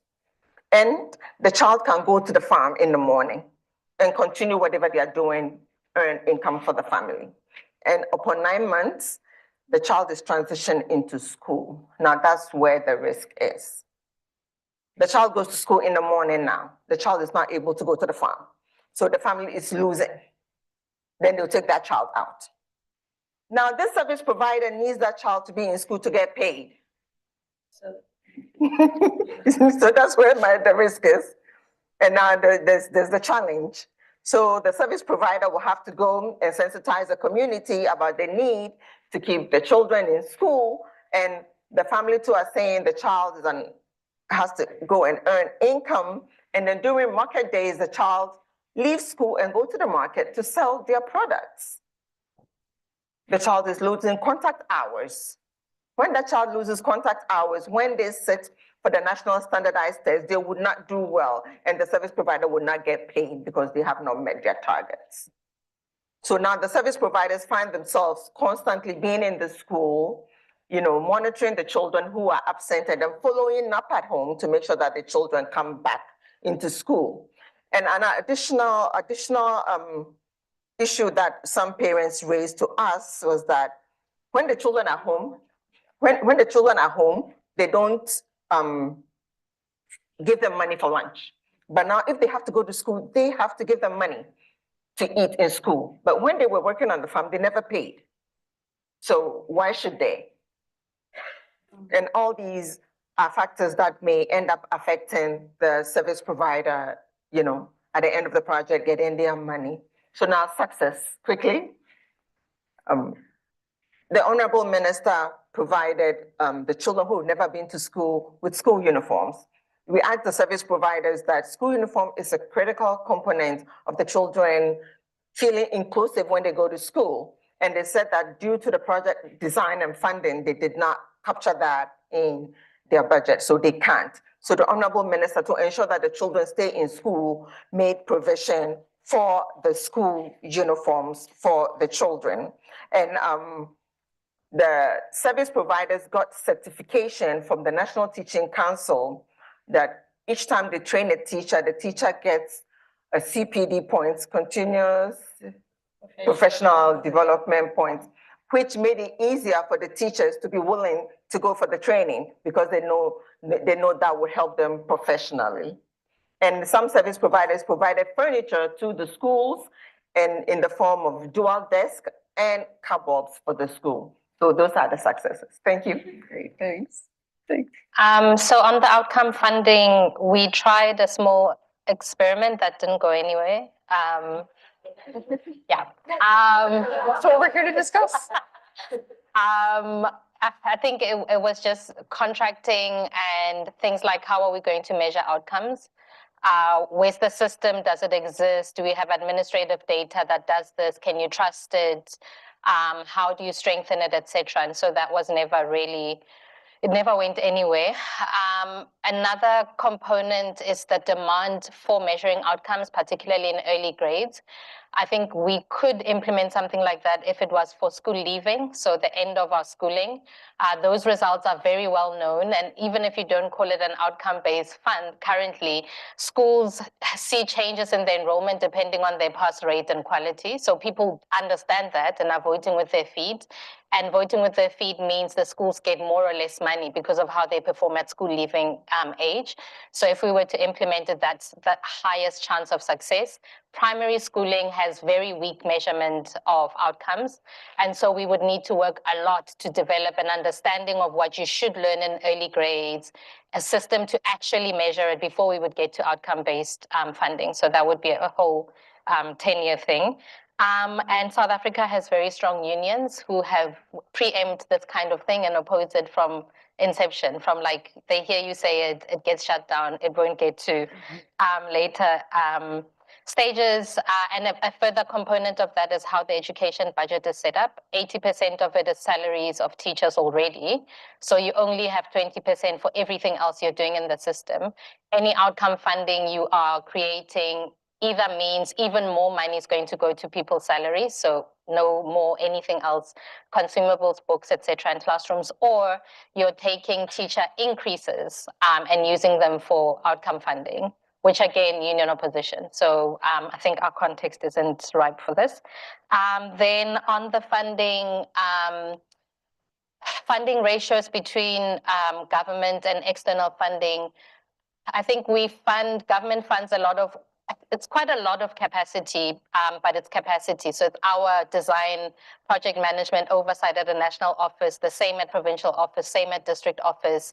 We did a time and cost study. It takes quite a lot of the time of officials to implement any of our studies. So it's not insignificant. The external money is for additional capacity, so direct training or coaching and new materials.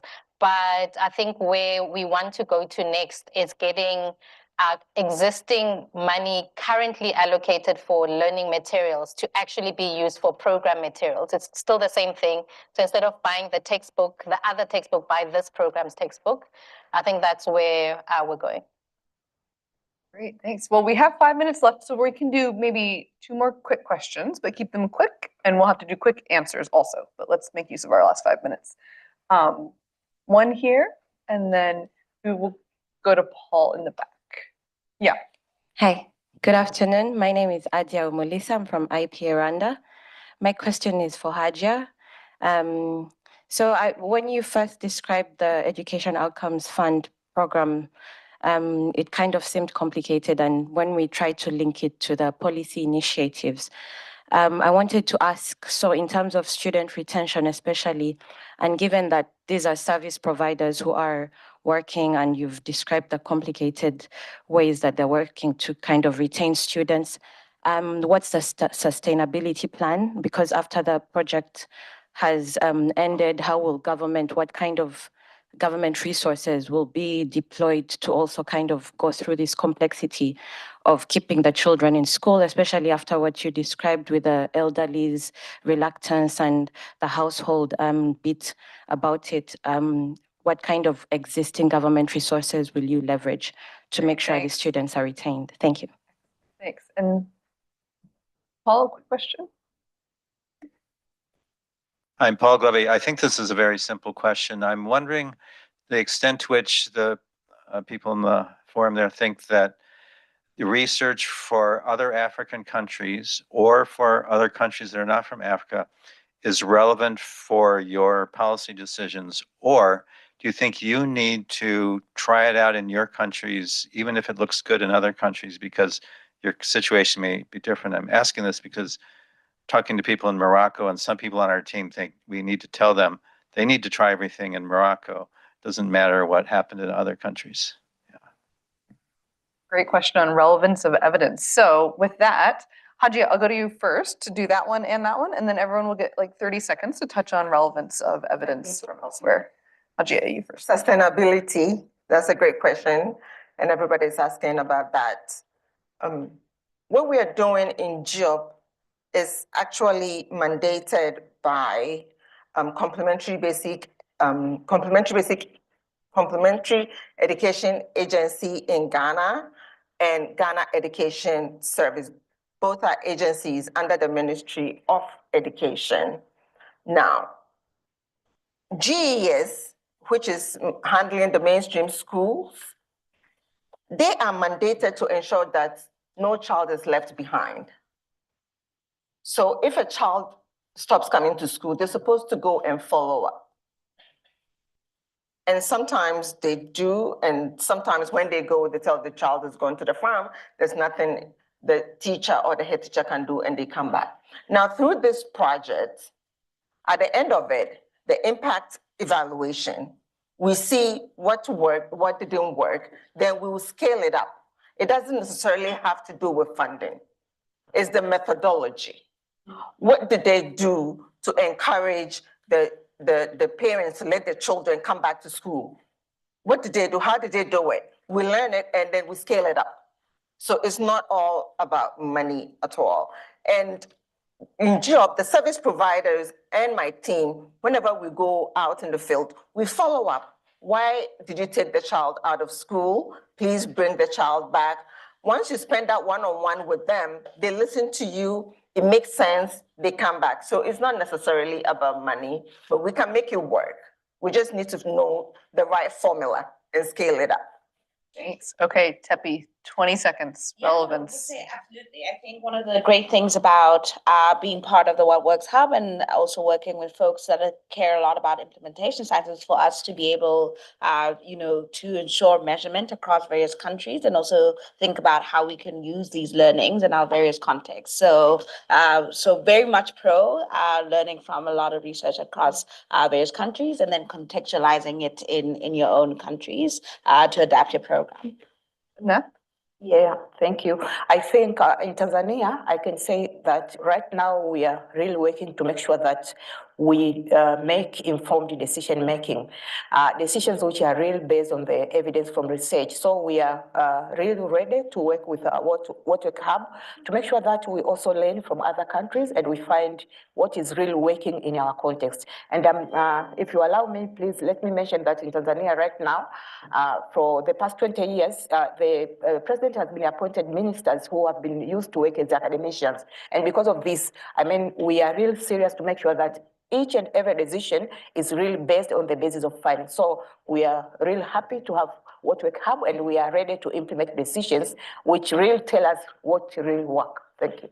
Thanks. And with permission from Claire, we'll let Mpumi also have her 30 seconds. It depends on who you ask. If you ask the researchers, similar context, and we use international assessment data for that. So we're one of the few developing countries in PIRLS. We track countries that are similar to us, look at their trajectories and want to learn from them. If you ask other people, they want the best in the world. So Singapore, Finland, etc. So it depends. But from a research perspective, similar context, happy to learn from them and then adapt for implementation. Yeah. Excellent. Thanks so much. Well, with that, I just want to say thank you to our wonderful panel.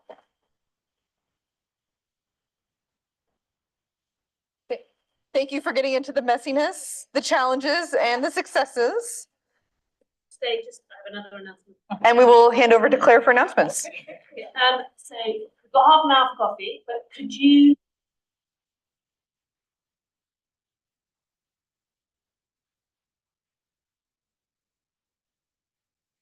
toast? She was going to come when we were actually having a drink, so it was a proper toast. She's been on a flight then. So she's going to come in, she won't be able to stay for very long. So please be in the room 5 to you a little bit before, so that we can start bang on time, have Nairi inspire us, which is what she does, and then we'll continue with the keynote panel.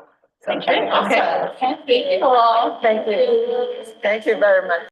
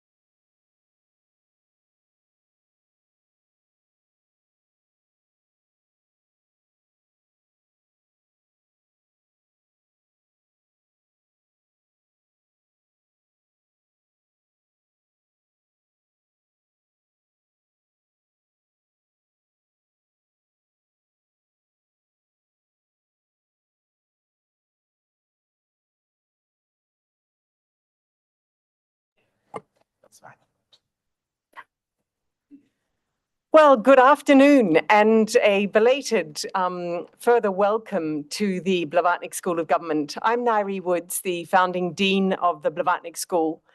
And I really just wanted to say on behalf of all my colleagues, not just those you're meeting, how delighted we are to see you all here and the energy in this room. Some 15 years ago, my colleagues and I here at Oxford decided that we needed to build a school of government which would support and help governments of all kinds in all continents to do better. That's hard. A New York banker said to me, "What? You're trying to persuade people who could go and get secure, highly paid, unpolitically exposed jobs to go into politics, be totally politically exposed, underpaid job insecurity." The former minister of Zimbabwe sitting smiling in front of me knows exactly what I'm speaking about. And yes, as every one of you knows in this room, because you are experts in one of the most fundamental things that government creates an ecosystem for, which is education and opportunity. Government, whether you love it or hate it, matters massively. And a small change in government can change millions of lives. So our bet in the school is to do three things that we think will make a difference. And the first is to attract brilliant public service, other people-oriented leaders to come to have their public service, their desire to go into politics or to go into public service nurtured and nourished within the school and to be supported afterwards to go back out into the world. We have the former minister from Zimbabwe here with us today. I'm thrilled that this year we have our first two fully funded scholarships from Zimbabwe who will be welcoming to the school.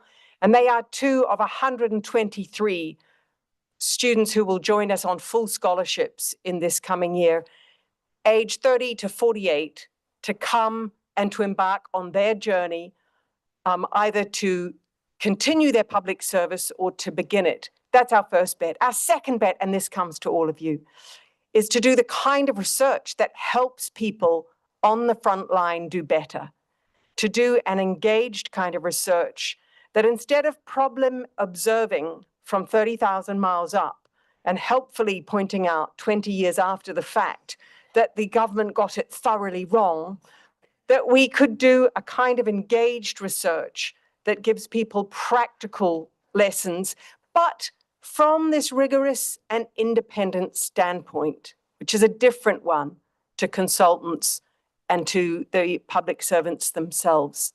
And the third goal of the school is to bring people together, and this touches all of you, to a belief that people will stand more chance of getting it right when they're a phone call away, a Teams call away, a tweet away from somebody else who's trying to get it right in another community. And that's what you are all here doing today. It's building that community, which isn't just fun because you're all amazing and getting to know each other, but brings about the magic that human beings can bring about when they don't just work transactionally together, but when they work together with trust and with a knowledge of each other and a sense of shared purpose. So thanks for being here. Thanks for all that you do to improve education around the world. I hope this is your first of many visits to the Blavatnik School of Government, and you'll encourage future leaders to come and work with us. Thank you again, and I'll hand to Stefan.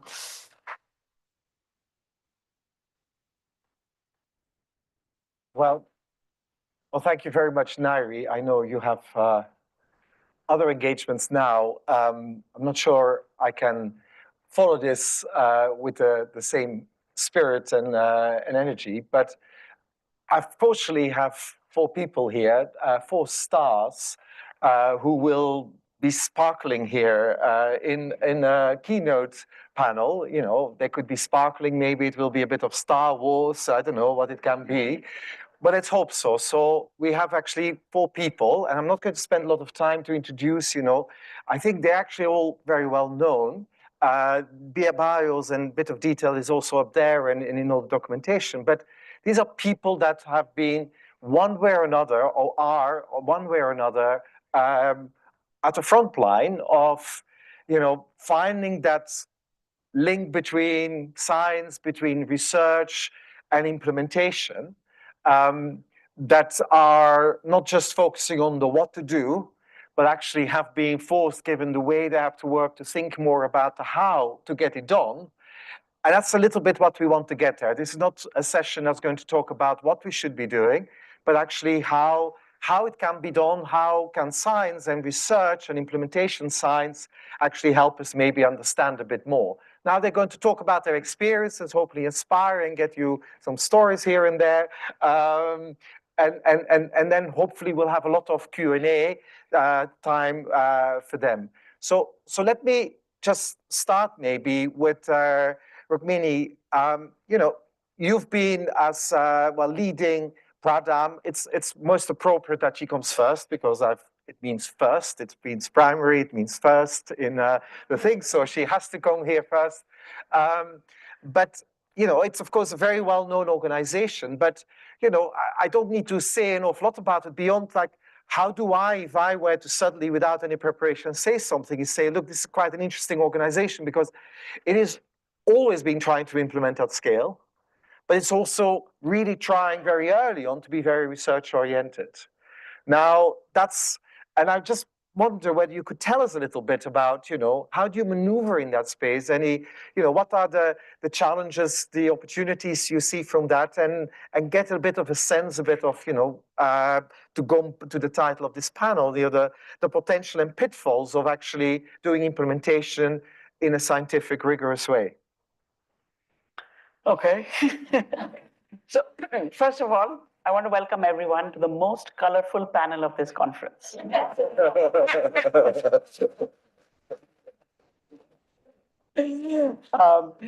Let's hope that the color remains even when we speak.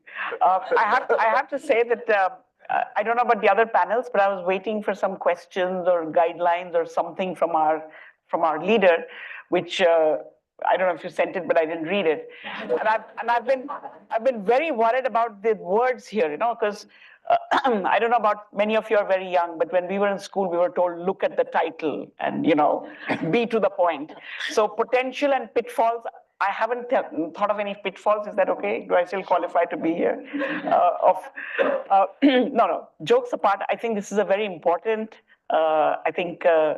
platform. That how do you as implementers, how do we at least as implementers really learn in a systematic way from what we are doing? And how do we also use the researchers or the research that's happening around us? Now, it's all been live streamed and stuff, so I should be very politically correct. But recently I've learned in the last 5 years that you're supposed to have a strategic plan. You're supposed to have a whole theory of change and so on. So, you know, I could formulate this to say, how did I navigate the world of research in some very systematic way? Actually, things just happen to you. And I think it's a question of how do you take that thing that happens to you and what do you make of it?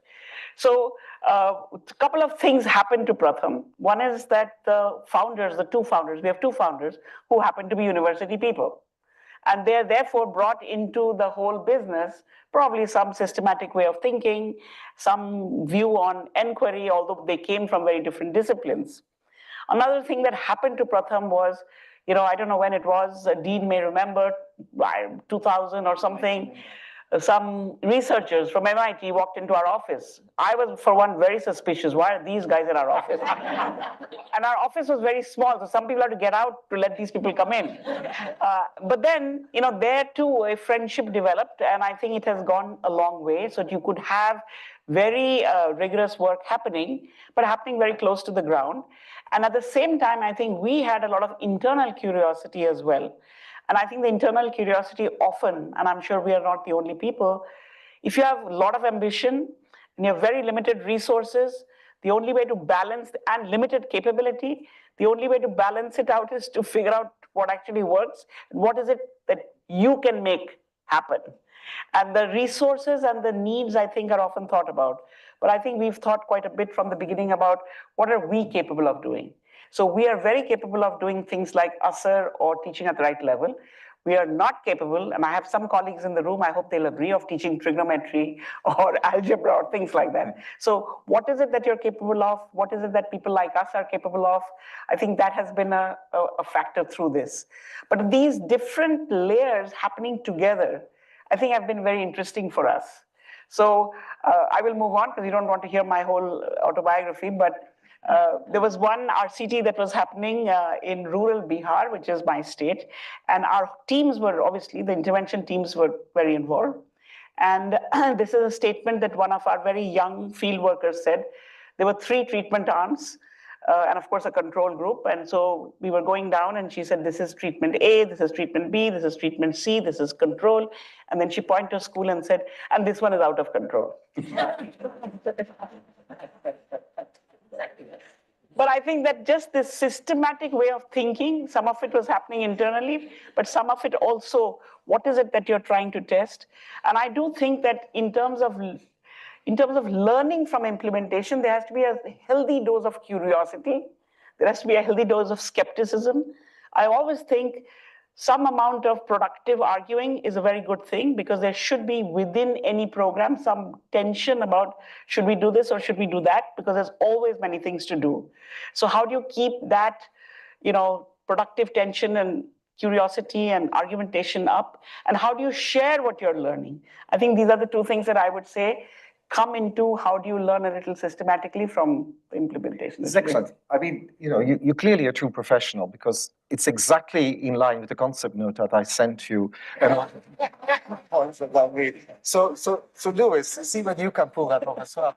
But it's a scene from, you have this position in the World Bank. The World Bank is this organization with, well, let's say very diffuse power and lots of centers of influence and power. It's a whole game. But at the same time, when it comes to what, you probably have quite a clear brief in terms of what to do.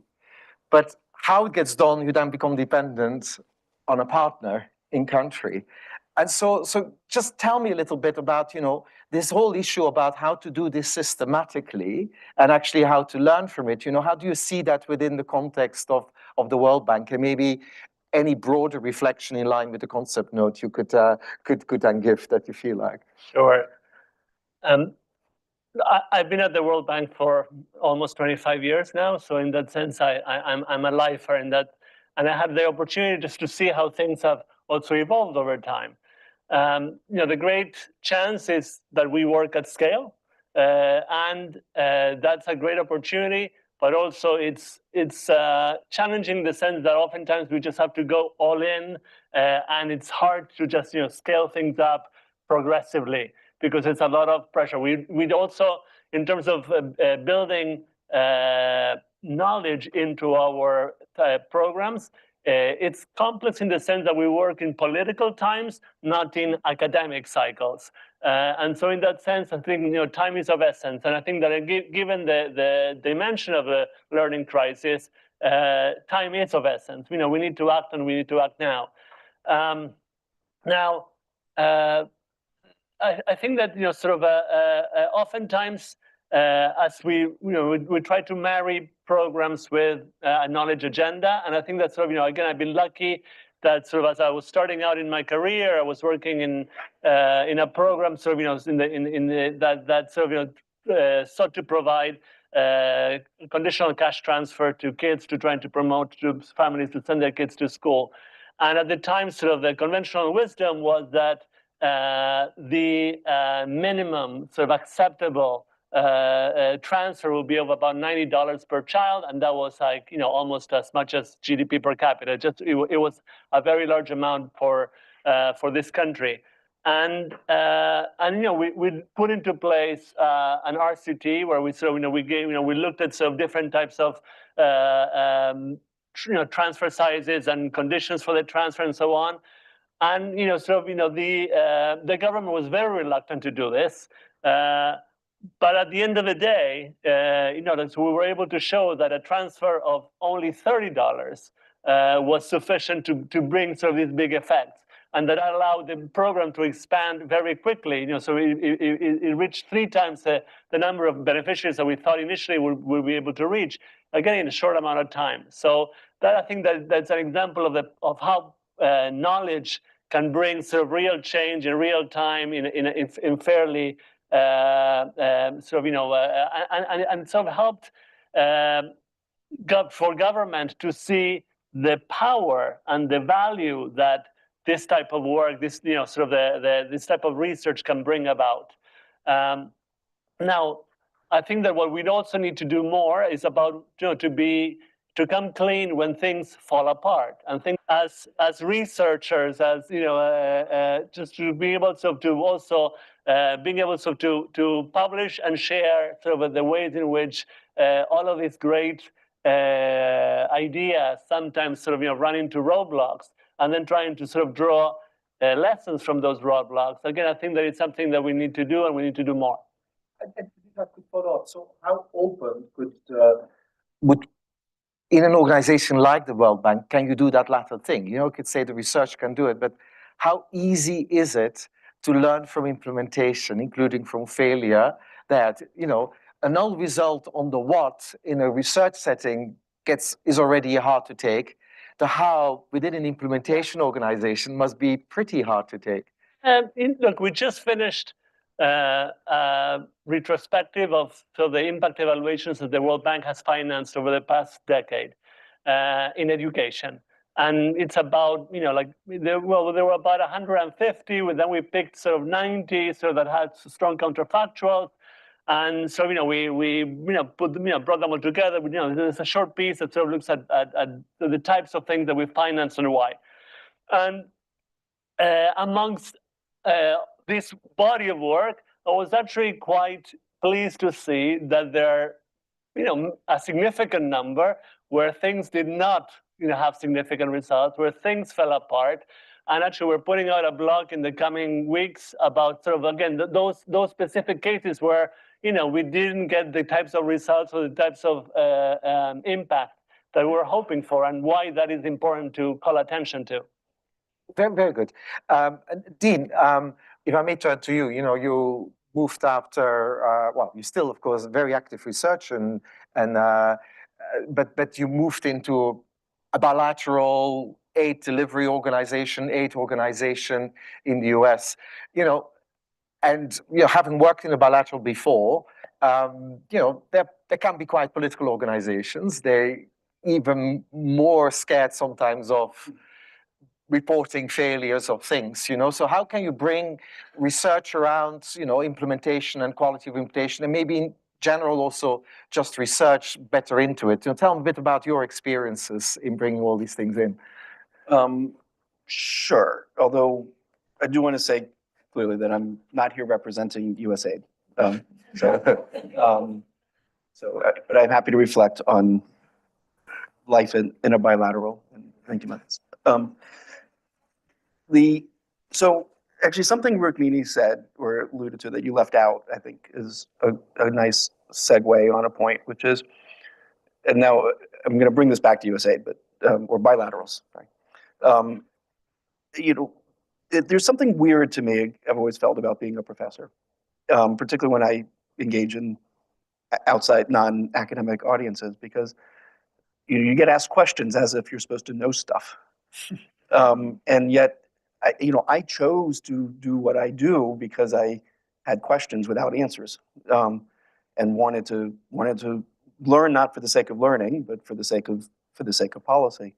But it's that openness of saying, yeah, I don't know, that makes me want to be a researcher. And so when people ask me, like, what do you know? I'm like, I don't know. I know how to, I feel like I have a good sense on how to ask questions. And yet, so that's just this weird thing. And that's, I think, speaks to something you left out as one of the key things. So you were being a bit modest, which is perfectly appropriate, given my point is there's a certain humbleness to what made that partnership work from the very beginning, which is, back in 1999, which is, we're old, when I first met Rukmini, I believe I had hair, I think. And it was, it's not random. This didn't just happen to you, right? You guys were open and willing and humble enough to say, maybe it's not working. We need to find out. We need to learn. And yeah, there's these geeks over there, and let's go find out what's happening. And I wouldn't underestimate the importance of that. That wasn't a passive thing on Pratham's part of being open in that way. But that is, going back to saying there's a lot of, the fear of failure, I don't see as like a big constraint, because quite frankly, you can fail with bad analysis, just like you can with good analysis. So I don't think like running, good evaluations actually increases the risk of some bad ramifications because some bad information gets perceived by some political party. If someone wants to, give any sort of other executive branch agency a hard time, they don't need truth to do that, And so, like, you might as well do the right thing and just do it because it's the right thing. And the politics is the politics. That's my attitude. But I don't know if that answers your question, but that's the way I would say that. I have yet to be in a situation where I have seen there be humble parties saying, we want to know, and we think this is an important area where we can learn that will help us in the future, help others in the future. Because that is the main, like, one of the big messages that I think is important for everybody, not just bilaterals, is that, like, you do this kind of work of measuring impact, not for accountability, but to help guide future allocations. And so once you have that mindset, you're not worried about failure. You're worried about not learning and then not optimizing in the future. Excellent. And I just want to actually, a question that, you clearly, you've made the path from researchers stepping into, the world of practitioners where you need to deal with. So is there anything that you wish you had known as a researcher that you've now learned, that you wish you had known beforehand, to be a better researcher, something of that part? Yeah, I would say and there's a motto that I would catch, which is I primarily identify as development economist or behavioral economist, depending on what conference I'm at. If I'm going to summarize behavioral economics in 3 words, it's make it easy. You can or applied behavioral economics. You can kind of think about that as like the mantra for most policies that are trying to be informed and tinkered with by some insights from behavioral economics. The long version of that is make it easy to help people do the thing they would like to do in a moment of deep reflection and full information. That's a little bit wordier. But that is kind of implicit in what it is. It's making it easy, and so you have to figure out what that is. But we haven't done that in the translation of, as well as we can, in the translation from research to evidence. And I think of it as 3 parts. There's demand. I'm an economist, so like demand, supply, fine. So in some cases, the research actually isn't good enough, right? We need better research. So great, so do better research, do more, better, more diverse. In some cases, it is on the demand. I said it backward. That's the supply side. Demand side is, there might be issues on how to understand. It's complicated, the message. How is it communicated? Where there can be improvement. But then there's a third, which is the make it easy category, and that is and that's not something that we produce when we produce research. We don't write at the end a nice little guide that says, not just like, if we do a training program, like I have appendices and papers, and I've seen this, that sure, there's the training program. There was 16 weeks, and here's the pedagogy that went with it. That doesn't tell you how to adapt and how to contextualize something.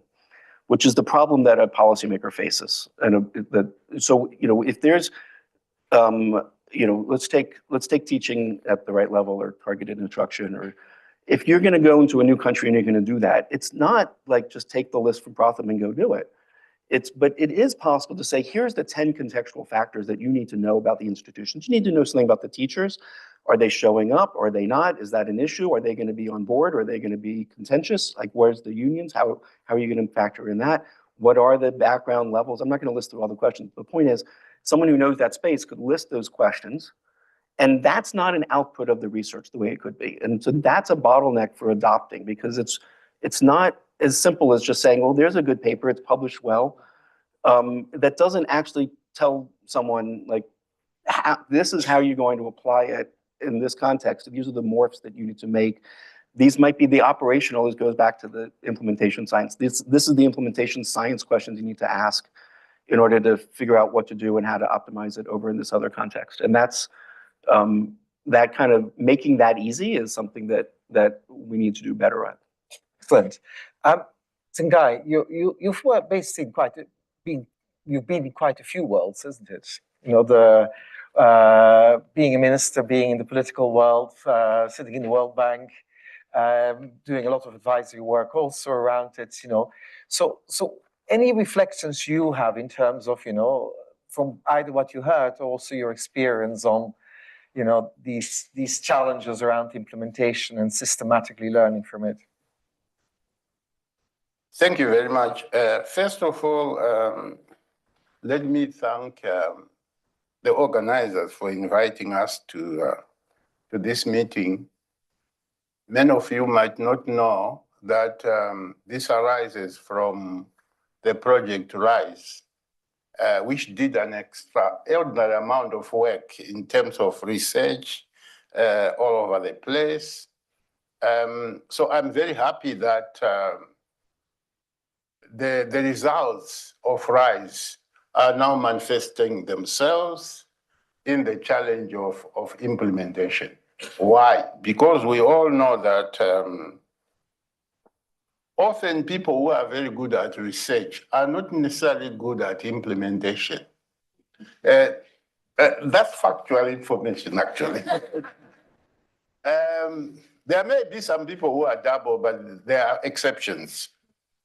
But what I think this is important because we are at a stage in the world now where almost every country, and I'm sure Luis will agree with me on this, almost every country, even the weakest country, can actually diagnose its problems. But the challenge is how to implement a response to the challenges. And this goes for small and big countries. That even includes, unfortunately, countries in the global north. We show wonderful things in the US during COVID, which we never thought could exist in the global north. But I don't want to go there. I see a common pattern here among the speakers, which I find really interesting. My good friend here is in charge of the biggest non-government organization in the world and in education. And I really wish that many people could go and see the wonderful work she is doing. And now it is being extended to Africa. And I hope that African colleagues who are here will take advantage to seek the advice of Rukumini and her friends here. But Rukumini talked about being curious. I think that's an important part of being a good researcher, really questioning themselves. It's interesting, last week, I spent 5 days at the Kennedy School, and I think that this school is a little bit fashioned after the Kennedy School in the US. And we had a meeting of social sector ministers. It's a program that's called the Harvard Ministerial Leadership Program, which tries to turn ministers because there's no university that trains ministers. And I think the kind of conversation we're having here is very similar to what took place there. And they all confessed, all the ministers without exception, that the challenge they face is implementation. It's not nuclear science to figure that out. But the real challenge is, how do you get it done? I don't know how many of you watched the Kamala Harris in Chicago. And she coined an expression, don't just sit, get something done. Don't just sit there, get something going. And I think this is important because many times people in government, they suffer from inertia. The problem is too big, so who is going to do it? And I'll give you a very obvious example from Africa. The biggest challenge African countries face today is youth unemployment. How many governments, even after appointing ministers of youth, are actually doing something about the problem? I think the problem is so big that many governments, whether they are ministers or presidents, are just saying, I can't solve this problem. Let somebody else deal with it after I've left office. But the problem will only get worse. It will not get any better. So the idea of do something is really very deep. It's very important to do something, even if you don't have a theory of change, if you don't have all the mechanics in place. So I would say that doing something is important. And also being able to make decisions is important. Because I found out in my life experience from the time I was in the liberation struggle, the time I was in government, and the time at the World Bank, is that people who suffer from inertia to make decisions are the most dangerous people. People who can make decisions, even if they can make a wrong decision, they can revisit the decision and then self-correct and move forward. But those who don't make decisions, like the question of youth unemployment, they will just say, no, it's too big. It's not my problem. Let somebody deal with it. So I'm very delighted that we have these people who have really moved the needle. I listened to the conversation this morning. And one thing that concerned me a bit, and I think it comes out from what the colleagues here have been saying, is that if we are going to address the learning crisis, we need to do something big. Doing small things is not going to cut it. The problem will get only worse. So I would say that it's important to think big, and to try and confront the monster. Both Luis and Dean said something that's interesting. They talked about the importance of trying to do things systematically, but more importantly, the importance of knowledge.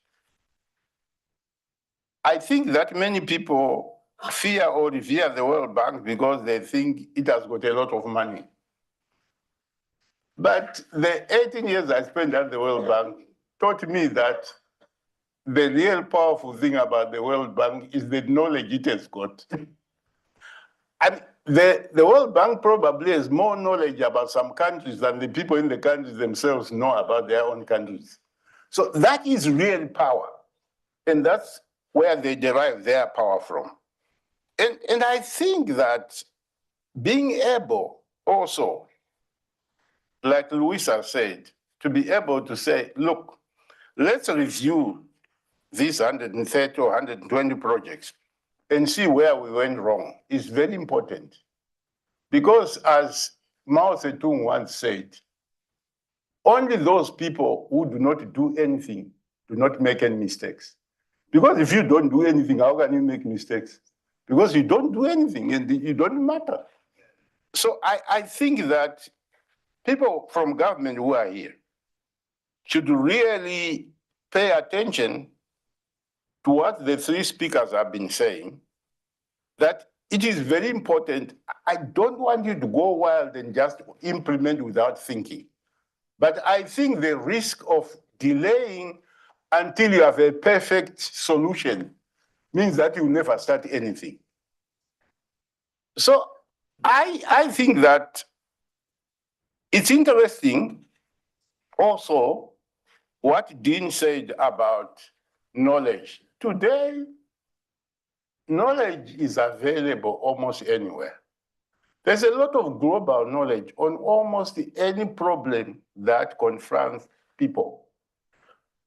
But the key issue is, Dean says, yes, knowledge is global. But the key trick is to apply it locally. You can't just take teaching at the right level and wholly implement it in Zanzibar as it was implemented in India, or God forbid, even in Kenya. Because the situations are not the same. The situations are different. So you can have this knowledge, but when you do apply it, I think it's important that you take local context. Finally, I would say that I'm very happy about this meeting, but I can't help but wonder whether the organizers could not have brought more people from government. Because really, if we are going to move the needle with respect to implementation, it is the government people we should go after. It is the government people who will move the needle. I am not belittling the wonderful work that NGOs have been doing. But the truth of the matter is, if you are looking at the crisis, certainly in Africa, which I know a little bit about, it's only government that can really move the needle significantly. Thank you, thank you. This is great. Yeah, applause. It does help me to go to another round of questions, and panelists, you can also comment on what you heard and jump in. But I want to take a couple of the things that you just said, Nzai. How to implement, how to get it done. That's clearly where we are. That's the kind of question it is. But you said, look, think big implementation is big, and it's a big things that needs to be done. Now, research is typically about unpacking big into small questions that can be answered. Now, to be still helpful in the agenda, you said, one has to be able to prioritize within the questions because there's endless questions that could be answered. So panelists already getting where I'm going to go to. It's like in 5 years, can you think of a number of questions that are in that spirit, probably potentially the most impactful researchable questions? So, because research still has to be, you have to pick the questions that we can give an answer to, and they typically have to be relatively small. So it's a bit like the question, when we look at implementation science here in education, so what would success look like? What questions should or could be answered, or at least in terms of an agenda being set over the next few years, what would be the kind of questions that you feel like there is priority for? And you want to come in? Very good.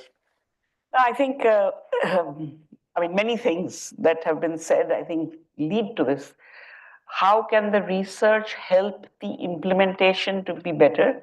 And how can the implementation help the research to be better? Because what you want is, whatever the effort is on both sides, to be coming together in a way that makes the biggest bump. If we go by what Zinga is saying, that you really need big steps. And you need these two. You're lucky that you have people who want to research, and you have lucky that you have implementers. Together, how do you make it? I want to give a couple of examples from our own experience. So teaching at the right level has been happening in India for quite some time. And in the first 10 years, there were several RCTs, but there was also a lot of on-the-ground experience. And we also do quite a bit of measurement ourselves within the program. And if I go to one of the RCTs that didn't have good effects, was one in which there was a lot of work done with teachers, but there wasn't enough work done with the middle level of the bureaucracy. And so the learning was that middle level of the bureaucracy, how do you bring them in? And what is the most effective way in which they can operate? From our own experience on the ground, we could see that training programs typically have manuals and training sessions, and then the teachers are left alone to kind of do their stuff. So how do you support this work in a way that actually both you learn from and you can help the different variations? And so this, again, both implementation and then an RCT, we brought in what we today call leaders of practice. That there has to be a layer above the teachers who actually are able to support it. Now, how are they able to support it? From our own experience, we knew that if they do it themselves, a lot of this big change is not standard deviations. I mean, it is, but it isn't. It is actually, if you want to bring about big change, at least I believe, you have to first do big things so you see that these big things can happen in many places. And the other is you need some missionaries for it. Now, I don't know enough about how missionaries in the world captured the world, but I think a lot of it is you have to do it because you have to learn how to do it and then you pass it on to others. So in our leaders of practice, one of the things we had come up with is to say that anybody who's going to train the teachers first does teaching at the right level themselves in a classroom of wherever they are for at least 3 weeks. Why 3 weeks? Why 3 weeks? Because on the side as Pratham, we always have some areas, Noam was calling it direct delivery models, where we know what is, you have to keep trying, you have to keep looking at what is possible in the same terrain, in the same language, with the same resources, so that you know that this is possible. So from our direct laboratories, we knew that every 10 days, children can move up 1 level. If you look at the ASER levels, we know that is possible. Hence, we want the people who are going to be our missionaries or champions to taste that success, because then you can take it further. And so that is why this the leaders of practice thing came in, and there was an RCT alongside, which helped to provide some more structure and some more, what should I say, rigor to it. And it always helps if it's published in some journal. Not that many of our government people read it, but to know that people came from whatever big university and said it's a good thing, it's always a good thing. So that helps as well. Okay, but now along comes, and I want to link it to something that somebody else said this morning, that research done somewhere else, how applicable is it? I think many people here have been saying that you need to contextualize what has been successful somewhere else here. And we find that these leaders of practice doing it is one of the best ways to contextualize it for that context. So we have a state called Karnataka in India, and teaching at the right level was going to roll out there. And the people there, the government at that point there was quite enlightened, and they said there's lots of research on it. We don't need to do the research. We need to follow through. They agreed on the leaders of practice. The people who had done it, they showed good results. They trained the teachers. And now came the point where the head of their our government partner, who was heading the teaching learning, said to me that we have about 3 months in this academic year left for this program to be done. How many times should a school be visited? You've done research in a lot of places. Mind you, this was not a research that had been done. Okay. However, we had some experience. We had money for RCT. I don't know, there's John here. I can see some JPAL people here. We had money actually in that location for an RCT, but sometimes reality moves much too fast for research to keep a pace. So I sat down and I said, look, I can tell you there's no research on this as done by other people, but our own internal intuition says that you need 6 visits in the next 3 months for each school, done by these people who actually have done it themselves and have trained the teachers. Why 6? First one, to make sure that the grouping is done right. Second one, to make sure the activities are happening, blah, blah, blah. And then at midline, you need to see who didn't make progress, so that those guys need the help the most. The weakest need the help the most. We collected data on this. The system collected data on this. And at the end of this program, we saw, on average, there had been 8 visits per school. This is 40,000 schools. People had visited it at least 8 times in those 3 months. And those that had low baselines or low midlines had received more visits than the others. And you could see the, it was a simple correlation that you could see. Now, is this research? Is it implementation? Was it wrong for me to say, just do this? Who knows? But I think all of this coming together and there was curiosity within the system, because people were saying, you're making me run around so much. What's the logic? The logic is you've got to help the weakest. Go back next week and see what happens. So I think that these are things that if you work very closely together as implementers, researchers, and government, there are some big things like this that I think you can together discuss and take forward, which then takes the whole sort of knowledge of what will you recommend to somebody else forward. We have many teaching at the right level instances where people say, okay, maybe this worked in India, doesn't work here. It's like, create your missionaries, however you want to create them. But you need missionaries to take this forward who have done it themselves and therefore have contextualized it for their own surroundings. I mean, that maybe need an RCT on missionaries, but until then, I think this knowledge will have to work. We'll do this, yeah. Maybe I'll start with a reflection that I think that over the past decade, we have seen a sea change in terms of the breadth and the depth and the quality of education, of the research in education. I think that's a trend that we should continue to grow, and I think many of you here are representing that. In terms of sort of where are the gaps in terms of our knowledge, or where do we go from here? I would say, I would begin with, there is a lot of, for example, what we heard today in terms of all kinds of interventions that are important, that are relevant, that are needed in terms of but that happen after school, happen outside of the school, it happened around the school. And I think that ultimately the end game is actually to bring all of that into the school.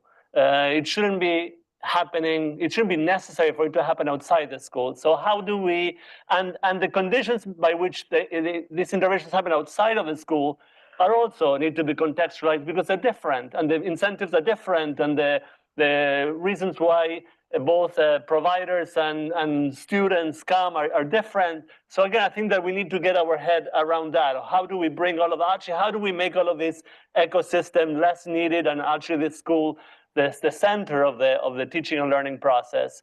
And I think that a place where I would begin is also, I think that overall, the quality of the research on initial teacher training programs is relatively shallow and could be enriched. And ultimately, it's also the end game as to sort of, how do we make sure that there is, when a teacher trainee graduates is ready to take on, sort of their, and do the best they can in their jobs.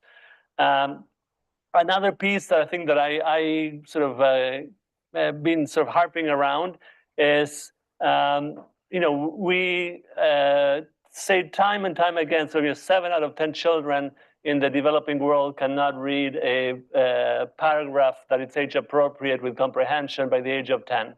And I think that sort of that statistic though masks a lot of heterogeneity.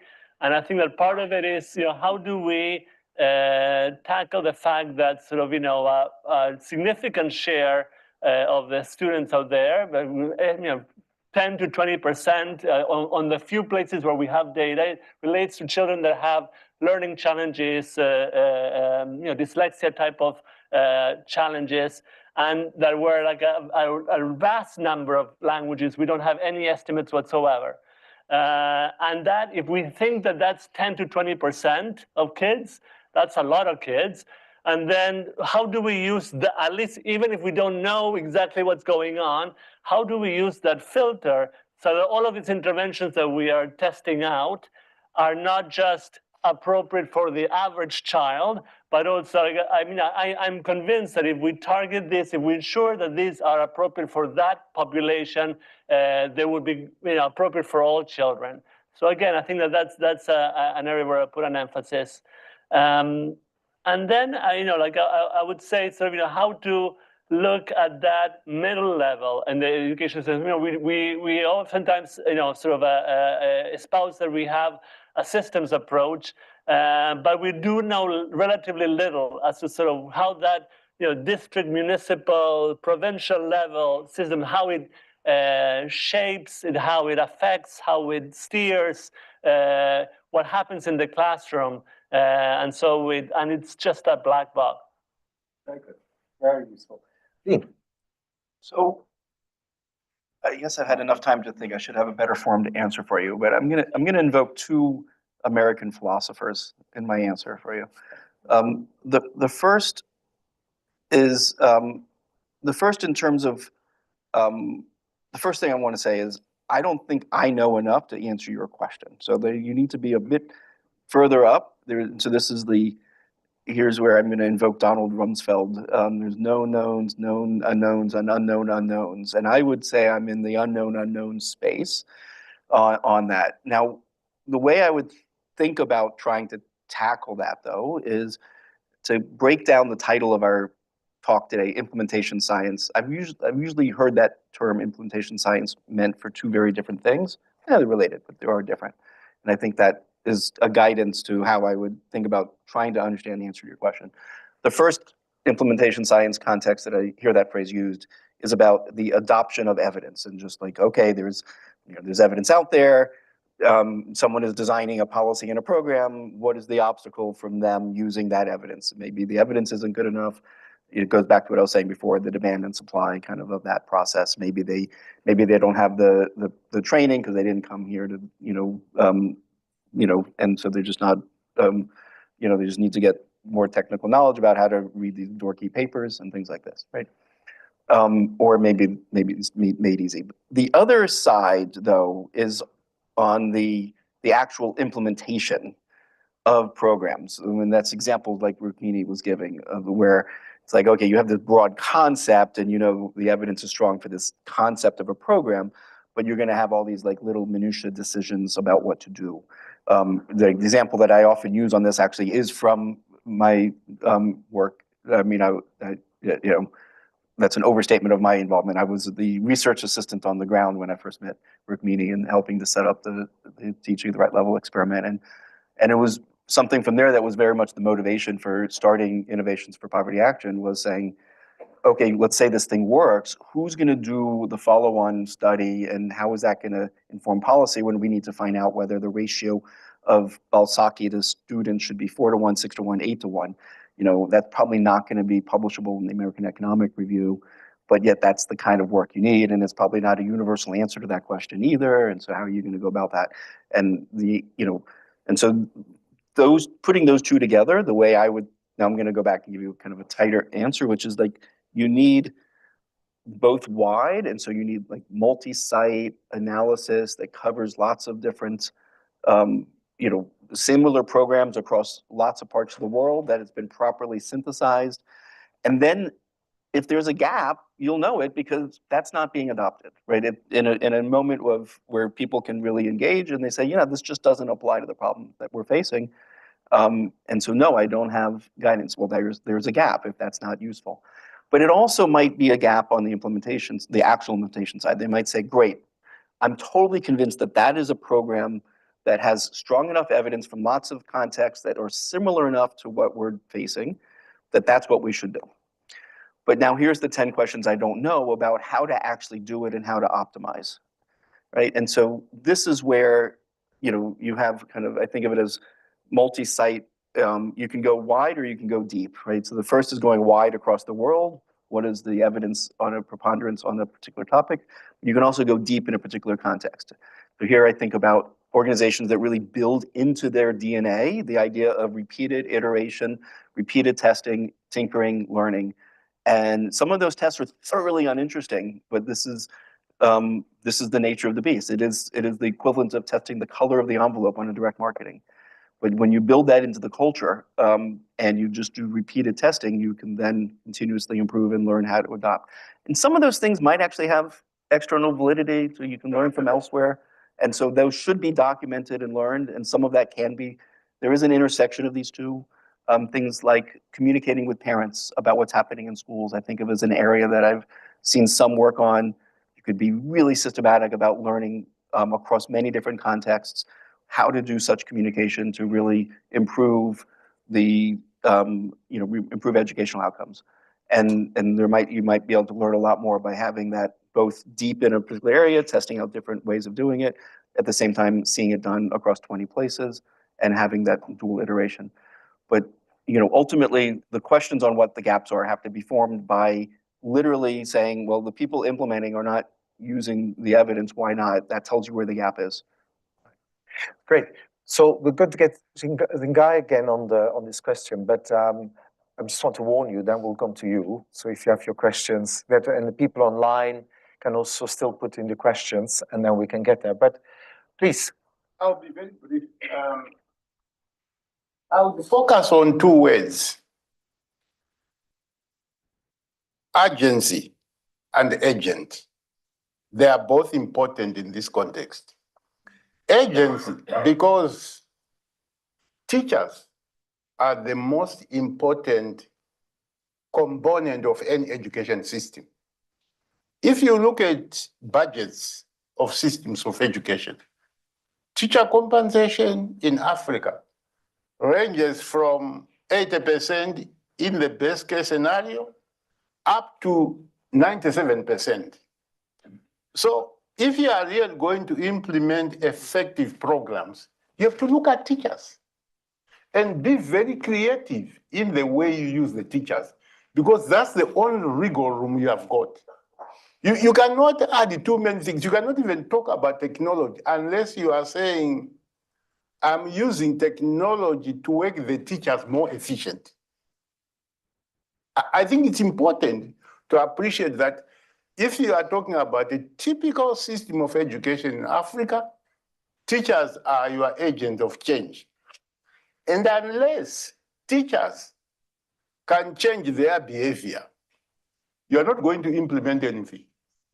Because it is the teachers who ultimately have to implement your programs. And I think the example that Rugumini gave really came alive to me. When I became Minister of Education in 1980, I had so many things I needed. And I sat down, I spent a lot of time thinking, and I decided to do two things. First, teachers. That's all I focused on. Teachers. Other things can come later on. Many people, many government leaders, they like to cut ribbons. I was not interested in ribbons. Kids could learn under trees. I didn't care. I had kids learning under trees. But if you have teachers, and teachers are committed to actually transforming the system, your job is done. So I would concentrate on teachers. Finally, agents. We have to do this yesterday. We need to be agent in the way we implement education programs. Because if we don't do this, by the end 2030, we'll be far, far behind than we are already now. So I would add these two words: agents of change, changing teacher behavior, using teachers effectively. The matter is agent, it cannot wait until yesterday. Very, very good. We go to the room now. So, get your hands up. There's microphones room. There's one at the back there to start. We're going to take quite a few. We have about 20 minutes for questions still, so get them in early. Yeah, so we begin there. Hi, my name is Zainab Amjad and I'm from Ideas 42. Thank you to all the panelists for sharing your insights with us today. I had one question for Rukminji Banerjee. You mentioned the power of coalition building and getting researchers, implementers, and government officials to work together. And I wanted to learn from your experience on this kind of coalition building. Often in my experience, implementers, researchers, and government officials have very different agendas, very different incentive structures, and it can be quite hard to bring everyone on the same page. And I'd love to hear lessons and learnings from your work on how you've done that effectively. Thank you. Right, on that side. Thank you. My question is for Luis. I wanted to ask, following the analysis of past World Bank implementation and studying the challenges, the lessons learned, what do you do with the lessons learned? Do you go back to those countries and maybe re-implement based on the lessons, or it's just another big vacuum? Right, and behind you there, yeah. Anyone here? Debbie. Hands here. So maybe go at the back first, and then we go. No, please go behind. Behind. No, that way. No. I was directing the other ones. Thank you so much.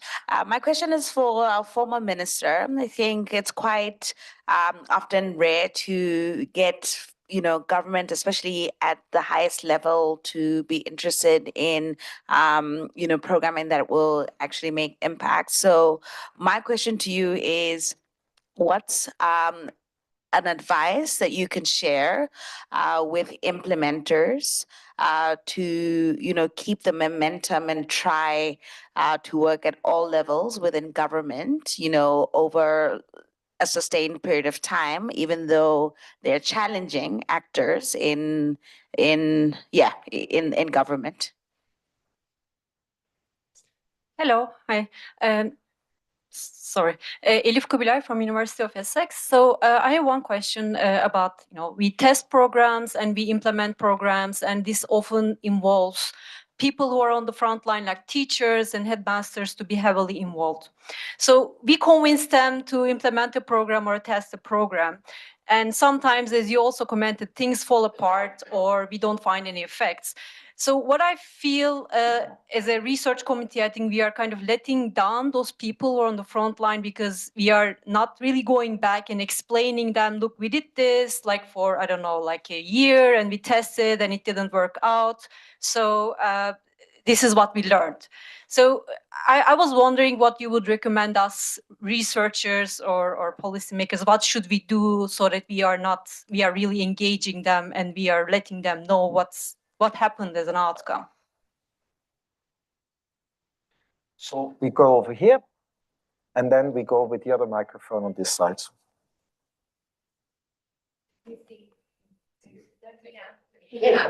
Thank you, everybody. This was a really inspiring panel. I really appreciate it. My question stems from something Dean said, but it actually could be for everyone. It has to do a bit with the knowledge translation part. You said, make it easy. And we're not doing that enough in translation of evidence. You also said at the end that the reason, or we have to explore why implementers aren't using evidence to inform is because evidence not there. So my question is the evidence not there, or are we not making it accessible enough to these leaders, to these decision makers, and to these implementers? And if anyone on the panel has some exciting and innovative examples of what they've seen of knowledge translation, including from within the hub, if possible. I know we have lots of hands on this side. Yeah, no. So I'm going to do something a bit unusual. I'm going to request some homework. If you had to give homework to the What Works Hub, what would it be? What do you think we should be doing over the next 6 years to maximize the chance of making a dent in implementation science?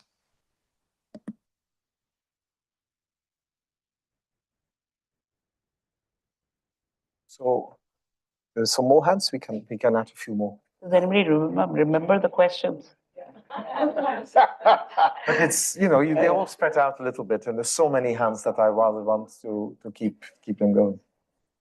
This question is for the former minister. Based on something that Tahir said earlier about how in India, there's you could have an archaeology of all the different interventions that have been put in place.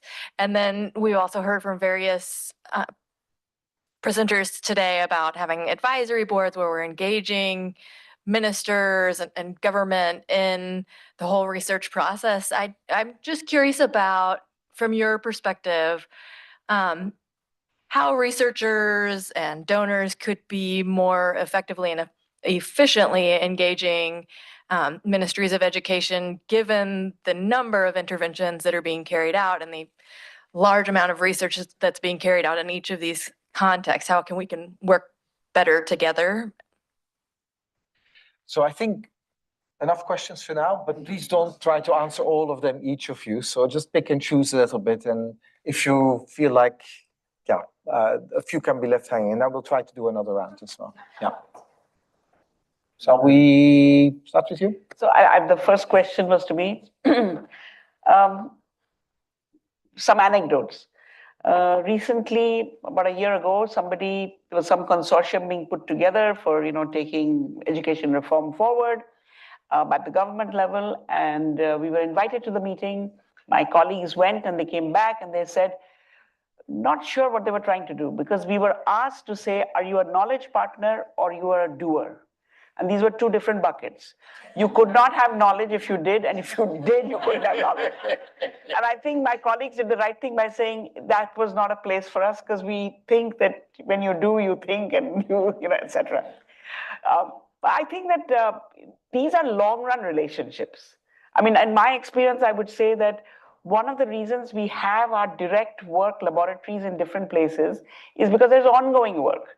Sometimes you're participating with the government, sometimes you're doing research, but there is an ongoing way in which you're dealing with the let's say with the learning crisis. I think a lot depends on how much talking who does at what level. Because I think friendships, both, if you're very good friends, you listen to each other. If you're enemies, you also listen to each other. So I'm not advocating they should have strategic enemies in different places, but I think that the more you talk, so I'll give you an example. In one of the RCTs that was done at some point by JPAL, there was, the research design was in place, blah, blah, blah, and suddenly there was going to be a summer camp which would cover everyone. So at that point, one of the principal investigators was a wonderful gentleman by the name of Michael Walton, who some of you may know. And literally, we had to go around the areas where the RCT was happening to ask people not to do the summer camp.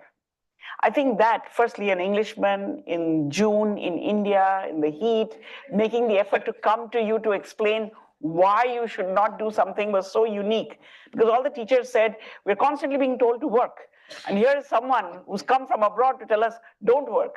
This is very unusual. But I think it took, I think that particular case, there was so much talk about what is the control group, why is the research happening, what will we learn as a result of it, and so on and so forth. So I think we don't have enough talk at different levels. I think I firmly believe most people are curious. It's just that there isn't a platform on which you can raise your questions. And I think long-run friendships between these parties, we've been very lucky in our 20, 30 years of work that every researcher we've worked with, we really felt were real partners. They were really interested in the questions that were plaguing us. And I think that we were interested in the questions that they asked. So I think, I don't know how to create this. I mean, the word systems and all that is too complicated. It's just friendships, lots of talk. Tea helps. If the electricity goes out, that's another good place. You can't do anything else. You can't be on email. You will talk about what you're doing. These are the ways to build, I think, longer run ways in which you can work together. Very good. Yep. Okay, first question was, how do you influence policy at the highest level? One of the best ways of doing it is to actually demonstrate that you are using the resources properly. I'll give you an example outside education. So one of my former staff from the World Bank, Mohamed Pate from Nigeria, when he was asked to be Minister of Health in the previous government, he went to the president and said, it's a shame that a country like Nigeria can still have polio. If you give me enough money, I can assure you that I will wipe out polio from this country. And the president was persuaded. So he said, okay, what do you want? So he went and talked to Big Win, he went and talked to Michael Case, and the government eventually put $100 million. And today, Nigeria is completely free of polio. And he has been asked to come back to the government because they know that he's effective, again, second time as Minister of Health. So I think that if you can demonstrate a Minister of Finance, I know this from my experience, if you can demonstrate that you are using the money properly, they will give you the money. The Minister of Finance wants the economy to grow. And he knows that education and health are important levers for economic growth. So if you can demonstrate that you are actually using the resources properly, that's the best way of actually ensuring that your programs can be supported. The second question was on how researchers can engage effectively with ministers. I would raise 2 points here. The first point is that when you carry out your research, if you want it to be implementable, you must make it so simple in terms of how you write it, in terms of the recommendation, that even my grandmother can understand it. The problem is that sometimes the research is so wordy, so complex, so wielded, that the minister will say, but what am I being asked to do? So it's very important to make it translatable into something that can be implemented. Otherwise, the minister will just say, this is like an academic paper, I'm not interested. So the question was sort of lessons learned from the World Bank. The World Bank has its own independent evaluation group, and actually they just completed a 10-year retrospective of the bank's portfolio in basic education that's coming out in the next few weeks. And there, sort of the two big sort of messages are, one, sort of the importance of focusing on outcomes, and this really very much relates to sort of the conversation we had earlier this morning about results-based financing and sort of outcomes-based projects. But the question really began, sort of what outcomes do you want to focus on, because that's going to drive your process, and it will create incentives and disincentives for a wide variety of things. And then secondly, the other second big message was about teachers and how the importance to look at sort of how to support teachers and think about teachers holistically, from recruitment into teacher training colleges all the way to placement and retirement and everything in between, but at the same time being able to chunk it appropriately so that you can have bite-sized entry points for intervention so that you can bring about change. But deciding what those entry points is not necessarily obvious. And I think that overall, in terms of how do we learn as an organization, something perhaps more general is there's a lot of tacit knowledge in the organization that sits there. There are a lot of people with tons of experience and people who retire, and then sort of all of that knowledge is lost. And how do we capture that? It's really important, and I don't think that we pay enough attention to that. And equally, so I think that if we think about the gray literature. Again, the gray literature covers all kinds of areas that sort of the academic journal publications do not cover. And so again, being able to rescue that and then sort of being able to focus on it, I think that it's really crucial and important. And then finally, in terms of homework, I mean, I would agree with Zingai that government is really important. And when we think about what Works Hub and the implementation science, again, I think that we need to truly sort of unpack and dig deep on the implementation. But let us not forget that also the next step is institutionalization. And that we, again, so being able to build that capacity in government to deliver services of high quality to all children is the end game. So two questions I'll tackle. The question on how do we know if there's enough evidence or not? Is the issue the supply of evidence, or is the issue on the take-up? So two thoughts. One is we're never going to be in a corner solution on this. It's never going to be 0 or 1. There's any empirical question out there. Like if you can't create doubt, then something's wrong with you. It's not that hard to be like, we don't know everything about something. But there's also the case that there's nothing that we truly know nothing about, right? So you're in a spectrum.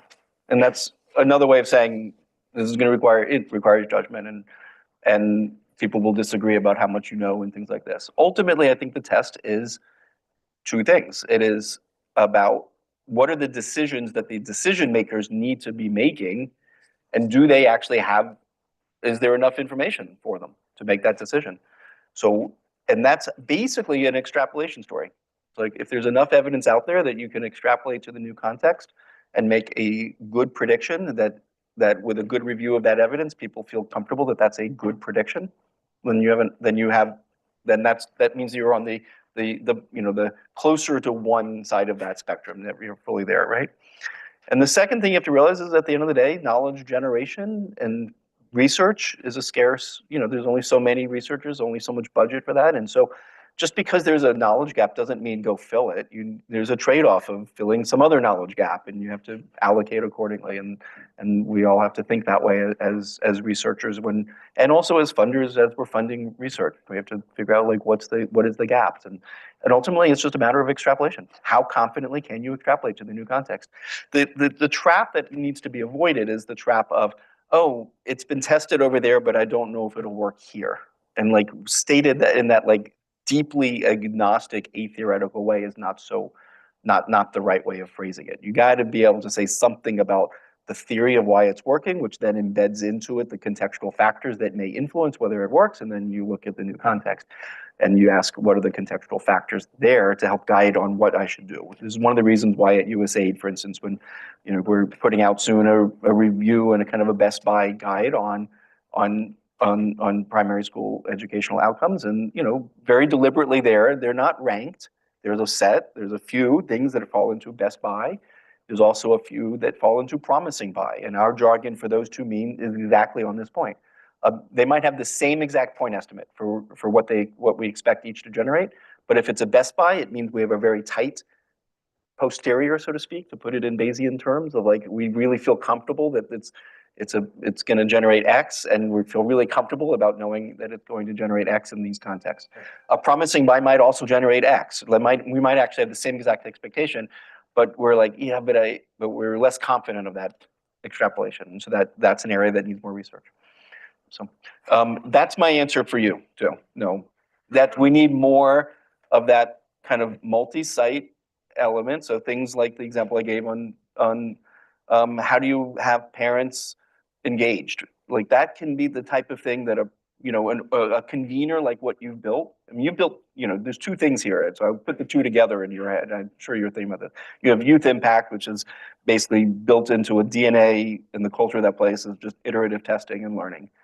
And then you have convenings like this. So I put those two together, and I think there's a magic there that can happen by coming up with protocols that are things like, how do you communicate with parents? Now, tons of people running all sorts of different education programs. Every one of those might benefit from having some communication to parents that says what's happening in that program. And we could probably learn a lot by testing out communication with parents across many, many contexts. Right. So look, I think we ran out of time, but there were a lot of hands here. So who dares to be the two people that will ask a very brief 20-second question that gets very short answer here? Oh, there's the courageous people here in front and one at the back. These are the two people that make us run over, okay?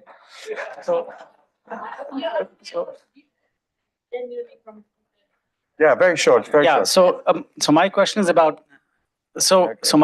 implementation science. Implicit in everyone's conversation is that implementation science equals RCTs, but so much of what you're talking about when you say implementation involves a whole host of other forms of knowledge. So can you please speak to that and the value of incorporating that in the hub? Right. And I almost take it to kind of have a very short answer as a kind of a comment as well. Yes.